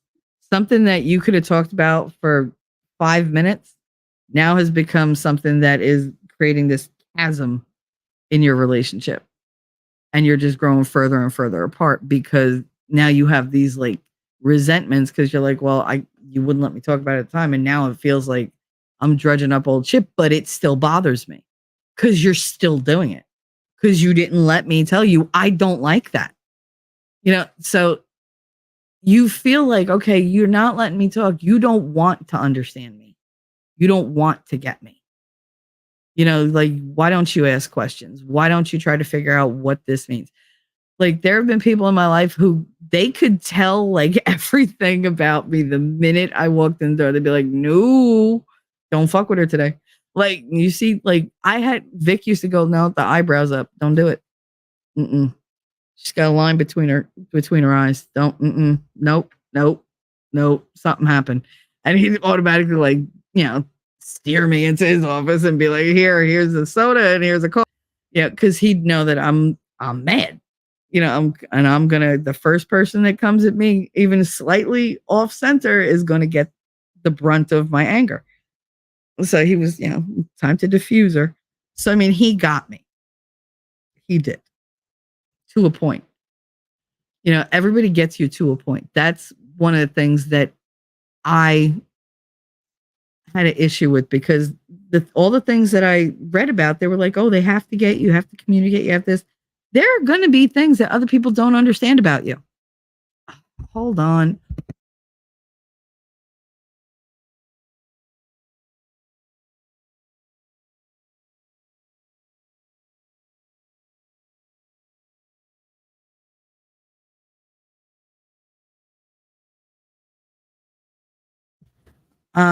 Sorry about that.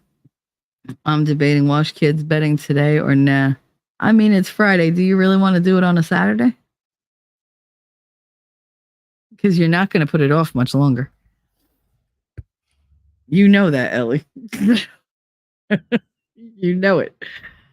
I know stripping the beds is the worst. I don't mind stripping the beds. It's remaking the beds. And I'm like, oh, God. Saturday is yard day. Oh, so you'd put it off till Sunday? Or Monday? Girl, if you don't want to do it, don't do it. I am the worst person to come to, because I'm like, the laundry's always going to be there. I mean, if I had like a decent washer dryer, I'd be doing laundry pretty much every day. But yeah, a day or two ain't going to make a difference. You do you. Friday and Saturday are usually bedding days. Well, then push it till tomorrow.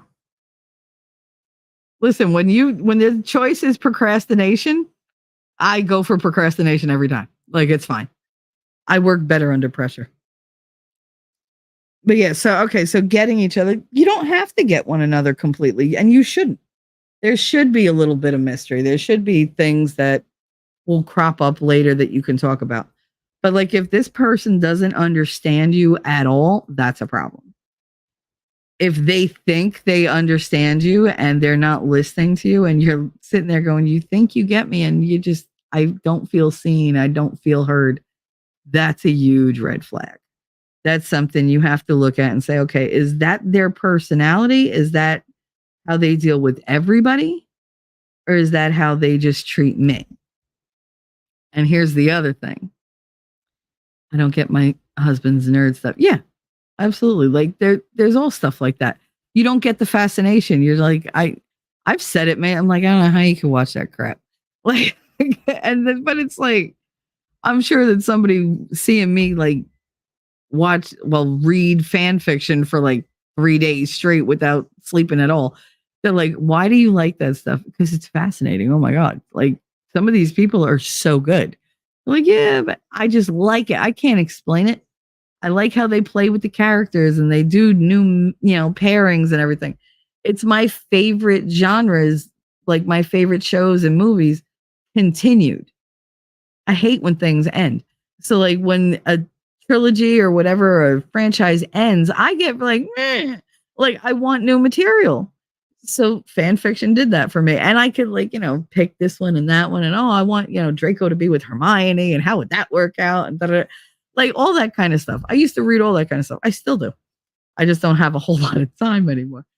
But I don't expect anybody to get that. I don't expect anybody else to be into that or even care that I read it, because that's my thing. But like, if I don't like being, I don't know, like, I'm trying to think of something that I don't like. If I don't like being cut off, to be mocked, because this is something that used to happen like every day. If I don't like being thrown into a situation where there's like 8 people that I have to interact with, and I don't have any idea what to talk about with them, but I'm going to be the one talking, and I got to lead the fucking band, and, and you're just throwing me in there blind. I have a problem with that. Thank you. I have a huge problem with that. And I would say that, and it fell on deaf ears. So it was like, I didn't feel respected. It's not that you didn't get me. It's that you're not willing to listen, right? You're not willing to hear. It's not just that I'm uncomfortable. I don't feel right, and you're not listening, and that just shows me you don't care. You don't care about how I feel. Like, I'm out here caring about how you feel. I'm out here trying to make you successful, but there's no return. In fact, the return that I get is negative. So, like, why am I doing this? You don't get me. You don't want to get me means you don't care. And that's what that leads to. So, when you have all those little things that you don't mention, like, they're things that happen. And I think the other person has an idea that you're irritated or that you don't like it, but they just keep going because you don't say anything. That's on you. If you let them build up, that's on you. You know, if you address it with them and they shut you down, that's on them. Either way, there's a miscommunication. You can't understand one another because you're both hitting different kind of roadblocks, but in the same area. I'm explaining it very badly, but I think you get what I'm saying. Letting things build up that's not good. It's what did I watch the other day? I think it was the chick that played Blossom, and she played Amy on The Big Bang Theory. Blue Day Wilson, how are you? Hi, Blue. What's up? She did a short the other day that I caught, and she said throughout the day, like you're like a glass full of water. And everybody is putting all this emotion into your glass. They're putting water into your glass. And you can have that glass full to the very, very top. All it takes is nothing in that glass matters. It's just that's all building up. Like you just let it build and build and build and build and build and build. And then somebody drops that one drop of water that's just too much.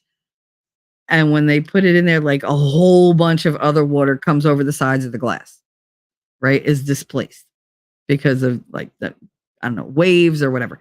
So like it overflows, but more than just that drop overflows. That's what happens when you let the little things build up. There's going to be that one drop that's just one drop too many, one thing that's one thing too many. And that's going to end. It's going to end up with you either in a fight or it's going to end your relationship. Because you will let that one thing, let everything else escape. Everything that's been building up. And the person that put that one drop in has no idea what's going on. Because they're like, that was such an overreaction to that one thing. And that's when you break down and you're like, it's not just one thing. And you just like and you list everything. And they're like, why didn't you tell me that? So it's just a whole lot of pain and problems and heartache when you just could have had a conversation and been grown up about it and faced it. So yeah, that's a huge incompatibility. When somebody doesn't get you, they have to be open to listening to what your feelings are. Your feelings are valid. They don't have to validate you, but they have to accept that your feelings and your thoughts and your needs are important. If the person gets you, if they care about you, those things are going to be important to them. If you go into a relationship and you wind up figuring out none of what I say or do is important to this person, but they say they care about me, that's receiving words, but they're not backed up by actions. That's when you have almost insurmountable problems because it's very hard to go back and erase all that resentment that you feel, and it will build up.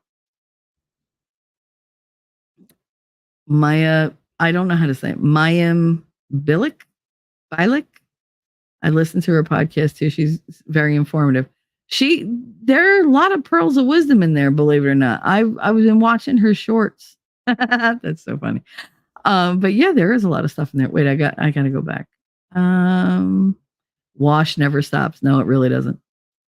I feel your pain sometimes. I feel like I'm gonna get lost in the laundry.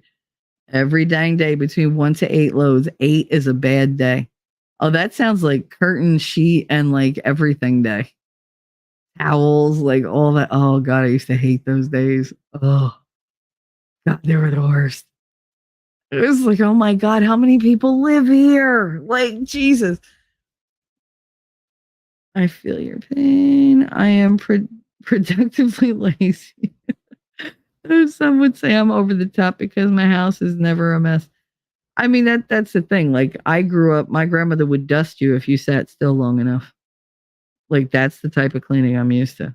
I don't think I've ever seen my mother not cleaning. It's a thing. I decided long ago that my house is not a mess. It's lived in. Yeah, like my house is comfortable. My house is always comfortable. I want you to be able to come into my house and sit on the couch and put your feet up on the coffee table and be like, oh, we're good. Like, I want you to know, like, you can kick your shoes off and just like sit Indian style on my couch. I'm not going to yell at you. You don't have to use a coaster.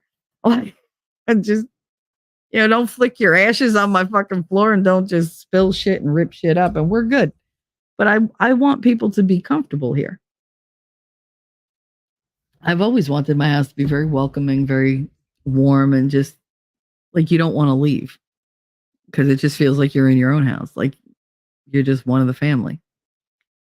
I keep my house how I keep my mind. Oh God, if I did that, Lord, first of all, my house would be upside down and inside out. So the outside would be on the inside. And there'd be a moat. There would be a moat. This day sucks. Love everyone. Probably see y'all tomorrow. Oh, honey. That's right. You come back and forth. It's not like we're not going to be here. Elephant. My initial thought was bless your heart. Oh. Bless your heart. Oh. Why do people think you need to spend 24/7 with someone, never fight, and have to have everything in common? It's not realistic. That's true. It's not at all. If you spend 24/7 together, I mean, that's nice and everything. And I probably could do that because, as you know, I can talk about anything. But I require alone time. I require time to recharge where no kids are awake and nobody wants anything from me. And I literally just sit there and I will just read, or I'll just listen to music, or I'll, sing till my heart's content. And I just need that recharging time. It doesn't mean I love anybody less. It just means it's hard for me to do stuff like this. I am an introvert. You wouldn't peg me as one. Peg me as one. You wouldn't peg me as anything because that ain't happening. But you wouldn't label me an introvert if you knew me. Like if you just got this version of me. But like people that know me know I need my alone time. Yeah, they're like, all right, she's just leave her by herself. Just leave her alone. Leave her alone. Don't talk to her. Don't touch her. Good God, don't touch her. Just let her get her shit together. She just needs a little quiet. And I do that. I have to retreat sometimes because it does take a lot for me to interact with anybody. It doesn't matter how natural we are together. It's a lot for me sometimes. And I get to the point where like I get almost like my nerves are like raw and anything is going to set me off because I can't take it because it's just so much. Like it's like when you've scrubbed a pan too long, you leave those little like abrasions in it. That's what I feel like. I feel like I've just been sanded down and now I'm just raw. So I need to like go away and just like, heal and be calm and everything. So yeah, I totally get that. And people fight. You're going to have disagreements. That doesn't mean you get to just like walk away and be like, oh, nope. And that's it. Like I run away so I don't say things that I don't mean because I know me. And when I say, oh, I better not talk, then I better not talk. Like, because anything that comes out is going to be really mean and untrue because I'm just in full on attack mode at that point. But yeah, no, it's not realistic to think that you're going to get along on every single topic, every single second, and that everything is supposed to be thrilling. Like, I have no problem being bored with somebody as long as I'm bored with them. Not of them. I don't want to find them bored. I just want to be calm and be still. But everything in me screams to me that when it's quiet, bad things are coming.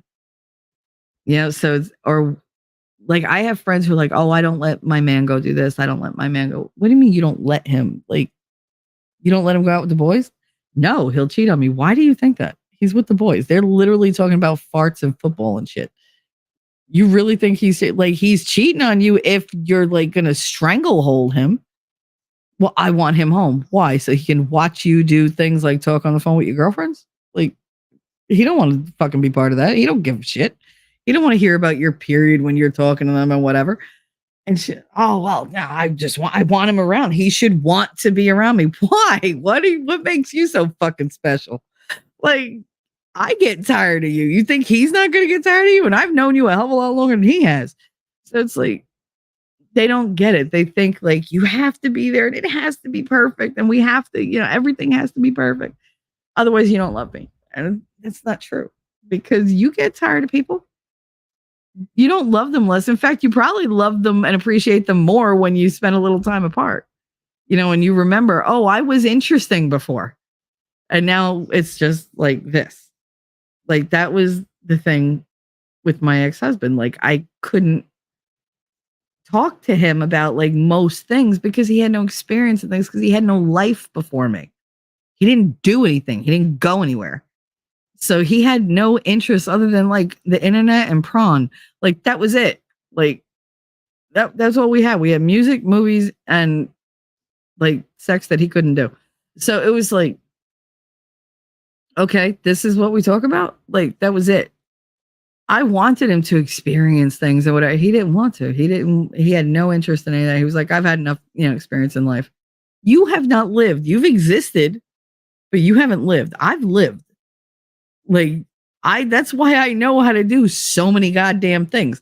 That's why I know a little bit about like veterinary work, a little bit about office work, a little bit about optometry, a little bit about, education, a little bit. I am a jack of all trades because I've tried so many different things because I never wanted to not know. He was very content being boring and only knowing a little bit about a couple things. And it was like, yeah, but then you can only talk to a very limited amount of people because you have no understanding. There's no commonality. There's no similarities. You have no common interest. There was nothing to, talk about and discuss. And that's why he's very, I'm right. And I'm like, no, you're not. You're so narrow-minded because you don't understand the world. Like, because they don't see it. They've never experienced it. I think you have to have varied interests and you make each other better because you teach each other different things. Everybody should have the yin to their yang. You don't want somebody who's just like you. You want enough in common, but enough that's different that you complement and you don't bore each other to tears. You don't butt heads every 5 seconds. There's got to be some type of moderation. Again, the seesaw. I use that seesaw all the time. Like you want it to be where you guys have these similarities and differences enough that it balances out. And you're not wildly different. You're not wildly the same or dully the same. Like, I don't want to be with somebody who's just like me because I don't think I could take it. If you haven't figured out, I'm not my biggest fan. Really not. So why would I pick somebody who's exactly like me? That would drive me up a wall. It would. It would drive me up a wall. That would be like, I'd be in jail. Without a doubt. Because I can't deal with me. There's a reason why I tell you people, oh, I'm so extra. Like I'm a lot. Now, compared to other crazy bitches, maybe I'm not. To me, I'm a lot. I can't deal with me. Somebody else might think they're too much. And I'm like, nah, you're a walk in the park. Like, are you crazy? That's the type of like relationships that work where you're compatible in that way. You can deal with one another. You appreciate the differences rather than, hold them against one another or think each other's weird. I mean, I still think people are weird, but I respect their weirdness to a point. Don't go get crazy, but like don't deny science. Then I have a problem. Hi, Mimsy. Hi, honey. How far back am I? Oh, 10 minutes. I'm doing so good today. Y'all, I deserve cookies. I think I deserve cookies for being within 10 minutes. I bring things up on the spot. Ain't nobody got time for the petty stuff in the past arguments. See, you triggered me. Nobody got time for that. Nobody got time for that. said, oh Lord Jesus, it's a fire. I said, oh Lord Jesus, it's a fire. Thank you again to Winning for all his lovely clips. I love them. I had to. Sorry, I had to.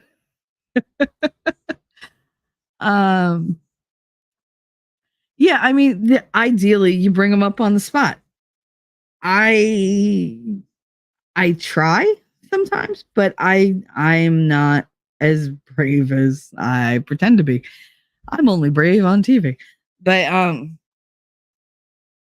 yeah, no, I'm always afraid that I'm gonna like I have a need, and God help me if I say I need something, because I'm just used to being shut down, so I don't bring it up.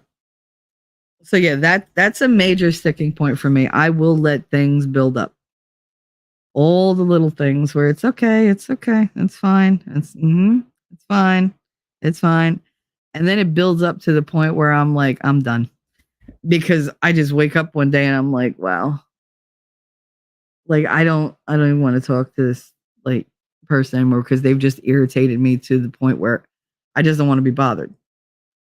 And so then I just shut it down and I'm gone. And I've gotten better over the years, but that has been my track record of, all right, I let you get away with it. You know, like I tried to address it. You didn't want to talk about it. I let it go. And now I'm done. Like, and then they have the nerve to be like, oh, I don't know where she's crazy. She just came out with it. No, you've been doing this like forever. And it takes a long time, but it's not usually something little. It's big stuff. It's very hard to get me to run away over little shit. But again, the little stuff can build up and become big stuff, and you don't want that. Elephant, I was with you until the no coasters thing. And my thought was, use a coaster. Have you seen the price of wood? Okay, if you're dealing with wood, that's one thing. But here's my out for that. And I don't have one now, and I miss it because I missed my old one. My uncle lives down the shore. There's a lot of like distressed driftwood down there. A lot of distressed driftwood.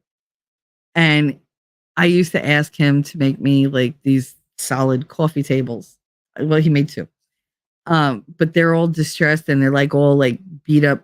Now the top is nice and smooth so you can lay something down, but they have all these different marks and everything. And so they're very interesting. So it doesn't matter what you put on them, because the more distressed they look, the better. Put your feet up on the coffee table, do whatever. I love that kind of thing. I don't like highly polished stuff that you're afraid to put a fingerprint on. I don't like it. I like things that look like they've been well loved. I like distressed furniture. I like all that kind of stuff. But I do like the beachy feel. I always have. Like my uncle's house was always like my ideal house because it was all just warm colors, nothing bright and like garish, but like you'd have the occasional like spot of color and like a pillow or a throw over here. But everything was like, he had a lot of driftwood pieces that he would make because he's a woodworker, not a carpenter. He's a woodworker. There's a difference. And he had just amazing furniture, and he would make me amazing furniture. He made me a slanted standing desk when I was much younger, and he couldn't figure out like why I was like, oh, it's so nice. I love it. But I wasn't like over the moon. And it's because he had varnished it to like a high shine. And he was like, what don't you like? I was like, it looks so new. And he was like, I get it. And like he sanded like grooves and everything into it. And like he took off all the varnish and he put a varnish on it. Like he sealed it, but it wasn't like a high gloss like the other one. And it was I just loved it. It was perfect.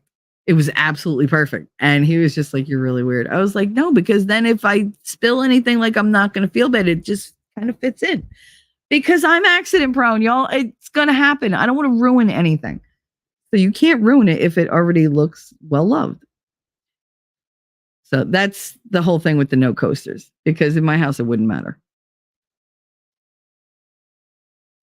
She got the part of Amy, and when they found out she had her own genius level degrees, they rewrote the character to fit her real life accolades. That's awesome. Yeah, she's like a neuroscientist, isn't she?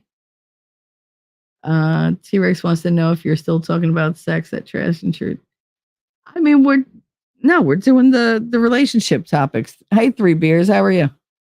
What's up? No, we're talking about incompatibilities in relationships. We already did number 1. My husband, even with the opportunity to go out with the boys, he's told me he'd rather stay at home and hang out with me. Oh, that's sweet. That's really sweet. I don't mind them like being with me all the time. It's just like if you have an opportunity to go out with your friends and you want to, I don't see why you shouldn't. Don't make a fucking habit of it, or else I'm going to do the same thing and you won't like it.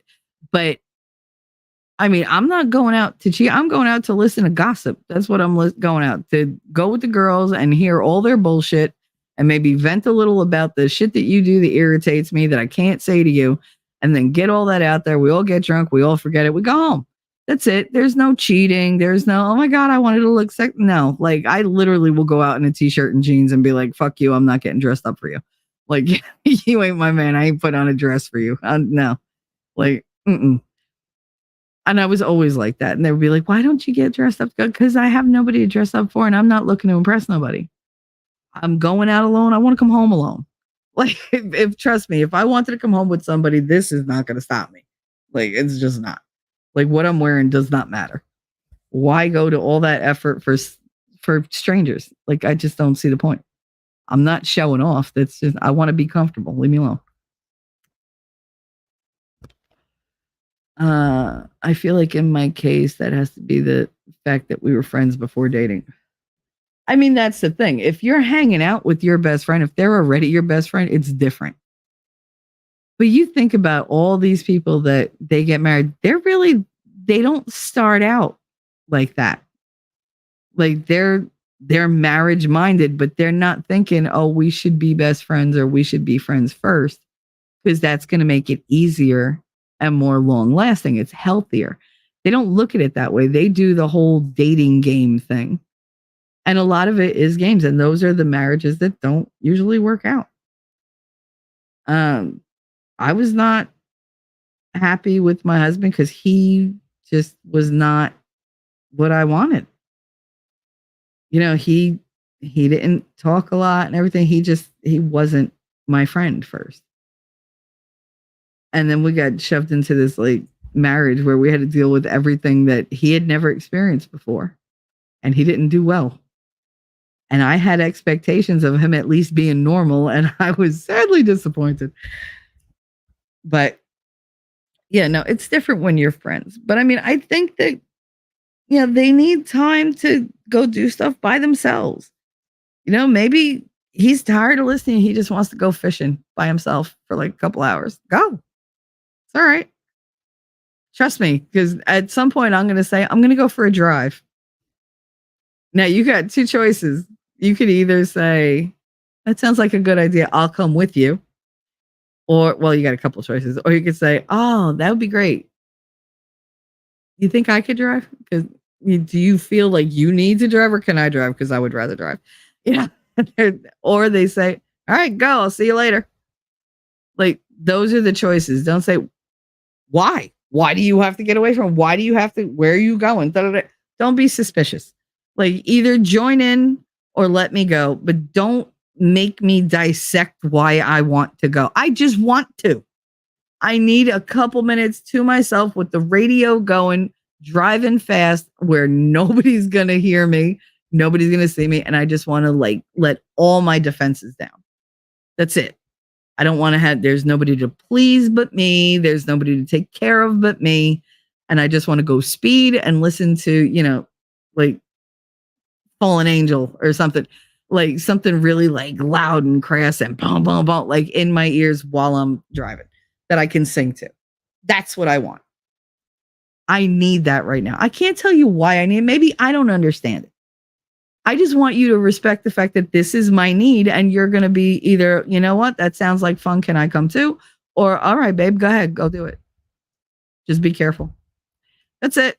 Those are the only two answers to that. There's no why. What do you do? Like, don't. Like, and I don't want to be like that with them. If they say I'm going to go fishing, my question should be either, okay, have fun, or do you want to go fishing alone, or is this like, can this be a group activity? Like, can I go with you? You know, or do you need to do this by yourself? And they could be honest about it. You need to be by yourself sometimes to recharge. It's a decompression cycle that people tend to skip. They don't give it the proper importance. You know, they think that they could do without it, and then they wind up freaking out. Mimsy gifted 1 membership to who? Who'd you gift that to? That went to 3 Beers. Oh, lucky you. Alrighty. So what do we got? Let's see. So 3 Beers, in case you haven't heard the welcome song. Here we go for new members. Welcome to the madhouse, we be running muck. Keep it all real and we don't give a fuck. World gone crazy, we here dancing in the rain. Welcome to Shelly's house, we just a little bit insane. Bring your real self, I ain't asking for more, except one thing, leave your bullshit at the door. That's right, leave your bullshit at the door. And because, my comments disappeared. Fuck a duck. Here, I'll give you a little bit of T-Rex.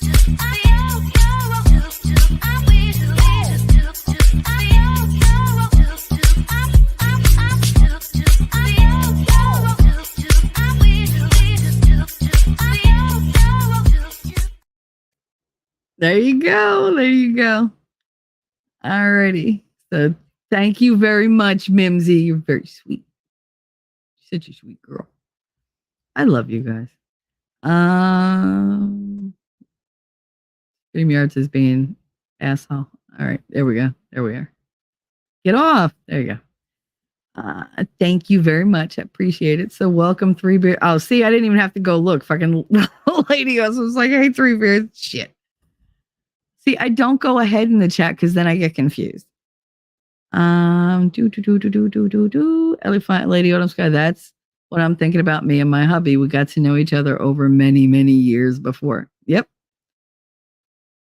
Jesus, Shelly, you still yapping? Girl, yes. It's only been 4.5 hours. Still. Bimsy, thanks for your support at T3. Shelly, I got to get going. My to-do list is stacking up. All right. Have a good day, Ellie. I will talk to you later in somebody else's chat, I'm sure. Have a wonderful weekend if I don't talk to you. Okay, then talk me to sleep. All right. Iris, what's up? How you doing, woman? Like I'm only 7 minutes behind. Whoop, whoop. Wait, what is 5th base? According to T-Rex, it's just full-on sex, but no. Like what we consider 4th base, he considers 5th base. I never heard of such a thing. What the hell have I walked into? I don't know. You've walked into a den of iniquity. I don't know. Oh, wow. All right. C's favorite spot. Oh, no. That's telling, Wolfram. Jeez. I need my alone time too. Puffer says, I need my alone time too. Drove the boyfriend nuts at the beginning, asking me what's wrong. Calm down, Jesus. That's what they don't get. It's like, dude, like I take in a lot in the course of a day. Sometimes I need to just like sit by myself and just relax. Because I'm not good at relaxing. And if there's another person in my proximity, I can't relax because it's feed the need. You know, what do they need? It's like, so I'm always like ready to like, you know, jump to be purposeful, to be, you know, deserving, I guess. It's a joke, Shelly. No, all jokes are based in truth. You know that. You know that. Number 2, when you're too different, that's another incompatibility. You have next to no common interests or hobbies. Your lifestyles and values are vastly different. That's a huge problem. If you have very different values, I honestly, unless one of you is willing to be open to the values of the other in both directions, that's not going to work out. That usually, to me, is insurmountable because it's very easy to change somebody's ideas. If you've watched Dogma, you know this. A belief is very different. Very hard to change somebody's what they believe. We try, but people live in denial, or they live in their own little realities. They live in their own little worlds. They like things just so. And if you threaten that, they feel more insecure, and that leads them to become more defensive, and that leads to more fighting. That leads to more resentment and more ill will. And then you just start to move apart so much that there's no way you can bridge that chasm. Well, they'd be the one night stands, and they get crossed off our list anyway. Shut up.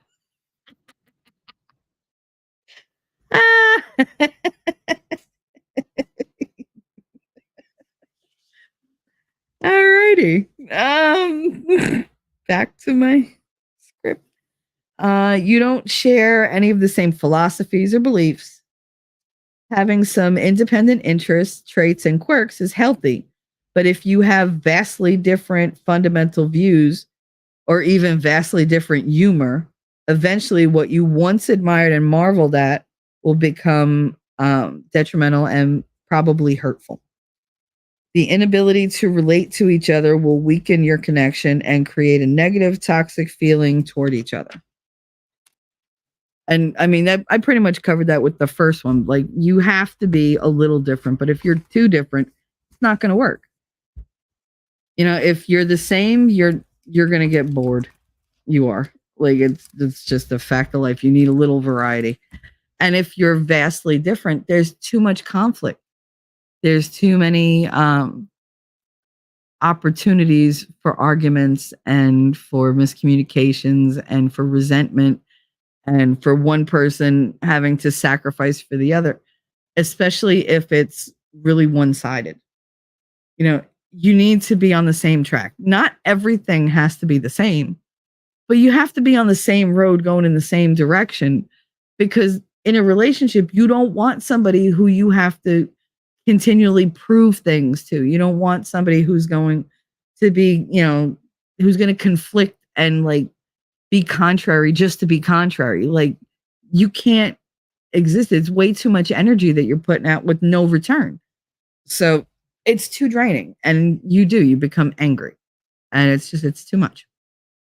You want to be with somebody who eventually, the goal is to be with this person for the rest of your lifetime. If you're going in two different directions, how are you supposed to go through life together? You need to be shoulder to shoulder and be supportive, which means you're going to have the same goals. You can't have that bond with your kids, because your kids are going to meet somebody and leave you eventually.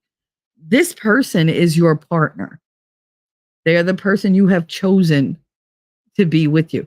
So you want somebody who's going to be a little different, but mostly in line with everything that you do.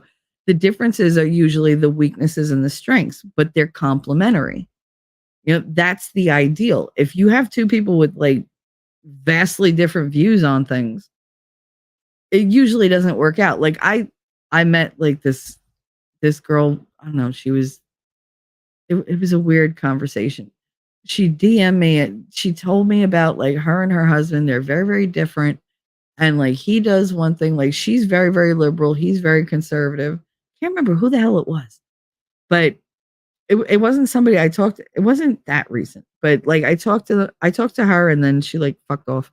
But she was very liberal. He was very conservative, and they were trying to like raise kids together. They had like 2-3 kids, and it was a constant fight. And she was like, "It's fine. He just lets me be me. He knows to let me be me." And I'm thinking, yeah, your marriage probably has a shelf life.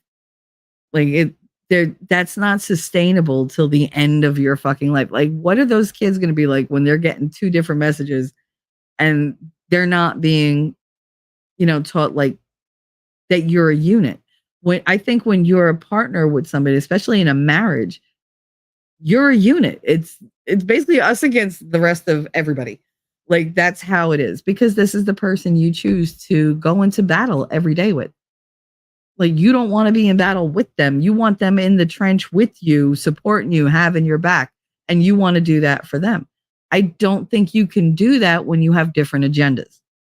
Like, if you have completely different beliefs, there's going to be a lot of upset. And to avoid the upset, usually the both of you just abandon your beliefs completely. I've seen that, like, growing up. I saw, like, one mother, like, would have one religion. The father would have a different religion. What was the religion of the kid? Oh, we don't celebrate any religions because it causes too much strife in the house. So they sacrificed their religious beliefs completely to get along. Did it last? Nope. And now you got a kid who has no fundamental beliefs. They have no idea what to believe in, so they're just not going to believe in anything. That's not good either. So it just leads to more problems. All right. 3, you're being changed or trying to change your partner to suit your needs or theirs, rather than grow and adapt together. So rather than be a give and take, one person is always trying to change for the other to either become what they need or to make them happy, because whatever they are, that other person just doesn't agree with them or they don't like it or whatever. And they're willing to change their personality even to make that person happy. The problem is people always revert to type. So you're always going to revert back to your natural state. And you could lose years with somebody thinking they'll change. They're not going to change permanently. That's who they are. So you have to learn to either accept who they are, or you have to make like little sacrifices here and there. But if it's too much, like if you're changing everything about yourself, there's no way that's going to work out. One partner must change to satisfy the needs of the other, often causing them to minimize or deny their very nature. This is not a change the individual wants to make. It's one they feel they have to make. It is solely to make their partner, quote unquote, happy or to appease them. If being yourself, even in a private setting, makes you uncomfortable or fearful, you may want to examine why and decide if it's what you want and not someone else pushing the feeling upon you. So, like, if you're talking to somebody and you're uncomfortable about revealing something, if you're uncomfortable about saying, I need quiet, I need to be by myself, I need a hug, I need you to tell me I'm pretty, I need you to tell me you love me. Like, if you say if you're uncomfortable saying any of those things, why are you uncomfortable? Is it you not being able to say the need because you have some type of like mental block or emotional block when it comes to that? Or is it that the other person shuts you down and so now you feel fearful and ashamed? Like, you're fearful you're going to get shut down, or you're ashamed that you need something because you should be above that. Like, is that what that is going on? Is the discomfort coming from something they're doing or from something you're doing? Why do you feel the need to be different? Why do you feel the need to not be yourself with that person? Why do they feel the need not to reveal things to you? How do you react to the things that they say? Do you make them feel badly? Do you take things too personally? Like, they're all different scenarios, but it's a huge stumbling block for a lot of people. Damn it, I somehow got behind in this stream. Edith, no, you behind? Never. Oh my goodness. Girl, it's a 5-hour stream and you just popped in. If you're not behind, I'd be upset. I was back on the poll. Well, they made me do it today, so.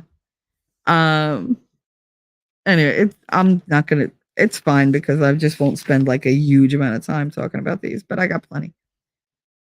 All right, so there's that. So being changed. changing who you are to please somebody else is just why would you do that? I mean, I've had people say, "Oh, well, I love him, so I want to do this for him." Okay, you love him but he loves you too.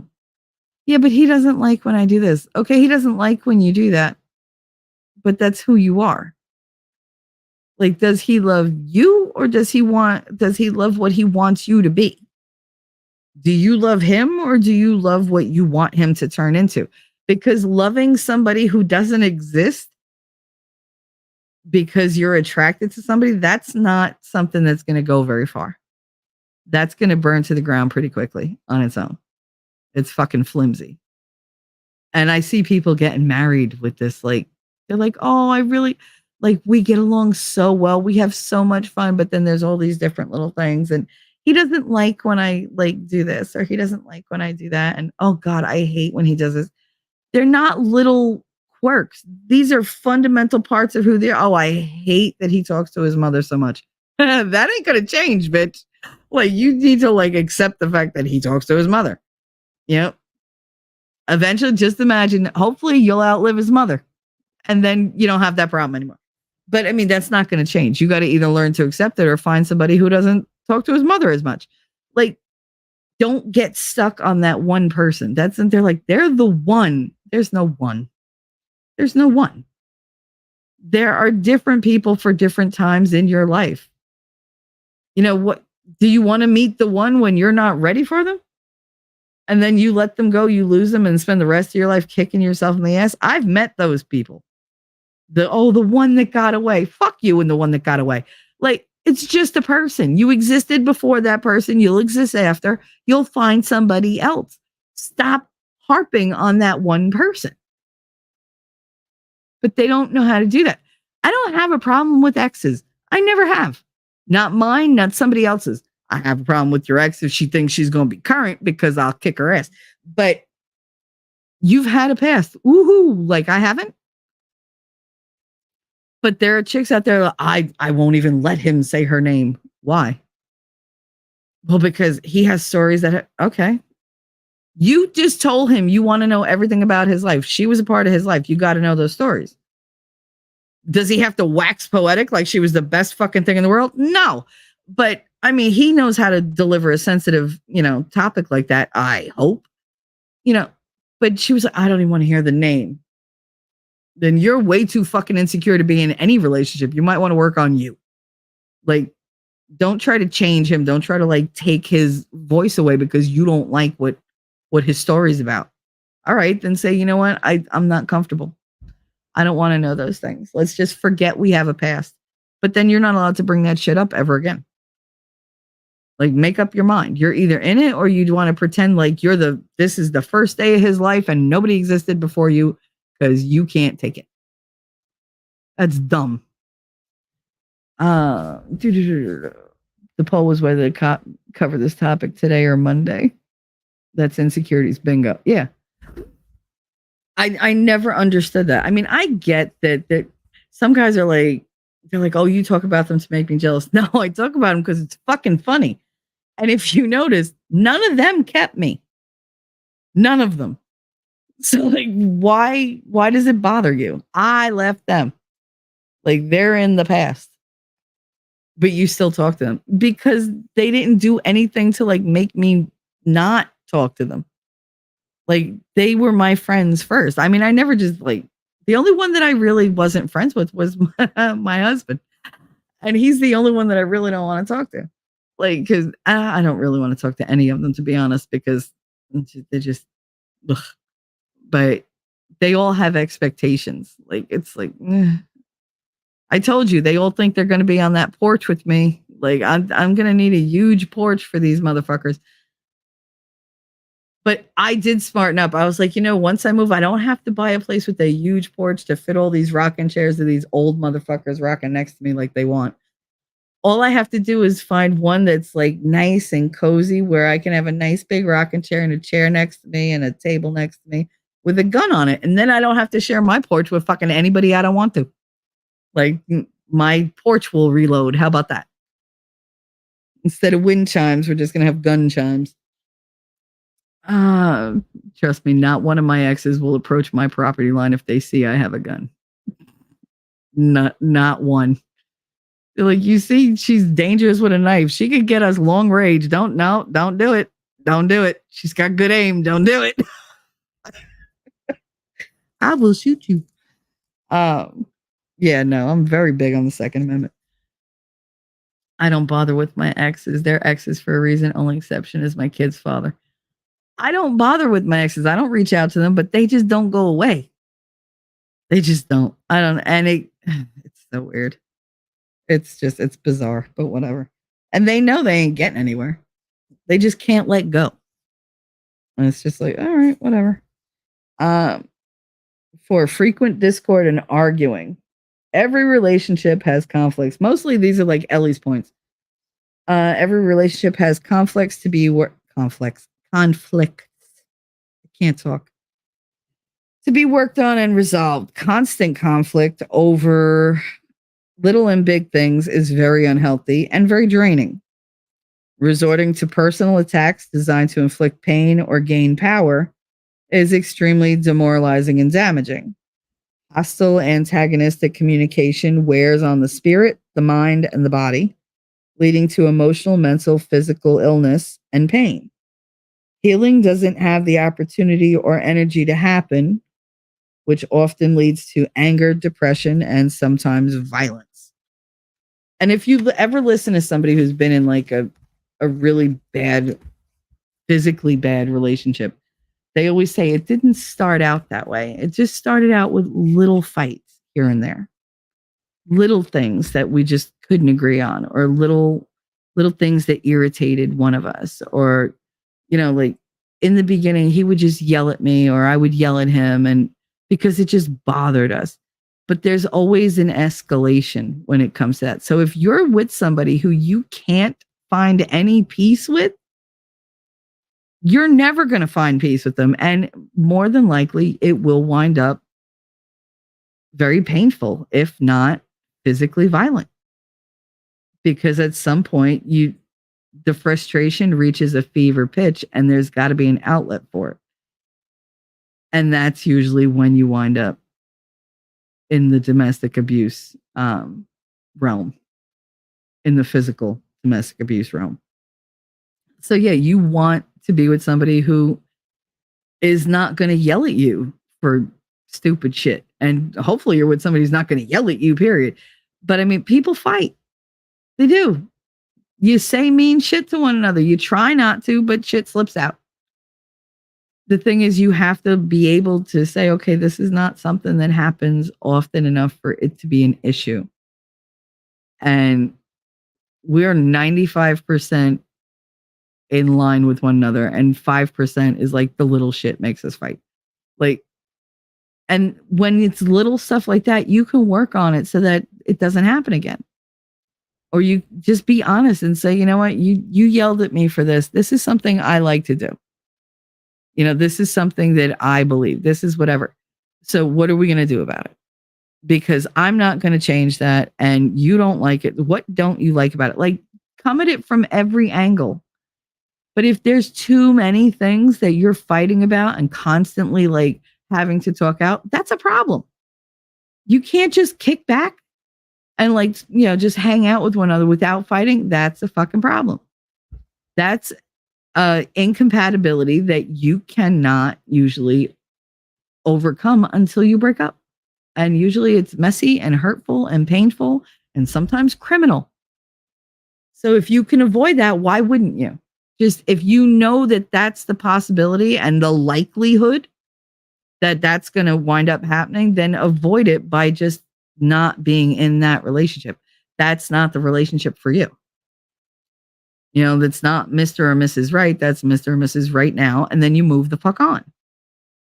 And don't carry that baggage with you and think everybody after that person is going to do the same thing. That is not the norm. This is like the exception to the rule. People tend to think, oh, well, my last couple of people, all people are like that. That's not true. Maybe look at your decision-making choices. Look at the people that you're attracted to. Figure out why you're attracted to abusive people.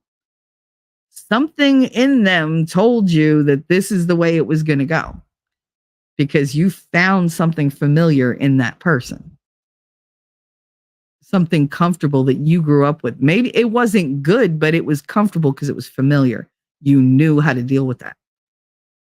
And you're just continuing the cycle of abuse over and over and over because it's what you're used to. And part of you thinks you probably deserve it because that's what, of course, an abuser wants you to believe. Everything they do is going to be geared toward convincing you deserve to be treated like crap. You don't deserve to have your needs met. You don't deserve to be loved. You don't deserve to be taken care of. It's all about them. You don't deserve anything. They will build that narrative until you believe it. If you stay, eventually you will believe it and you'll take the abuse. That's why when women say, oh, I went back to him, and everybody's like, oh, why? Because she's conditioned to do that. She thinks that's the way the relationship goes. And the only way for her to think that he cares is for him to like lose his shit. Because, oh my God, why aren't you jealous? You don't want me? You don't love me? Are you kidding? He's just not a jealous person. There are jealous guys out there who can beat the hell out of everybody that looks at you and not give a damn about you. You can't judge it like that. They're just jealous men. They're not jealous somebody else is going to take you. They're just jealous, period. That's no reflection of how they feel about you. You could be crap. They could replace you in a New York minute and be jealous about the next bitch and be jealous about the next one. Because that's who they are. That's not how they feel about you. That's not a reflection of their level of care. And it kills me when girls are like, oh my God, he got jealous. He loves me. Those two things are not the same. Like you're literally, you're making a connection. That's pretty fucking thin. But that's what they're taught through the media, right? And believe it or not, that's what moms way back in the day used to teach their daughters. A lot of them. Oh, if he's not paying attention to you and you guys go out and you wear something skimpy, if you can catch somebody's eye, oh, you'll make him so jealous and he'll take better care of you. What? No. How about no? That's how you get a black eye. Okay. That's how, otherwise maybe he don't get jealous and now you feel like he doesn't love you. He loves you more than anything in this world. He's not the jealous type. And he's looking at you like, why are you dressed like that? Whatever makes you happy. And he just lets you do it. And then you're like, oh, he doesn't love me. Yes, he does.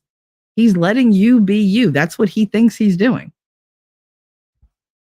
There's a lot of like really weird beliefs out there in relationships that I hate them. But the jealousy one is the worst. It is. I'm an extremely, like, when I care about somebody, I am extremely jealous. Like, because I don't know, I just get jealous. I'm not jealous, I'm possessive. That's it. Because I'm like, mine. Like, because I'm not letting anybody touch what's mine.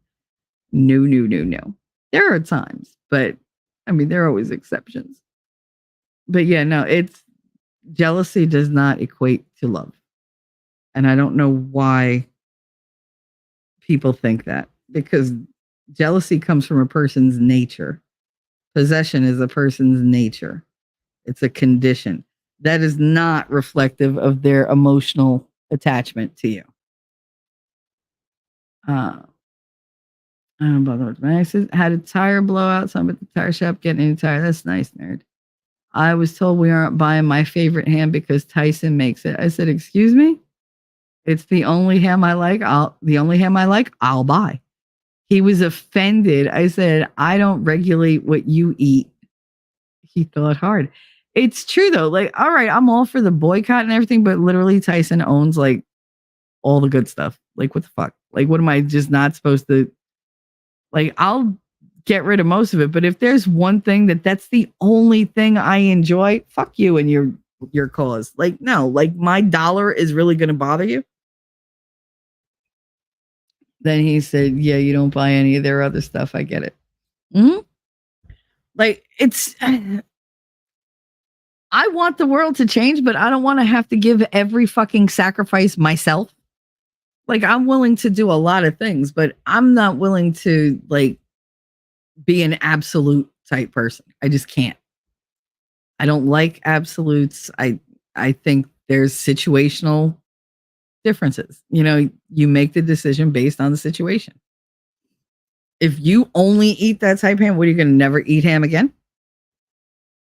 How is that helping anybody? Like, girl, eat your ham. Like, life is short. And then we got Mimsy. All right. So that's that. Then we have 5. Peace is made through avoidance. That's a problem. The opposite of constant conflict is constant agreement. You don't want to fight, so you either just go along with what the other person says or wants and move on, or you don't voice your opinion and state your needs because you don't want to cause any kind of trouble or make waves. You become a doormat to be walked over and disregarded for never standing up and having your own thoughts and opinions. Pretending nothing is wrong has a way of building up silently until one or both partners reach their breaking point, at which a huge blow up is likely, and it's going to damage the relationship and that person profoundly. So, like, you don't want to be in constant conflict, but you don't want a yes man either. Because a yes man is just going to tell you what you want to hear, do everything you want to do, and it feels great in the moment until you go to do something really dumb or really pointless, and it's going to affect you badly, and they know it, but they don't say anything because they don't want to upset you. No, we're getting along so good, but he does this one thing and it's just so bad for him and whatever. That's the codependency. That's okay, we're going to do everything that you want to do, and every opinion I have is the same as yours, and every word I say is in agreement with you, and you have my full support, my full alignment, and whatever. You stop being a person. You have literally turned yourself inside out to please them. They didn't get with you because you were so much like them. Like, if you were always like that and they just think that you just agree, like the Amber Heard thing, where she was just, everything was just perfect in the beginning. Like, that wasn't who she was. She created that for him. She created that to hook him. But other people do it to keep people, to keep them happy. It's not sustainable. Eventually, you're going to either revert to form or you're going to change yourself completely and hate yourself. You wake up in the morning like, oh, I have to go do this thing because he thinks I like doing it. Now I go, oh, fuck. So to maintain the facade, you're always doing things that make you unhappy. Do you think like faking the joy is going to last? Because there's only so much you could do. I hate that, especially when you know they're just agreeing with you but don't mean it. Yep. My mother does that when she just doesn't want to talk about it. That's a constant thing. It's like, oh, well, you don't, why are you doing this? I know you don't like eating this. Like, they make a meal and you're just like, oh my God, it's so great. I'm so happy. I know it's your favorite. Yeah, let's eat it. How about if that's your favorite, but I hate it? You eat it. I'll make something else. That's fine. Like, that can be your dish. That's your special dish. I'm sure you don't want to eat snails with me. So, like, I'll eat the snails. You eat the, fucking, I don't know, goulash or whatever. I don't like it. I don't like the texture. I don't like the little onion. I don't like any of that. You have that. I'll eat this. We're good. That's a difference you can live with. There's a compromise. Here's our compromise. You eat that. I eat this. That's great. Nobody's sacrificing. You're not forcing your preferences on somebody else. You're not forcing somebody else to do things that they don't want to do. And you're understanding. That's when you get one another. You're like, oh, I get it. You don't like it. All right, well, you eat it and I'm going to eat this. Oh, you don't like doing this. All right, well, and then you make a compromise, like the whole, like I said, with the musicals thing. Yeah, there's one musical I want, him to watch. Eventually, maybe he will. I don't know. I've given in on things that I'm like, all right, go ahead. But I mean, that tends to be my personality. If I don't want to do something, yeah, trust me, I'm going to tell you I don't want to do it. If you say, oh, I want to watch this, then you go watch it. I don't want to watch that. You don't want to watch it with me? Nope. No amount of guilt is going to make me sit there and watch something that I don't want to watch. It's just not. Like, we are not like joined at the hip like that. Like, we are not the same person. You need to be two people working as one. You don't need to live the same, exact life. You just need to be on the same course. You need to be compatible, complementary. Let's see what I'm trying to think of something. I don't know. Like, for me, I'm very easygoing when it comes to like doing stuff. Like, you come up with it, and I'm like, all right. If I trust you, I'm pretty much just gonna go with the flow, because I'm not really like a staunch, like, I absolutely won't like that. I just don't do that. I'll try anything once. That's my thing. I will try anything. If I like it, I'll try it twice. If I don't like it, you're going to have a harder time convincing me to try it again. Usually I give things 2 chances if it's not catastrophically bad the first time. Because the first time you're a little fearful, whatever, and you go into it a little negative. So you don't always get like the full effect. The second time, you're usually more comfortable. You have an inkling of what's coming, so you're better prepared. You might enjoy it more. If I don't like it by the time that I've done it the second time, we're never doing this again. Like, I'm never going to partake in this again. That's just it. But I'll try anything once. So it's a little different for me. It can be a slippery slope, though, because I can get sucked into the whole, oh, I really don't want to tell him I don't like that. Fine, just do it. Like, because I know I can sit through it and just let it go. But I'll be unhappy. Like, I won't be miserable, but I'm not going to be like, oh, I'm enjoying this. Like, it's just a wasted, it's a waste of time for me. I'll do it to make them happy, but it's not going to be like a constant fucking thing. Like, you could do it here and there. That's fine. That's called compromise. But to do it all the time without thought and just totally capitulate to everything that they want, no. Mm-mm. Especially if you're just doing it not to be seen as difficult. I have a problem there. I think when I have a need, that comes across as being bothersome. So I don't say what I need. I hint at it, and then I get mad when it's not met. But do I say it? No. Because it's just easier for me to not initiate the conversation, because it might go badly. So I just avoid it completely. I know a lot of people like that. I do it with strangers at the grocery store just to be nice. I'm guilty too. I mean, I think we all do, because nobody wants to fight, except for Dark. But I mean, nobody wants to like get into fights with everybody. But I mean, it's a very hard one, because it really is easy to lose yourself. And then you get all like bent out of shape about it. You're like, I changed for you. Nobody asked you to change. They said they wanted to do this. You're the one that went along with it. Did you tell them you didn't like it? No, they should have known. That kills me. Well, they just should have known. I tell people all the time, don't think I should just know. I'm psycho, not psychic. Like, there's a difference. I'm good at reading people, but ain't nobody that fucking good. Like, even I can miss shit. Another incompatibility is you only socialize with each other, and you don't openly share or introduce others into your life, such as family, friends, coworkers. Being with somebody means meeting their people. Those are the people that they're close to. You have to, if only to, interact with each other. It can create mental and emotional conflicts and feelings of inadequacy if you're only interacting with your partner and you're ostracizing everybody that's important to them.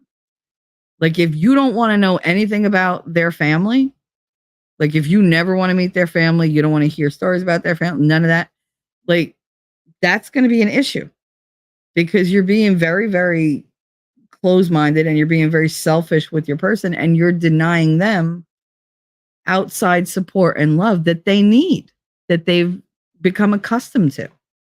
You're basically cutting them off at the knees. You can't do that. You know, that's part of their emotional diet is to interact with other people, and they get different needs met by different people. You've now created a scenario where the two of you have to supply the demand of every other need the other person has. You can't be everything to somebody because there's no way that you can succeed at that. You know, you're going to come up short. And again, it leads to fighting and conflict and resentment and insecurity. And that's not the way to be with somebody. You can't be everything to one person. It's all good and everything to say, oh, they're my world. Yeah, be hyperbolic about it. They're your world, but there are other people who exist in your world too. If you're hyper concentrating on one person and one person only, you're going to become very stunted and limited. And you're going to become obsessed almost. And you're not going to have anywhere to go. So if there's a conflict between you two and you need to talk to your mother, now they don't want you to talk to your mother. They don't want to have anything to do with your mother. That's a problem. That's a problem. You have to allow other people to put their 2 cents in, to like add their stories to, you know, your life and whatever, because you're going to learn based on things that they do, things that they say. They might say something that you're not understanding what the problem is between you and your partner. They've explained it to you 100 fucking times and you're just not getting it. But then you go and you're talking to a friend and they're saying, oh yeah, there was this kid, and they tell you this story about somebody else, and suddenly it clicks because you're seeing it from a third party perspective. Hi, Volley. How you doing? Volstorm. Well, that's how you got Diva in a grocery store. Did you pick her up in a grocery store? Was she in the hot dishes section or the dessert? You could tell me. It's okay. It's okay. I know. I bet you picked her up in hot dish because she's a hot dish. I love your wife. I think she's so cute. Yeah, throw me off. God damn it. You only act with the feelings of inadequacy. That's right. And you wonder if they're ashamed of being with you sometimes, and you begin to doubt their future ability to stand with you when you need them to. If somebody doesn't introduce you to their family, or you don't introduce them to your family, you do start to wonder, well, why? Like, oh, you met her in the dessert? Nice. Because she's sweet. Yeah. She's decadently delicious. Decadent is definitely a word I would use for diva. She's the decadent diva, not the dictionary diva. That should be her name. She's got a real richness to her. And it's funny because I think she's probably like a very non-complex type. She doesn't seem like she's high maintenance. She seems like she's very go with the flow, fun and flirty. But she's delicious. I'll give her that. What was I saying? You got me thinking about redheads now. God damn it. Redheaded women are like, they're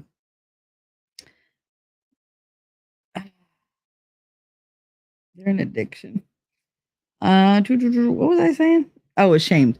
So like if they don't want to introduce you, you tend to think it's you. Now, it might be that they're ashamed of their own family, in which case, ask the question. But I mean, it creates this weird kind of like, why am I not meeting your friends? Why am I a secret? Like, oh, they know about you. Yeah, but like, you don't let me like talk to, like, I don't have your mother's number. Like, your mother doesn't have my number.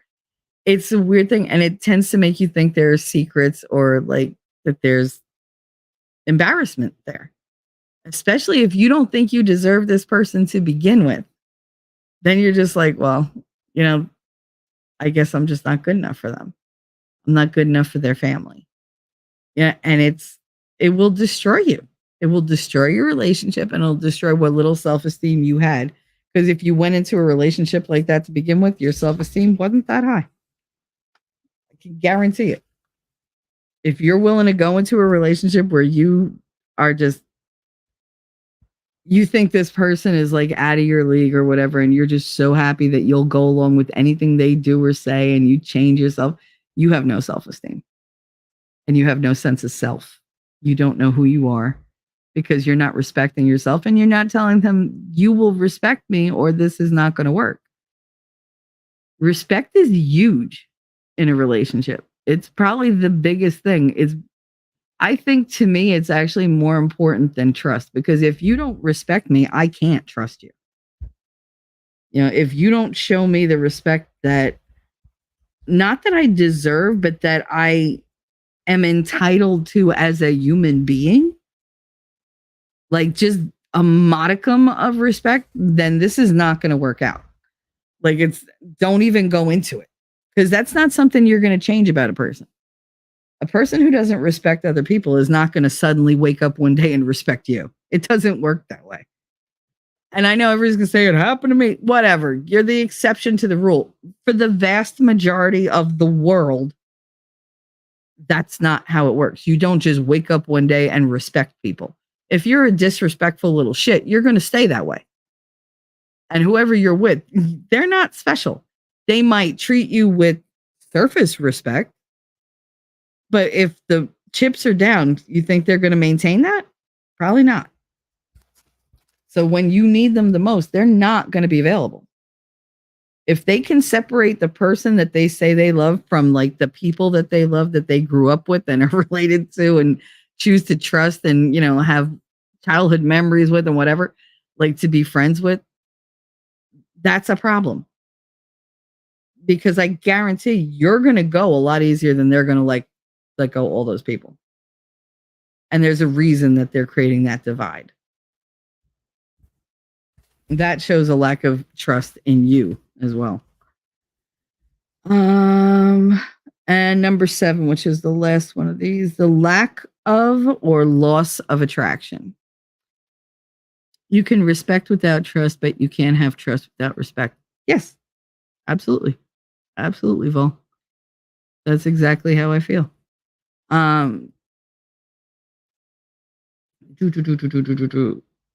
Respect has to be a cornerstone. It has to be something that you build on. If you don't have that, you don't have much. I mean, you should not. I don't think that you should be around people who are disrespectful to you in any way, regardless of if you're friends or loved ones or whatever, like if you're lovers or anything like that. Any type of relationship needs respect. And without that, I mean, we're just animals. We're just mean. And we're not we're not trustworthy. We're not stand-up type of people. Because if you don't respect anybody else, I highly doubt you respect yourself, which means your morals are kind of ambiguous and you do things on a sliding scale of honesty. Like, I can't trust anything that you're going to say or do to be honest, even if you say you're being honest. All right. So lack of or loss of attraction. Sex isn't everything, but if you don't engage with each other in affectionate, romantic ways, or you feel no chemistry, things are not going to work out. This lack of romance or passion will quickly sour any hopes of a romantic or love connection and leave you in a purely platonic stage. What you may have thought was your ideal partner may just end up being a, potential best friend. This could lead to you or them being drawn to somebody else with whom you do share an attraction. A relationship without passion is often doomed to become a platonic friendship, or to end a relationship altogether, often with feelings of resentment, anguish, and diminished self-worth, especially if one person strings the other person along. Sex isn't everything, It isn't everything, but it is important. Like, there are people who can't have sex, for whatever reason.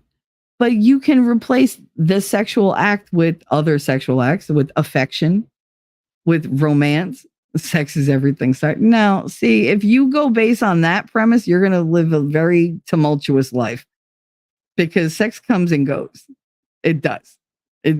Sorry. Like, no, sex is not everything. Attraction is important. The chemistry is important. The passion, desire, letting the person that you're with know that they're wanted is important. Otherwise, they become like, you start to feel like you're like this Ken doll or like this like sexless kind of person. Like, you're okay. They don't even see me as who I am. I know you're busting my balls. Luckily, I don't have any. Ah. I just have the figurative ones. But Harley Quinn. I mean, Harley Quinn is good at sex. I mean, look at her. Jesus. She was built for it. I had one of my exes. Like I said, my ex-husband always said I was oversexed, that I was too like hypersexual. And I was like, no, it's just that you have a low libido and I'm normal. You just can't keep up with me. And he was just like, no, like you want it way too much. I was like, I've never known a man to complain that their wife wanted too much sex. Like, you think I'm a lot higher up? Yeah, my balls are a lot higher up. I wear them on my chest. No hair though. Like, they're nice. They're very nice. But yeah, like I got tired of defending my desire to be intimate with my husband. It wasn't a priority for him. He didn't even want it. Like, it was just like, because I didn't know he had a prawn addiction, and that affected our relationship. But I can tell you, over 4 years of sleeping next to somebody who didn't just randomly reach out and touch me, or if I touched him, he'd get aggravated and be like, I'm tired. Like, it literally destroyed me. It destroyed my ego. It got to the point where every time I got rejected, I would just sink into the worst depression.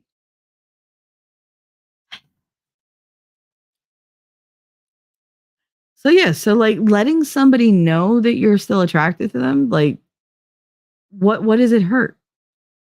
You're only hurting the relationship if you hold that back. And I mean, I've been with people who withheld, as a punishment. I fucking hate that. Like, that's not something you want to punish me with, because you're not going to be happy with what I do. You're just not. Once you start like shutting me down there, I start to move away, because I'm not going down that road again. I'm not. It'll never happen. I will never let anybody let me feel the way my ex-husband made me feel. Over sex, no such thing. Intimacy doesn't need to be penetration. No. I was only half joking with the sex. Is everything cuddles, watching a movie? Absolutely. Absolutely. I don't think that it always has to be like sex. I am a huge cuddler. Oh, I love to cuddle. But like I've told you, touch is my love language. I literally cannot pass by someone that I love and not like reach out and touch them in some way, like ruffle their hair, touch their shoulder, give them a hug, bump them with my hip, whatever. But it's going to be some type of physical contact. And when I can't do that, I make sure to express that in other ways. Like with nicknames, like the things that I say. Puffer smiles. Wait, were we married to the same person, Shelly? I mean, mine was in Minnesota. My ex was like that, and my ego got real beat. Yep. And then as soon as you get rid of them, you kind of go a little wild, because you're like, okay, I need to prove that I still got it. Like, somebody still wants me. I'm not a leper. Like, I'm not gross. I'm not whatever. I'm not repulsive to the entire male gender. It was just this motherfucker. Like, and so you tend to go on a little seduction spree. I know, you're like, oh, yeah. And that's all they're there for. You don't want to have an emotional connection with that person. You don't want to, like, oh, this is the person I'm going to spend my life with. No, you're like, I want him. Mainly because I want him to want me. Let's do this because I need to build, my confidence back. Not self-esteem, but your confidence. Because they make you feel like you're just not worth it. Like, oh, but we're such good friends. Like, fuck you and your friendship. Go be friends. Like, can't you find a different friend? Like, find a real friend and, like, let me be, like, the relationship that you're in. The person you're going to eventually go through life with. I want to know that if I sit next to you on the couch, you're not going to cringe away from me. Like, I should be able to sit on your lap and you're just like, oh, and that's it. Like, that's the end of, like, the reaction, or it's the, oh, hi, let's go. Like, those are the reactions you want. Yeah. Want a friend? Buy a dog.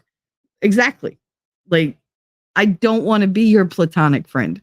I don't want to live. That's why I don't live with my friends. I don't want to. I don't want them around 24/7. I don't want to have to feed them every fucking day. You were the person I choose to be in my life. You were the person I want to go through life with. Show me that you feel the same way. Show me you want me. I'll show you in every way I possibly can. If I'm not there, I will find a way to let you know that I want you. There's this thing called tell them. Jesus. Who does it? Like, I never understood that. Like, they're like, oh, I had guys that, like, I was friends with, like, forever. And they'd be like, how come we never hooked up? I'm like, because I don't think you like that. And they're like, oh, I thought of you like that. Well, maybe if you would have led with that when we met, we might have been in a different spot, but we became buddies. And then that's it. You were just my friend. Like, that was it. Like, you were asexual to me. You don't have any, like, I'm not attracted to you because I said, nope, not going to do it. And that was it. I shut it down.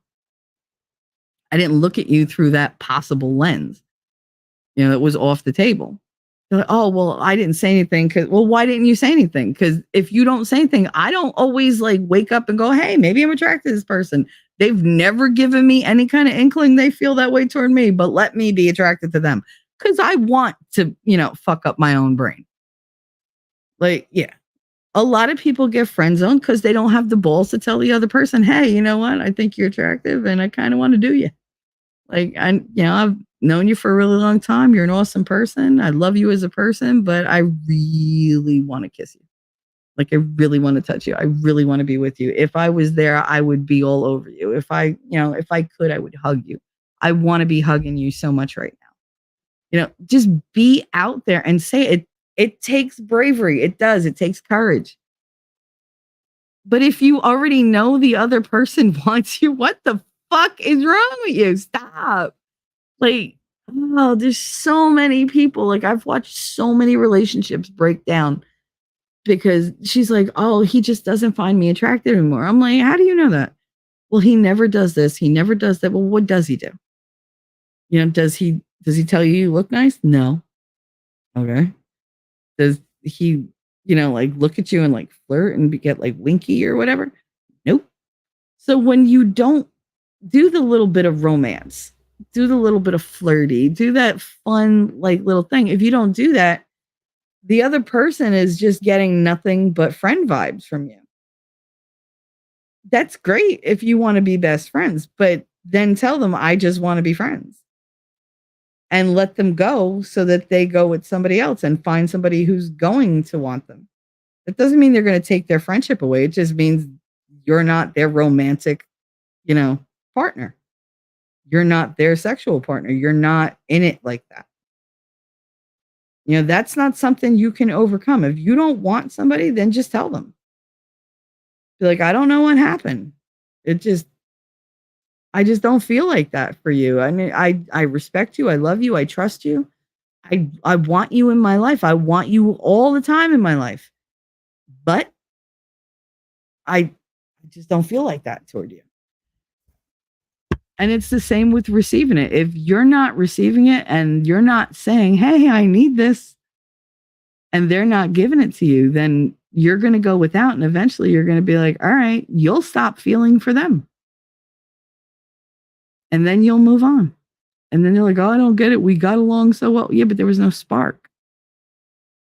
There's always got to be, keep those home fires burning. There's a reason they said that. You got to stoke the fire, it goes out. So unless you want to, be like, oh, I should have done this, but now, now you got to face the fact that she's with somebody else or he's with somebody else. You got to suck it up. Because it's your fault for not, doing your part. If you withdraw the passion and the passion dies, then that person is not going to stay with you in what should be a somewhat passionate relationship with intimacy. Because you're taking that away from them. That's an incompatibility that I feel can become insurmountable. I don't think it is. If the attraction is there, then that's fine. But if it's not, then just say it's not there.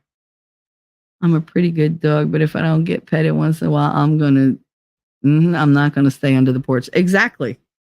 That's a very good way to put it, Volstorm. It is. Like, I don't need you to be on me 24/7, though it'd be nice. But, throw something out there. Just make me feel like I'm pretty to you. Make me feel that, you do want me. It's not, you don't have to, I don't need acts of jealousy. I don't need all this kind of stuff. But I mean, put it out there that, hey, be flirty, be sweet, all that kind of stuff. Don't just keep it friend material. I can hang out with anybody. That's not going to keep my interest. It's not going to, make me happy. And if I'm not happy, I'm not going to stay. I don't care who the person is. If you're not happy, don't stay in that place. Life is too short to be unhappy all the time and to be miserable with yourself, because let's face it, you're going to blame yourself at some point. You're not going to think, oh, it's them. They're not feeling this. You're going to, internalize and say, oh, it's me. And then that fucks you up for the next relationship. So just be honest. Don't leave people out on a limb. Then I just wrote all these little notes. So relationships will not last usually if I got to read this. Yo, my eyes, I can't. The problems are ignored early on. There are no shared interests or things in common beyond passion and romance. If you don't have the little minutia things where you get along, then it's not gonna last. You can't base it solely on sex either. You actively dislike their family or friends. You spend way too much time together and have no sense of self. It's a one-sided relationship where one gives or loves and the other one just doesn't, or they just take and they become entitled to it. That's where you feel taken advantage of, and that's not a good place to be. Your opinions, feelings, and thoughts don't have any value to them, and they seem unimportant. There's a lack of respect or consideration. You can't be your true, genuine self. You are often found to be flawed and critiqued by your partner. That's one that really that can chisel away at your self-esteem.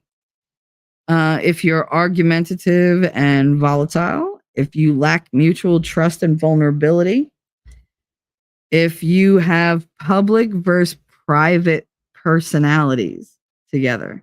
So if you two go out and you act one way, but then behind closed doors, it's a whole different ball game. That's not sustainable. That's a bad relationship.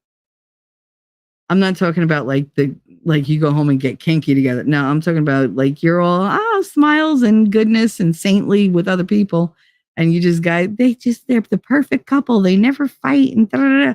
They're so pretty together. Everything's so great. And then you go behind closed doors and nobody's talking and you're yelling at one another or you hate one another behind closed doors. That's bad.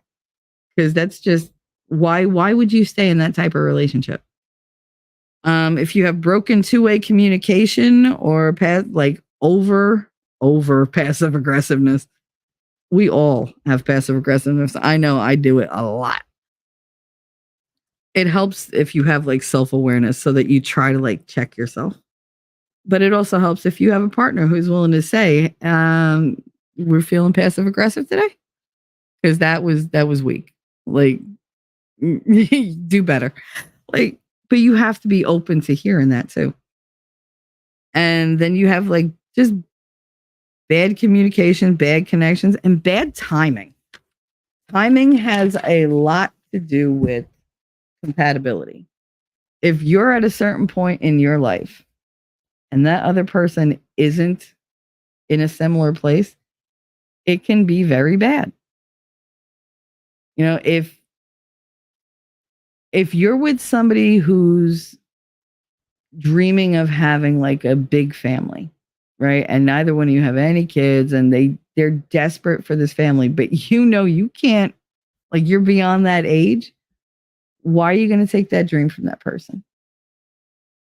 You have to have a discussion about it and see if that's going to be a problem later. You know, maybe you don't want kids. That's a discussion you need to have. You know, would you love to have kids? Yeah. Are you able to? No. That's a discussion you need to have. You know, they want to travel. You want to settle down. Again, that's a decision you need to have. You need to be with somebody who's going to be a benefit, but like not everything is about that person. Like I don't want to be with somebody who has never had an experience in life and now they want to go out and experience it all. When I've already done that. That's that part of my, like, I'm at a point where I'm like, okay, I've done all the crazy shit. I want to still have fun, but I don't want to be reckless and insane like I was. You still want to be reckless and insane. That's one, I don't want to. Two, I don't want to lose you to that. So I don't think that's a relationship that would work. You know, timing is everything. You know, Billy showed up at my house and the first thing out of his mouth was, oh, I have perfect timing. And Miguel went insane. What the fuck did he mean by that? I was like, I don't know. He rang the bell. It's not my fault. Like, but it was some reason it was my fucking fault.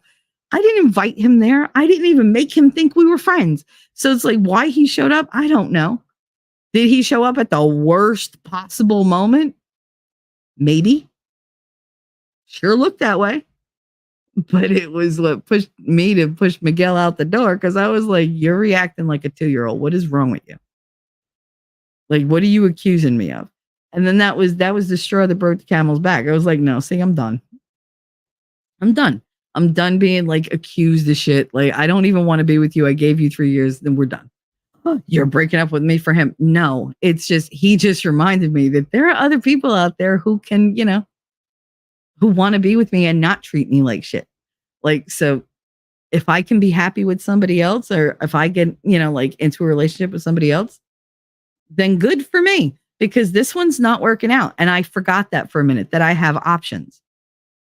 We are not good together. I don't want to be with you. Why am I still here? Because I forgot that there's other fish in the fucking sea. And he just reminded me. Bad timing for him, good timing for me. Because I needed to see it right in that moment. So that's what I have to say about all that. So we did almost 6 hours. Jesus Christ. Anyway, thank you guys for coming along. I hope you enjoy that. Anybody have any thoughts? I can tell you Monday is going to be, barring any kind of like world wars or whatever. Sometimes love, it just ain't enough. That's going to be the title of that one, because I think people hyper focus on one thing and they forget that there's other gears that have to work. Life is a machine. It takes all different kinds of gears and cogs and grease, and lube is important. Right, Volstorm? Lube is very important. So there's that. But happy Friday to everybody. I hope you guys had a good time. I know I had a really good time laughing this morning. The sex talk was fucking funny. Volstorm, you missed all the the weird the sex store stories and all that kind of shit, but it was funny. You would have liked it. So anyway, have a wonderful weekend. I love you guys. I really do appreciate you. I really, really do.